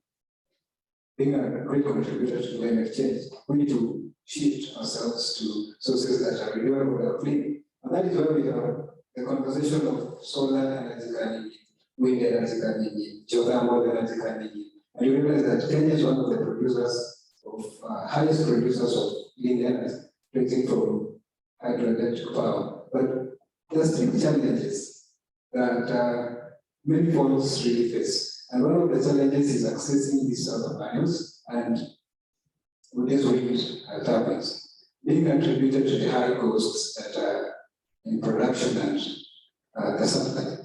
So I've come up with some recommendations, a few policy briefs on how we can make sure that we bring everybody on board and that no one feels left behind in this transition. And one of the solutions that I was thinking of is funding. Funding is necessary, and talking to big corporations who are intending to fund these projects, we can have many innovative ideas being taken into incubation and actualized to meet the demands of the energy sector and the energy problem that we're facing. And another solution that I have thought of is bridging a gap between the cost of these energy efficient resources. For instance, electric vehicles and solar panels. We realize that the cost of these electric vehicles in the west of America is pretty cheaper compared to the cost in Kenya or the south, global south. What attributes is taxation policy. We really need to look at our taxation policy, our tax policies, and make sure that we have as much consolidation to making sure that we have this cost being bridged, because I read an article somewhere, Bill Gates was calling it green premiums. Green premiums is now the difference between the cost of energy efficient vehicles in the US and the energy efficient vehicles in America. Even that there goes quite something, and we need to bring that. The other thing I was thinking of was manufacturing, because we're already now intending to have funding. We are going to have innovations and smart manufacturing at a level that is quite impressive. I mean, numbers, manufacturing, let us be happy by it, such that it meets the demands of the current generations. If we can have many manufactured cars or running on electricity, we can have most of our solar batteries being manufactured as soon as we can. Then I believe we are on the right track, because these things will circulate in the market as soon as possible, and they will reach as many people as they can. Another investment I was thinking of, if we intend to bring these, say, solar turbines and stuff, solars and wind turbines, we can have these innovations and investments put in places that were neglected before. For instance, we are having most people today turning on charcoal burning for survival, because they have to earn something and they have to feed their families. So by so doing, this will in turn create jobs that are sustainable and offer alternative solutions of income. And in the long run, this will reduce the cost of climate change and reverse its effects. So thank you.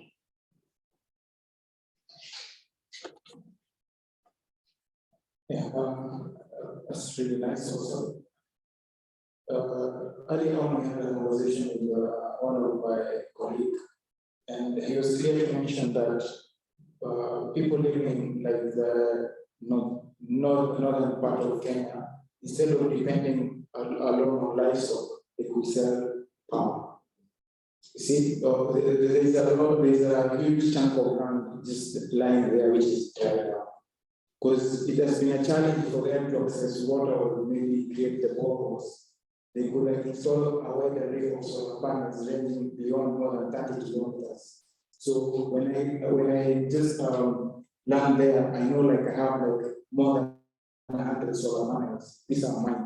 I'm selling the energy to KPLC or I'm contributing to the national grid. So what you've done is you've already economically empowered this person to shift the mindset from being a livestock farmer to being someone who can sell electricity. And remember, as much as we're talking about energy, you also need energy from food. If you're not well fed, then typically, uko kwa nyumba ya ng'ombe, hauna mboga, lakini uko na nyama na ugali.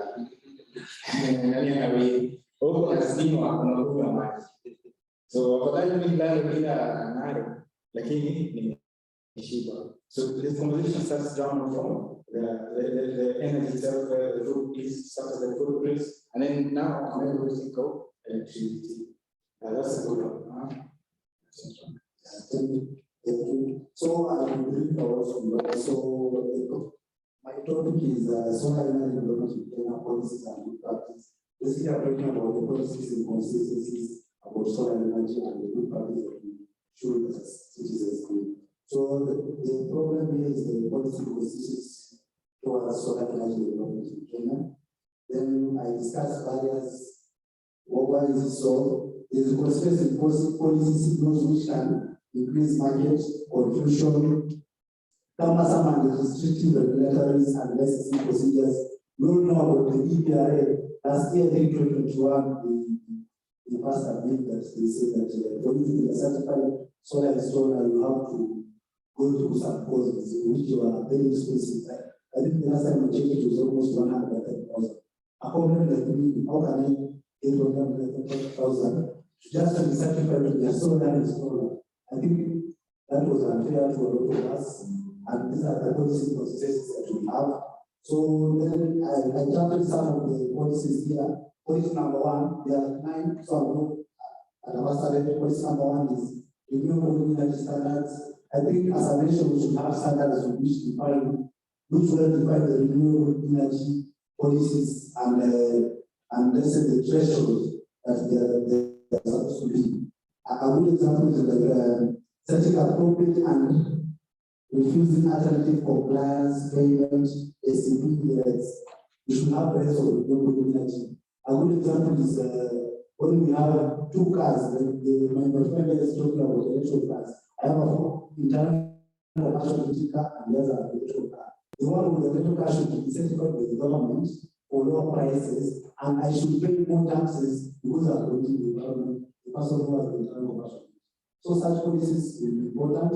Then the second one, we have action and tendering processes. I think this is all about the business perspective of solar panels. I think the government should also subsidize and reduce taxes on solar panels that we import. I think most of the solar panels we have in Kenya we import, we don't manufacture internally. So we import from China and other countries. So the taxes, the import tax should be reduced so that it can be available to everything, not only the middle class and the top tier citizens. Then we have the net metering. Net metering is a concept that is done in the US where one has, let's say, I think such must do this concept. You have solar panels whereby you harness the energy, they send it to the utility company. Then the extra energy that Strathmore generates send it to the utility company. I would like this policy to go to the household, all households in Kenya who have solar panels so that they can sell energy. Like you already talked about there is a project for the northeastern part. So this is what we call net metering. If you generate energy with your solar panel, their excess, you can sell them to the government or any other utility company. Then we have interconnection standards.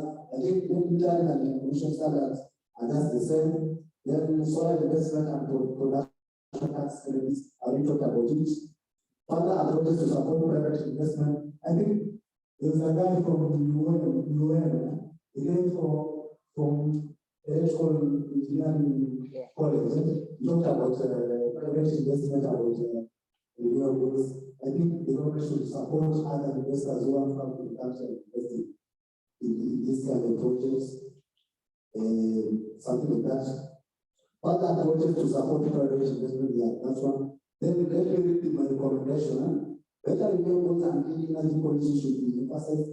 This is to ensure that we achieve climate goals, ensure everyone has access to clean and affordable energy, reduce air pollution, make energy more secure.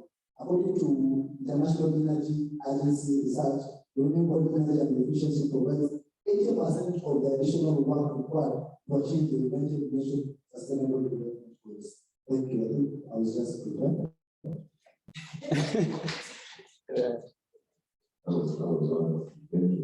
Actually, as I was writing my paper, I came to the US, and so I drove a lot of insights because they were almost on the same line just from me. For me, it was not electric vehicle. Just have the line coming from the sea. So in Kenya, we have been using a lot of internal combustion engine vehicles.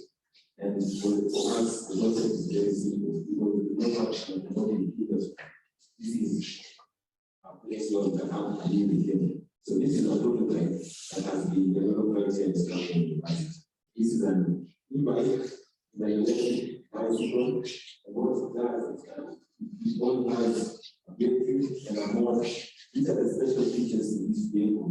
And what that makes this vehicle become is an electric vehicle. Now, with this vehicle, me personally, I was able to commute from school to home back, and I live in a place called so if you use this bicycle, instead of using the matatu or taking a Uber, the internal combustion vehicles. I tried my best to avoid them, and this was a good solution for me. Now, earlier on I talked about children in the rural parts of our country. Our country is having to struggle with energy use. And it goes further because even in those regions, they do not have transport to go to school. More of the children will walk from distances and distances. But we never just put it back and understand. Now, if you want to write it, I can show you how it's done. Now, as I was mentioning, the children are struggling to travel to school. Such a solution should be taken to process. And that is the premise of why I decided to write this paper. The first one was what is holding us back from having a mass adoption of such electric vehicles, and what is required to finally mainstream such technology for the market. And so let me just highlight some of the challenges that this industry is facing, because we don't have players who are supplying us with electric vehicles in this country. And a good example is that one. Like say this university, we have someone who give the electric vehicle, assembling electric vehicle. So it tells us now the first barrier is lack of infrastructure. Now, already our roads right now are not conversant, we do not have good lanes, cycling lanes, and such and such. Now, if you want to introduce electric vehicles, they also demand for an infrastructure upgrade. For example, if you're going to have an electric vehicle, the same way you charge yourself. So the same way you charge yourself, it's the same way you will charge an electric vehicle. Same way you have a charger for your phone, you need a charger for that electric vehicle. Where in this country, where in this Nairobi, and this infrastructure development is based. So that's the first challenge. Another one is that in Africa, we don't know, we are poor continents. So for most of us, the dream of owning a vehicle, now let alone even an electric vehicle, is still far-fetched. So that's also a challenge. The fact that 9 out of 10 don't have vehicles, and then you just buy an electric vehicle. What are you telling us? That's another challenge. The other one is government. Now in Europe, in Americas, the government is positive and they are supporting the entrepreneurs who actually do this. And in Africa, it's the opposite. Governments are lax. It's the institutions that are pushing the government to do something. And even external parties pushing our government to do so. The parties from Europe and America are the ones who are coming to Africa and telling our government, hey, look, you need to show people and make people aware that this technology show them how to use it. It should come from the government itself. I mean, it should be self-explanatory. And then the lack of financial skills. Now, with these new products, we need people to handle them. Now, if they've not been educated, we mentioned that if you go to school and then the opportunity is not there. Now, you are a solar expert. This vehicle requires a charge for a charging station. And that's that charging station. You don't want to use normal sources of power.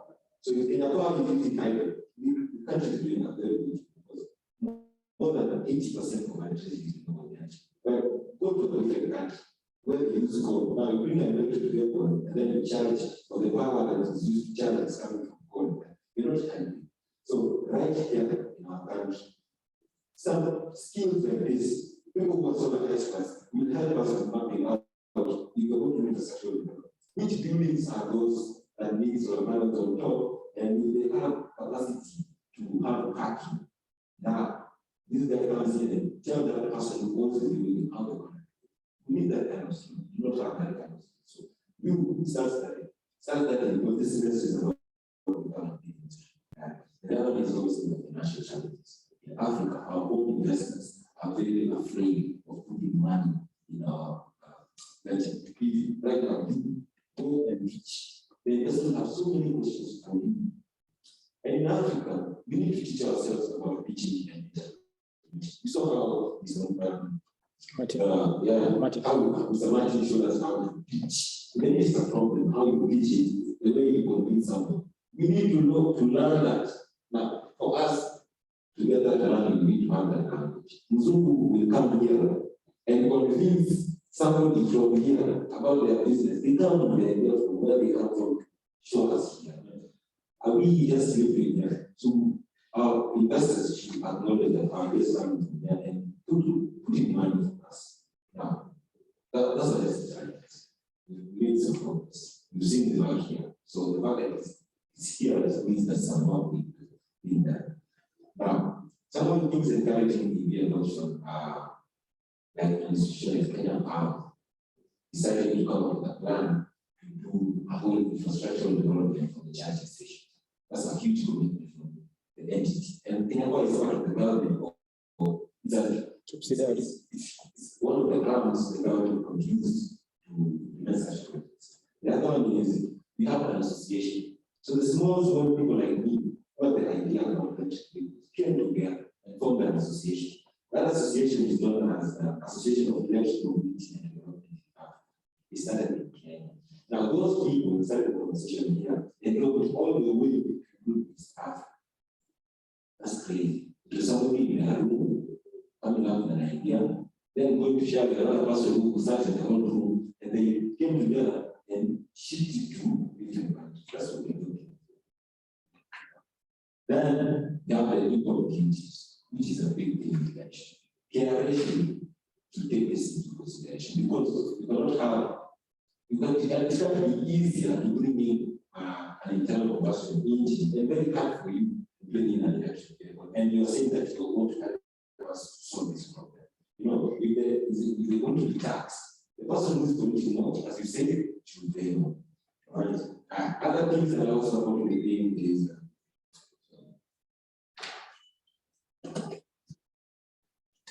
other things, for energy initiatives that are going to national energy initiatives. All these are in the action plan and updated national summary of contributions. Now, you have to rectify yourself. If you're part of the UN and the UN conventions on climate change, you have to do this. You have to provide a nationally determined contribution. Right? Me as a Kenyan, this is how I'm going to contribute. So our country also has that. Then you have our issue to be that. That is, they deal with the vehicles that come, so they run.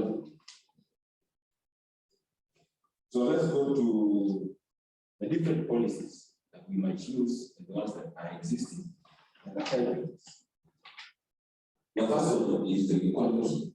Now, this is a problem.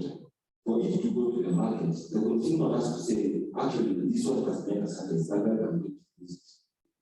So, careless, Kenya Bureau of Standards is the one that's in charge of coming up with the quality standards for this electric vehicles. They should do more research. One of the policies that I recommend is that right now, first of all, there are 24 policies only on electric vehicles, and we focus so much on safety and performance. Now we want to broaden it because the industry is much larger. We have charging stations, we have been experts. What are the quality standards set for this industry? So that the good practices will be providing licenses to the people who convert fossil fuel vehicles into electric vehicles, because that's another business model. You do not have to buy new electric vehicles. You can have your vehicle. We remove that internal that system, that internal system, and put it in an electric vehicle. That's the business right there. So carriers should certify those people who do that job. So and increase the number of people who are actually doing it. And another thing is setting up protocols for charging. Now, you understand that if you're an electrical engineer, when it comes to electric technology, there are different features to it.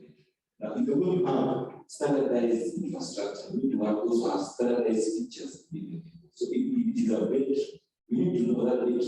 If I'm going to charge it in Nairobi, the same charger, I can find it in Mombasa, in Nakuru, in whichever place I want to. If it's not standardized, then I'm going to have a problem because for this vehicle only issues range anxiety. I cannot go so far because where will I fuel, where will I get more energy to charge my phone? But if the stations are standardized and spread all over, the range anxiety stays away. Because now I know if I go to Naivasha, I still go to 30 minutes, I charge, and then I proceed to Nakuru, that will until I reach home. The other thing is about the electricity charges. Now, if I own an electric vehicle or I have a home charging system, I'm really contributing positively to make sure that climate change is taken care of. Now, do not tax me so much on that because I own a charging station. You need to reduce the electricity tariffs so that it becomes cheaper for me to charge, it becomes cheaper for me to own this infrastructure needed for importation and exportation. Again, we're not having it hard to import electric vehicles and easier for them to market. That's one. And also, we're going to be doing our own. We should also make it easier to export because this technology is growing here. You should go to spread. We should make it easier to export. The duties around that should also be focused on. And then manufacturing. You talked about solar panels, all of them coming from China. The question is, do we have the capacity to build our own? If we don't have the capacity, which components for solar panels could we produce, then ship it to them? Because we still need to get into business. Now, for the electric vehicles, how are they going to be produced? Yeah. I mean, that vehicle is not hard. You need a battery, you need a motor, and then you need a frame of the vehicle. That's not hard. And already we are the good innovators in our country. We already do this good. We have all these good companies that are driving the automobile industry. And then give them the capacity to produce produce energy. Right? You know, that's it, the investments. Now, when it comes to investments, we need to encourage people to. One way is carbon credits.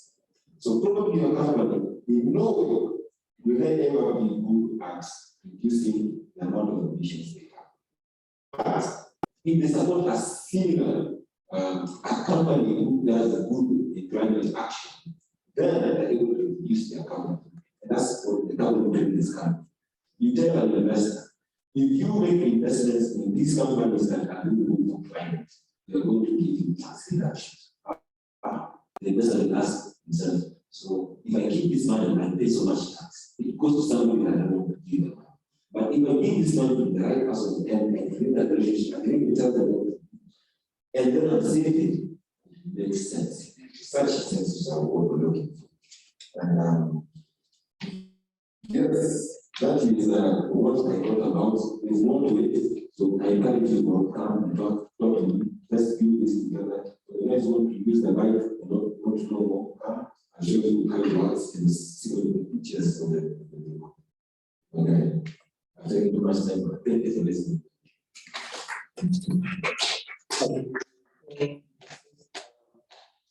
That was really insightful.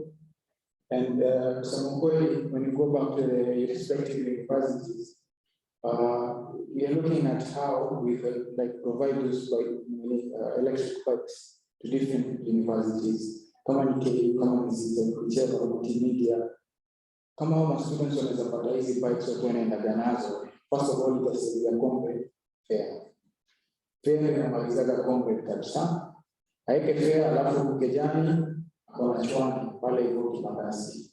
But together kusaidia hiyo fair na hii staff inaenda kaa mbele, we can't do this bado. So I mean convenience na quality of education itakuwa enhanced. There is these bikes and there's also the scooters.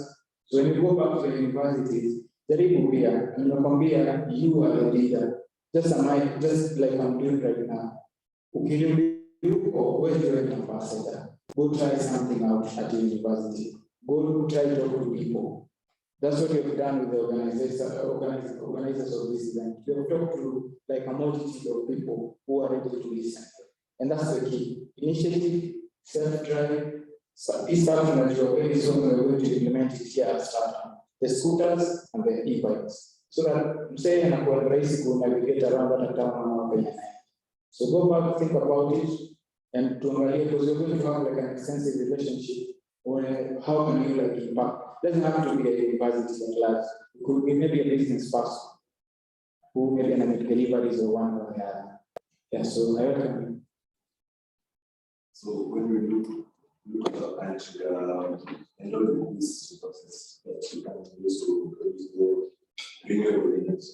Let's take, for instance, the electrical approach. We are there was speed for the wind about 8 years per there.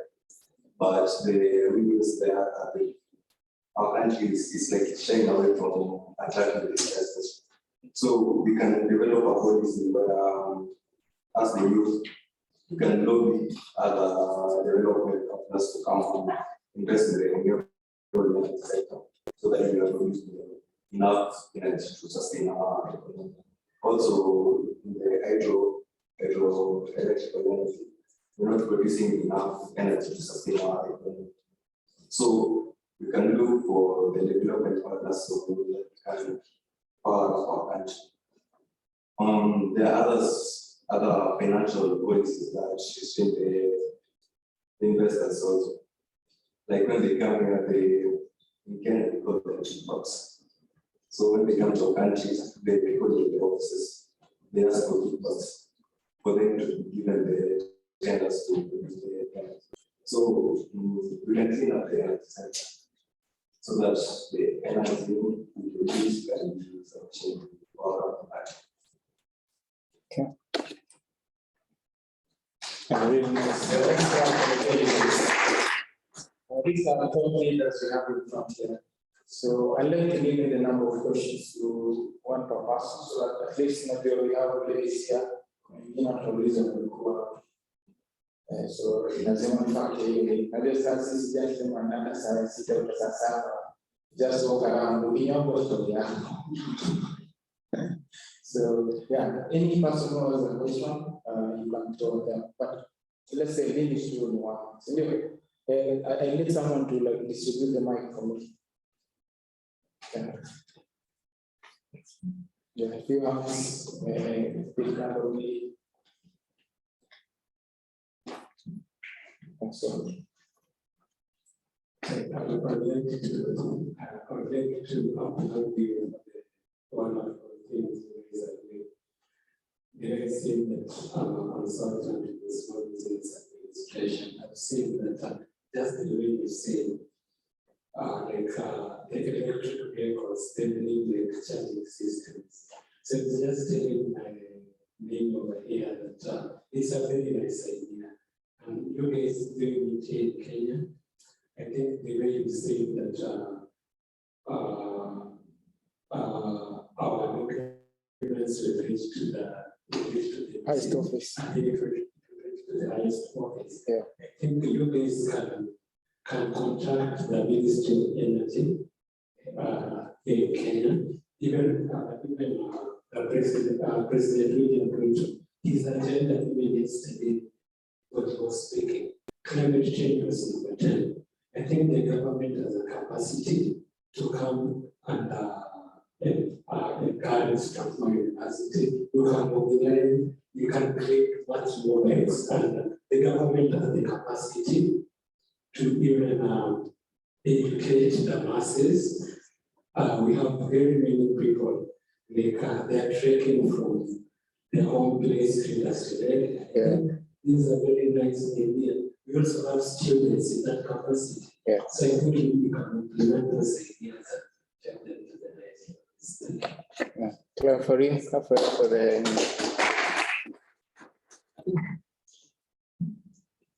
So most of you have talked about taxation. Yes, I got we find them well distributed delegates from all of Kenya, Uganda, Tanzania, and Rwanda. So we can compare and see what is working in each country. So that's what we can see what we can adapt. Because for example, Rwanda has reduced taxation for equipment used for the production of renewable energy. So that's like a plus for Rwanda that Kenya can adopt. And also in terms of funds, Rwanda is trying to localize, is trying to gather funds from within rather than outside. And it has gone to the extent of them having a renewable energy fund, so as to make sure that funds come from within, so that they can push the transition fund. So that's the panel distributed. And then we've also talked about infrastructure. So I think the problem is who are the people, who are the people in these boardrooms that are determining the infrastructure, like what infrastructure to be brought together. For example, the expressway or SGR. If there was technical advice and analysis of the technical infrastructure and how it should be done, I think these are the things that governments can incorporate. For example, making sure that there will be a lane for cyclists, or making sure that there are different stops for people who have electric cars. But if that is not made, for example, within the expressway, so how can we make sure that there's this technical advice in these rooms or these boardrooms where such decisions are being made?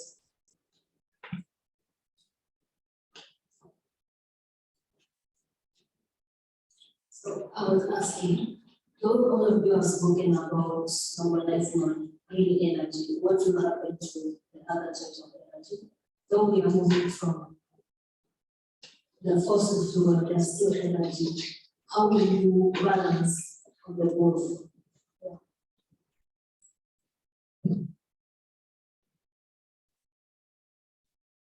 Is a hand? Yeah. Oh, so you can proceed and then.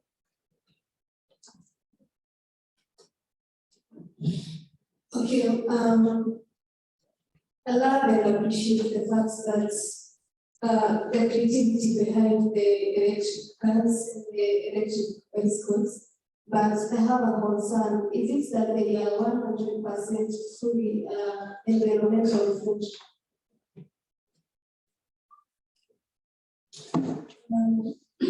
Mine is a proposal in the motor vehicle industry. Apart from having electric vehicles, we can also have other vehicles that are being powered by nuclear energy. As much as nuclear energy can be harmful to exposed to people, I think we are in a generation where we invite people. We can do researches on how the nuclear energy in the motor vehicles, even when the vehicles are exposed to accidents, the energy there will not be exposed to people. And nuclear energy is very, very, very strong. Yeah. Okay. Let's give the delegates to pick the questions. So yeah, I will go to start to answer the infrastructure. But I think the strategies that Salvation will have to is to ensure that we have the right policies. What do we mean by the right policies? A good example is when we have a policy that we say every institution, I mean business institution, education institution, should have renewable energy and environmental board. This will ensure that such actions or such ideas are incorporated in the boardroom. Let's say we can say we should have an energy audit every year. So the institution will be forced to hire energy experts, environmental experts, so that they can carry out their activities. So with the right policies in the country, I think we are going on. I think it's only, if I'm not wrong, it's difficult and Strathmore which has an energy research centers. Yeah. So I think with more policies on board, we'll have more experts and these actions will be calculated. Then I will let others answer the other questions. Okay, I also touched on infrastructure, not just talked about spiritual, because we are having modern technologies that are coming up today, but they are like ancient structures. For instance, the SDM itself looks more of, we expected to have an electric train, but what they brought us was diesel, something used in renewable energy, sorry to say. But so, what brought us here? The medicine in our country, first, the governance in our country. We are at higher consequences because the people in those boardrooms, those people who are making decisions, they look at the whole game. What are they going to gain after this project is done? If this project is worth 350 billion, then these guys should be at least be taking home around 100 billion. So we need to eradicate this mentality first. And the next thing is, in these boardrooms, let us have experts, people who have experience, let us fetch ideas, let us pitch these proposals to the people and ask for ideas and contributions of other individuals towards achieving these goals. The other question was transition. How should we ensure 100% transition? Well, projections, as we say, we started with Vision 2030, but there are things that are not going to be by 2030. We are now having net zero by 2050. We are likely not to meet all the challenges that are facing by 2050, but what we need to do is gradually walk that path with our innovative ideas. Like for instance, there is a very big gap in something called large energy storage. These batteries. We need to have large energy storages that can take and store energy for some time, not only around 3 or 4 hours, but something that can go up to 10 or 12 or 15 hours. The Americans are doing it. We are having these people innovating, bring out innovations of the use of iron. They're using iron to store energy. Let us also think in that line and come up with things that are going to necessitate us going into the future. And environmental, let me just pass the mic to. Okay.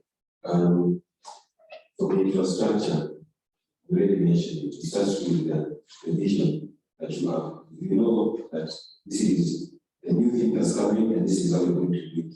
Then you will start thinking about what needs to be done. The other thing is the knowledge around the infrastructure. And knowledge is all about like proper research. Okay, so we need to research. For example, if you're going to set up charging infrastructure across the country, there needs to be proper research to know which are the strategic points. So that even the person comes and says, I have the money, I have the technology, I should like this charging station. You really can tell them how to do it. So there needs to be proper research. And then there's a policy. If every building has solar panels on top, then it's much easier now to bring independent charging infrastructure. Now, you know, anywhere in the town, anywhere in the city, I know I can get, I can tap into renewable energy, good energy for my project. The transition is true. It's very hard to eliminate all other modes of all other sources of power, which is not, but we can reduce the use and reapply it. For example, if something needs to use coal, focusing on the large industries, those industries can't survive if they don't use it. It's true, but then for them, you can limit it to only that, not everyone. For the rest, use wind, use hydro, use solar energy. That means we're able to mitigate and reduce on using this energy or this power that's detrimental to the environment. And the energy mix, okay? That's where Kenya is with. We're able to provide you plan, hydro, solar, wind, so that the whole country is covered by more than 80% renewable energy. That's now for our neighbors, that's what they should be trying to channel or replicate. And if they are unable to do it, to partner with us. That's the other thing. Partnerships is important. It's one of the basic partnership, because I have a competence that you don't have, and you have a competence that I don't. So we need to work together to achieve it. Even young people start. I have the model, I can draw a good design, and I don't have the art space. You can come to me with the art space, but let's do this. Okay, so let's start for the delegates. This next set of delegates for smart agriculture, I really like you guys to be fast. Sana. Ndio tumalize haraka, tunatakiwa kachai na kama kuelewa ukitaka. So I'm going to call my son Ole Kuruma, if you are around. My son Ole Kuruma, and then also Alianda Kevin and Emma Juguna. So it's only one. So yeah, so tell us who you are, your fun facts, each university again, and motivation behind it. Hello, everyone. Hello, it's my son, Kuruna. Kuruna. Yes, I'm a postgraduate student last year with conservation biologist of Strathmore University. Fun fact about me, dance. Okay, so walk us through the position paper you have, the problem, and the transition back down to the solution.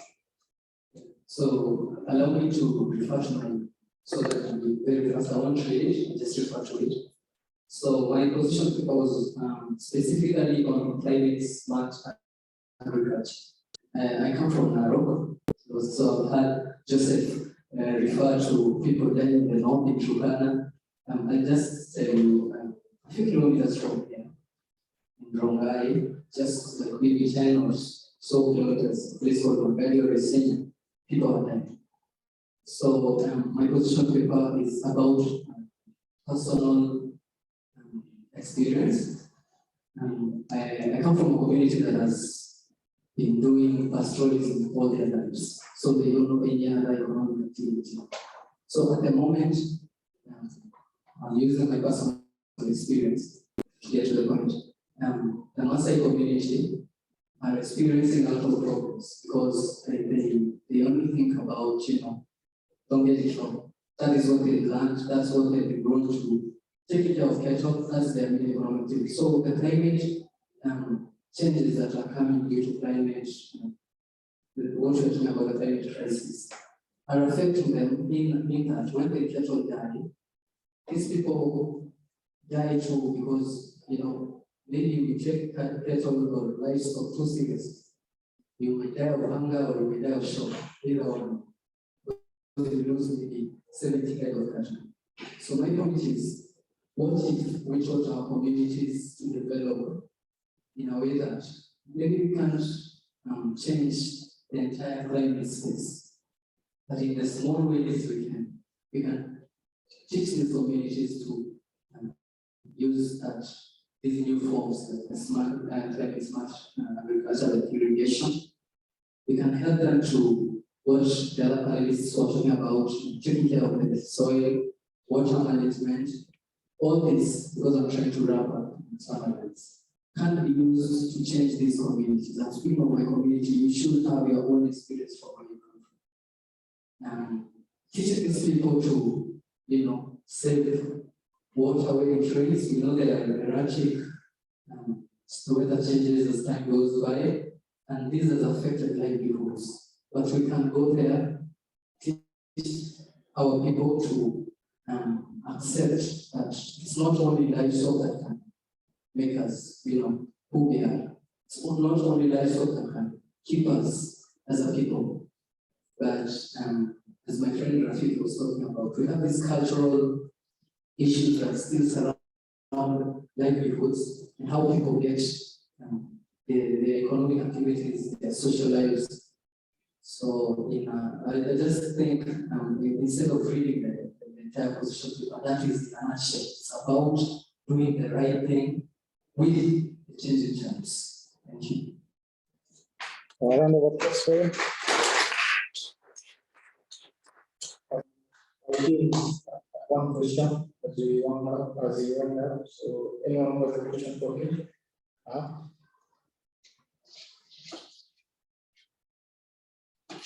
So you talked about smart agriculture.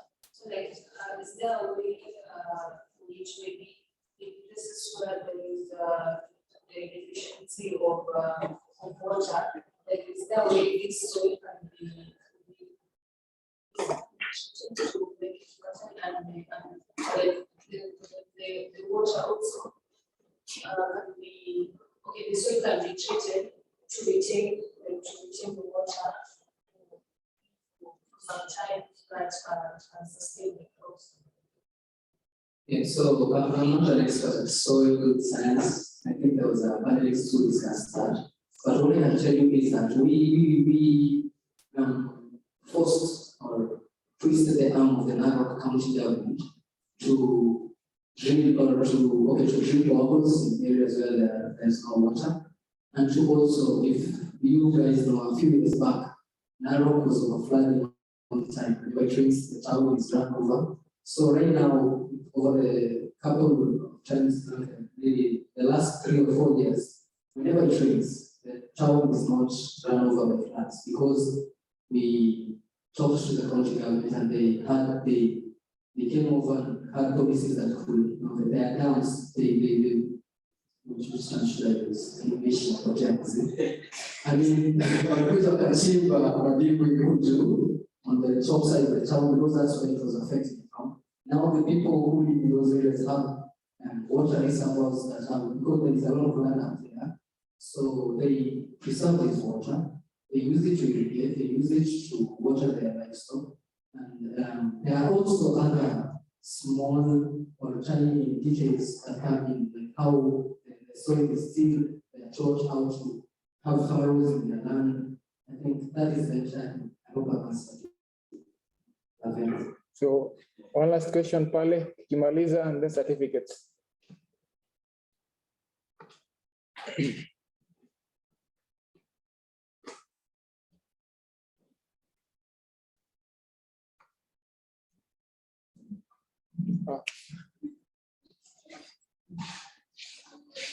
Hi, my name is Eva. I just don't trust myself to have brief whenever that's what I think.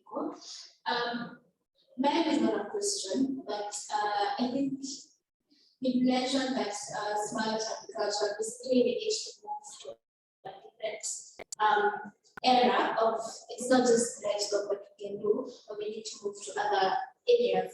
And there's a way, my topic was education. So then we have to move aside from just depending on rainfall to now, because only 3% of Kenya is under irrigation, yet there's so much land mass that cannot sustain just rainfall. So my question to you is, which wasn't my question, are you making it more, are you encouraging people to take up irrigation from sprinkler, drip? Yeah. Yeah, thank you, Eva. The fact that you say that good for people is good. So, to answer you, yes, but there are a lot of obstacles that would have been from my position paper, the problems that we are going through as we're trying to do all this, try to ask people to take up irrigation, because we might ask people to take up irrigation as a mitigation measure or a way to alleviate the problems we're going through. But at the end of the day, if there is no, we have stakeholders from both sides. Like who is going to do this, the setup for it and the irrigation setup in the farm. You know, there is a lot of technical stuff that goes to that. So if we don't have that, we can't just go to one side village and tell them, I'm talking about my community because that's what I can refer to, okay? So I hope I'm not biased. I can't go to a village in Marcella and tell people, I need irrigation. This is what you should do. But we're not giving these people the technical know how to do it. You're not teaching them how to do it. You're not telling them, this guy is good at that. He will fix all the pipes. He's going to drip irrigation. He's going to fix. So I think it's a process that we need to take.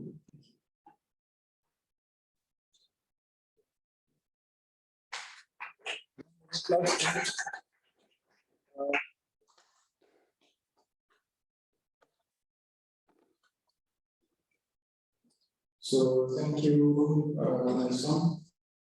And also remember when you go home that your task is an obligation to deliver. And that goes to approach the county government of Nairobi. It's not an easy task, but it takes a leader to do such kind of a task. So go back, plan out everything that you need, and then when we come back to IB's, SBS, KICC, Kenyan Climate Innovation Center, you're really ready. Thank you so much. So we have had one consistent participant virtually, and if you can hear us, you can enable your mic and say hi. Maybe you have something to add. Much appreciated from your end. That is Martin Ibroma. The floor is yours, if you can hear us.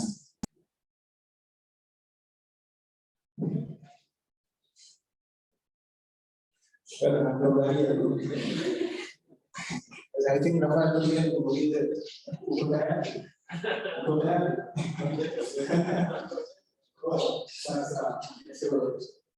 Martin, give us a word before we round up.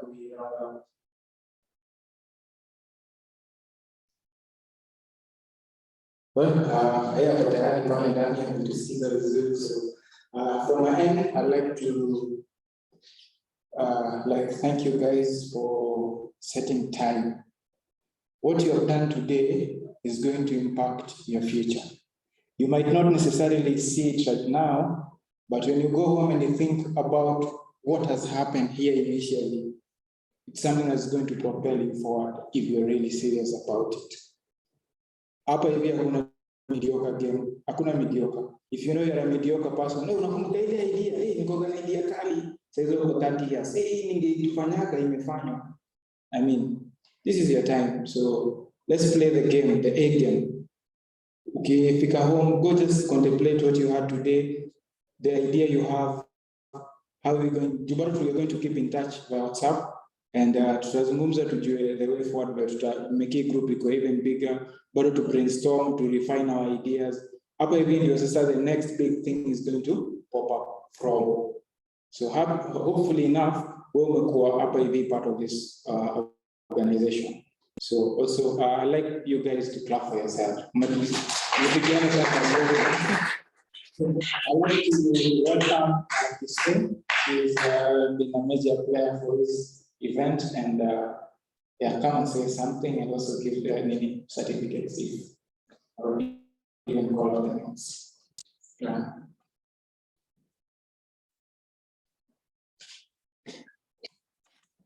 Hi, my name is Christine. As my colleague has stated, I am the representative from Strathmore, Kenyan. We're really delighted to have seen quite a good turnout. We're also really happy to have seen very serious people in this whole room. It was really refreshing being someone who's very pessimistic about the youth wanting to actually go out there and make a difference. So I'd like to ask you guys to give yourselves another round of applause.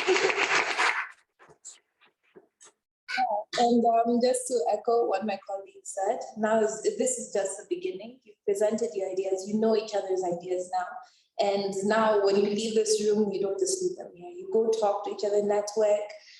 You might find out that you have compatible ideas with someone. And maybe even 2, 3, 4, 5 years down the line, you'll find that you're actually seeing, you're materializing what you want to do with policy and projects. And it's a very big thing that you're talking about. Don't just take your dreams lightly. Yeah, so I hope we're not feeling too tired as to go through the list. Okay, so the people that are getting their certificates are obviously all of you.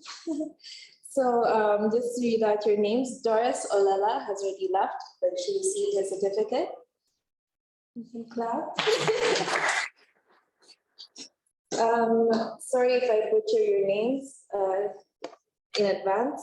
Cynthia Kiriakou.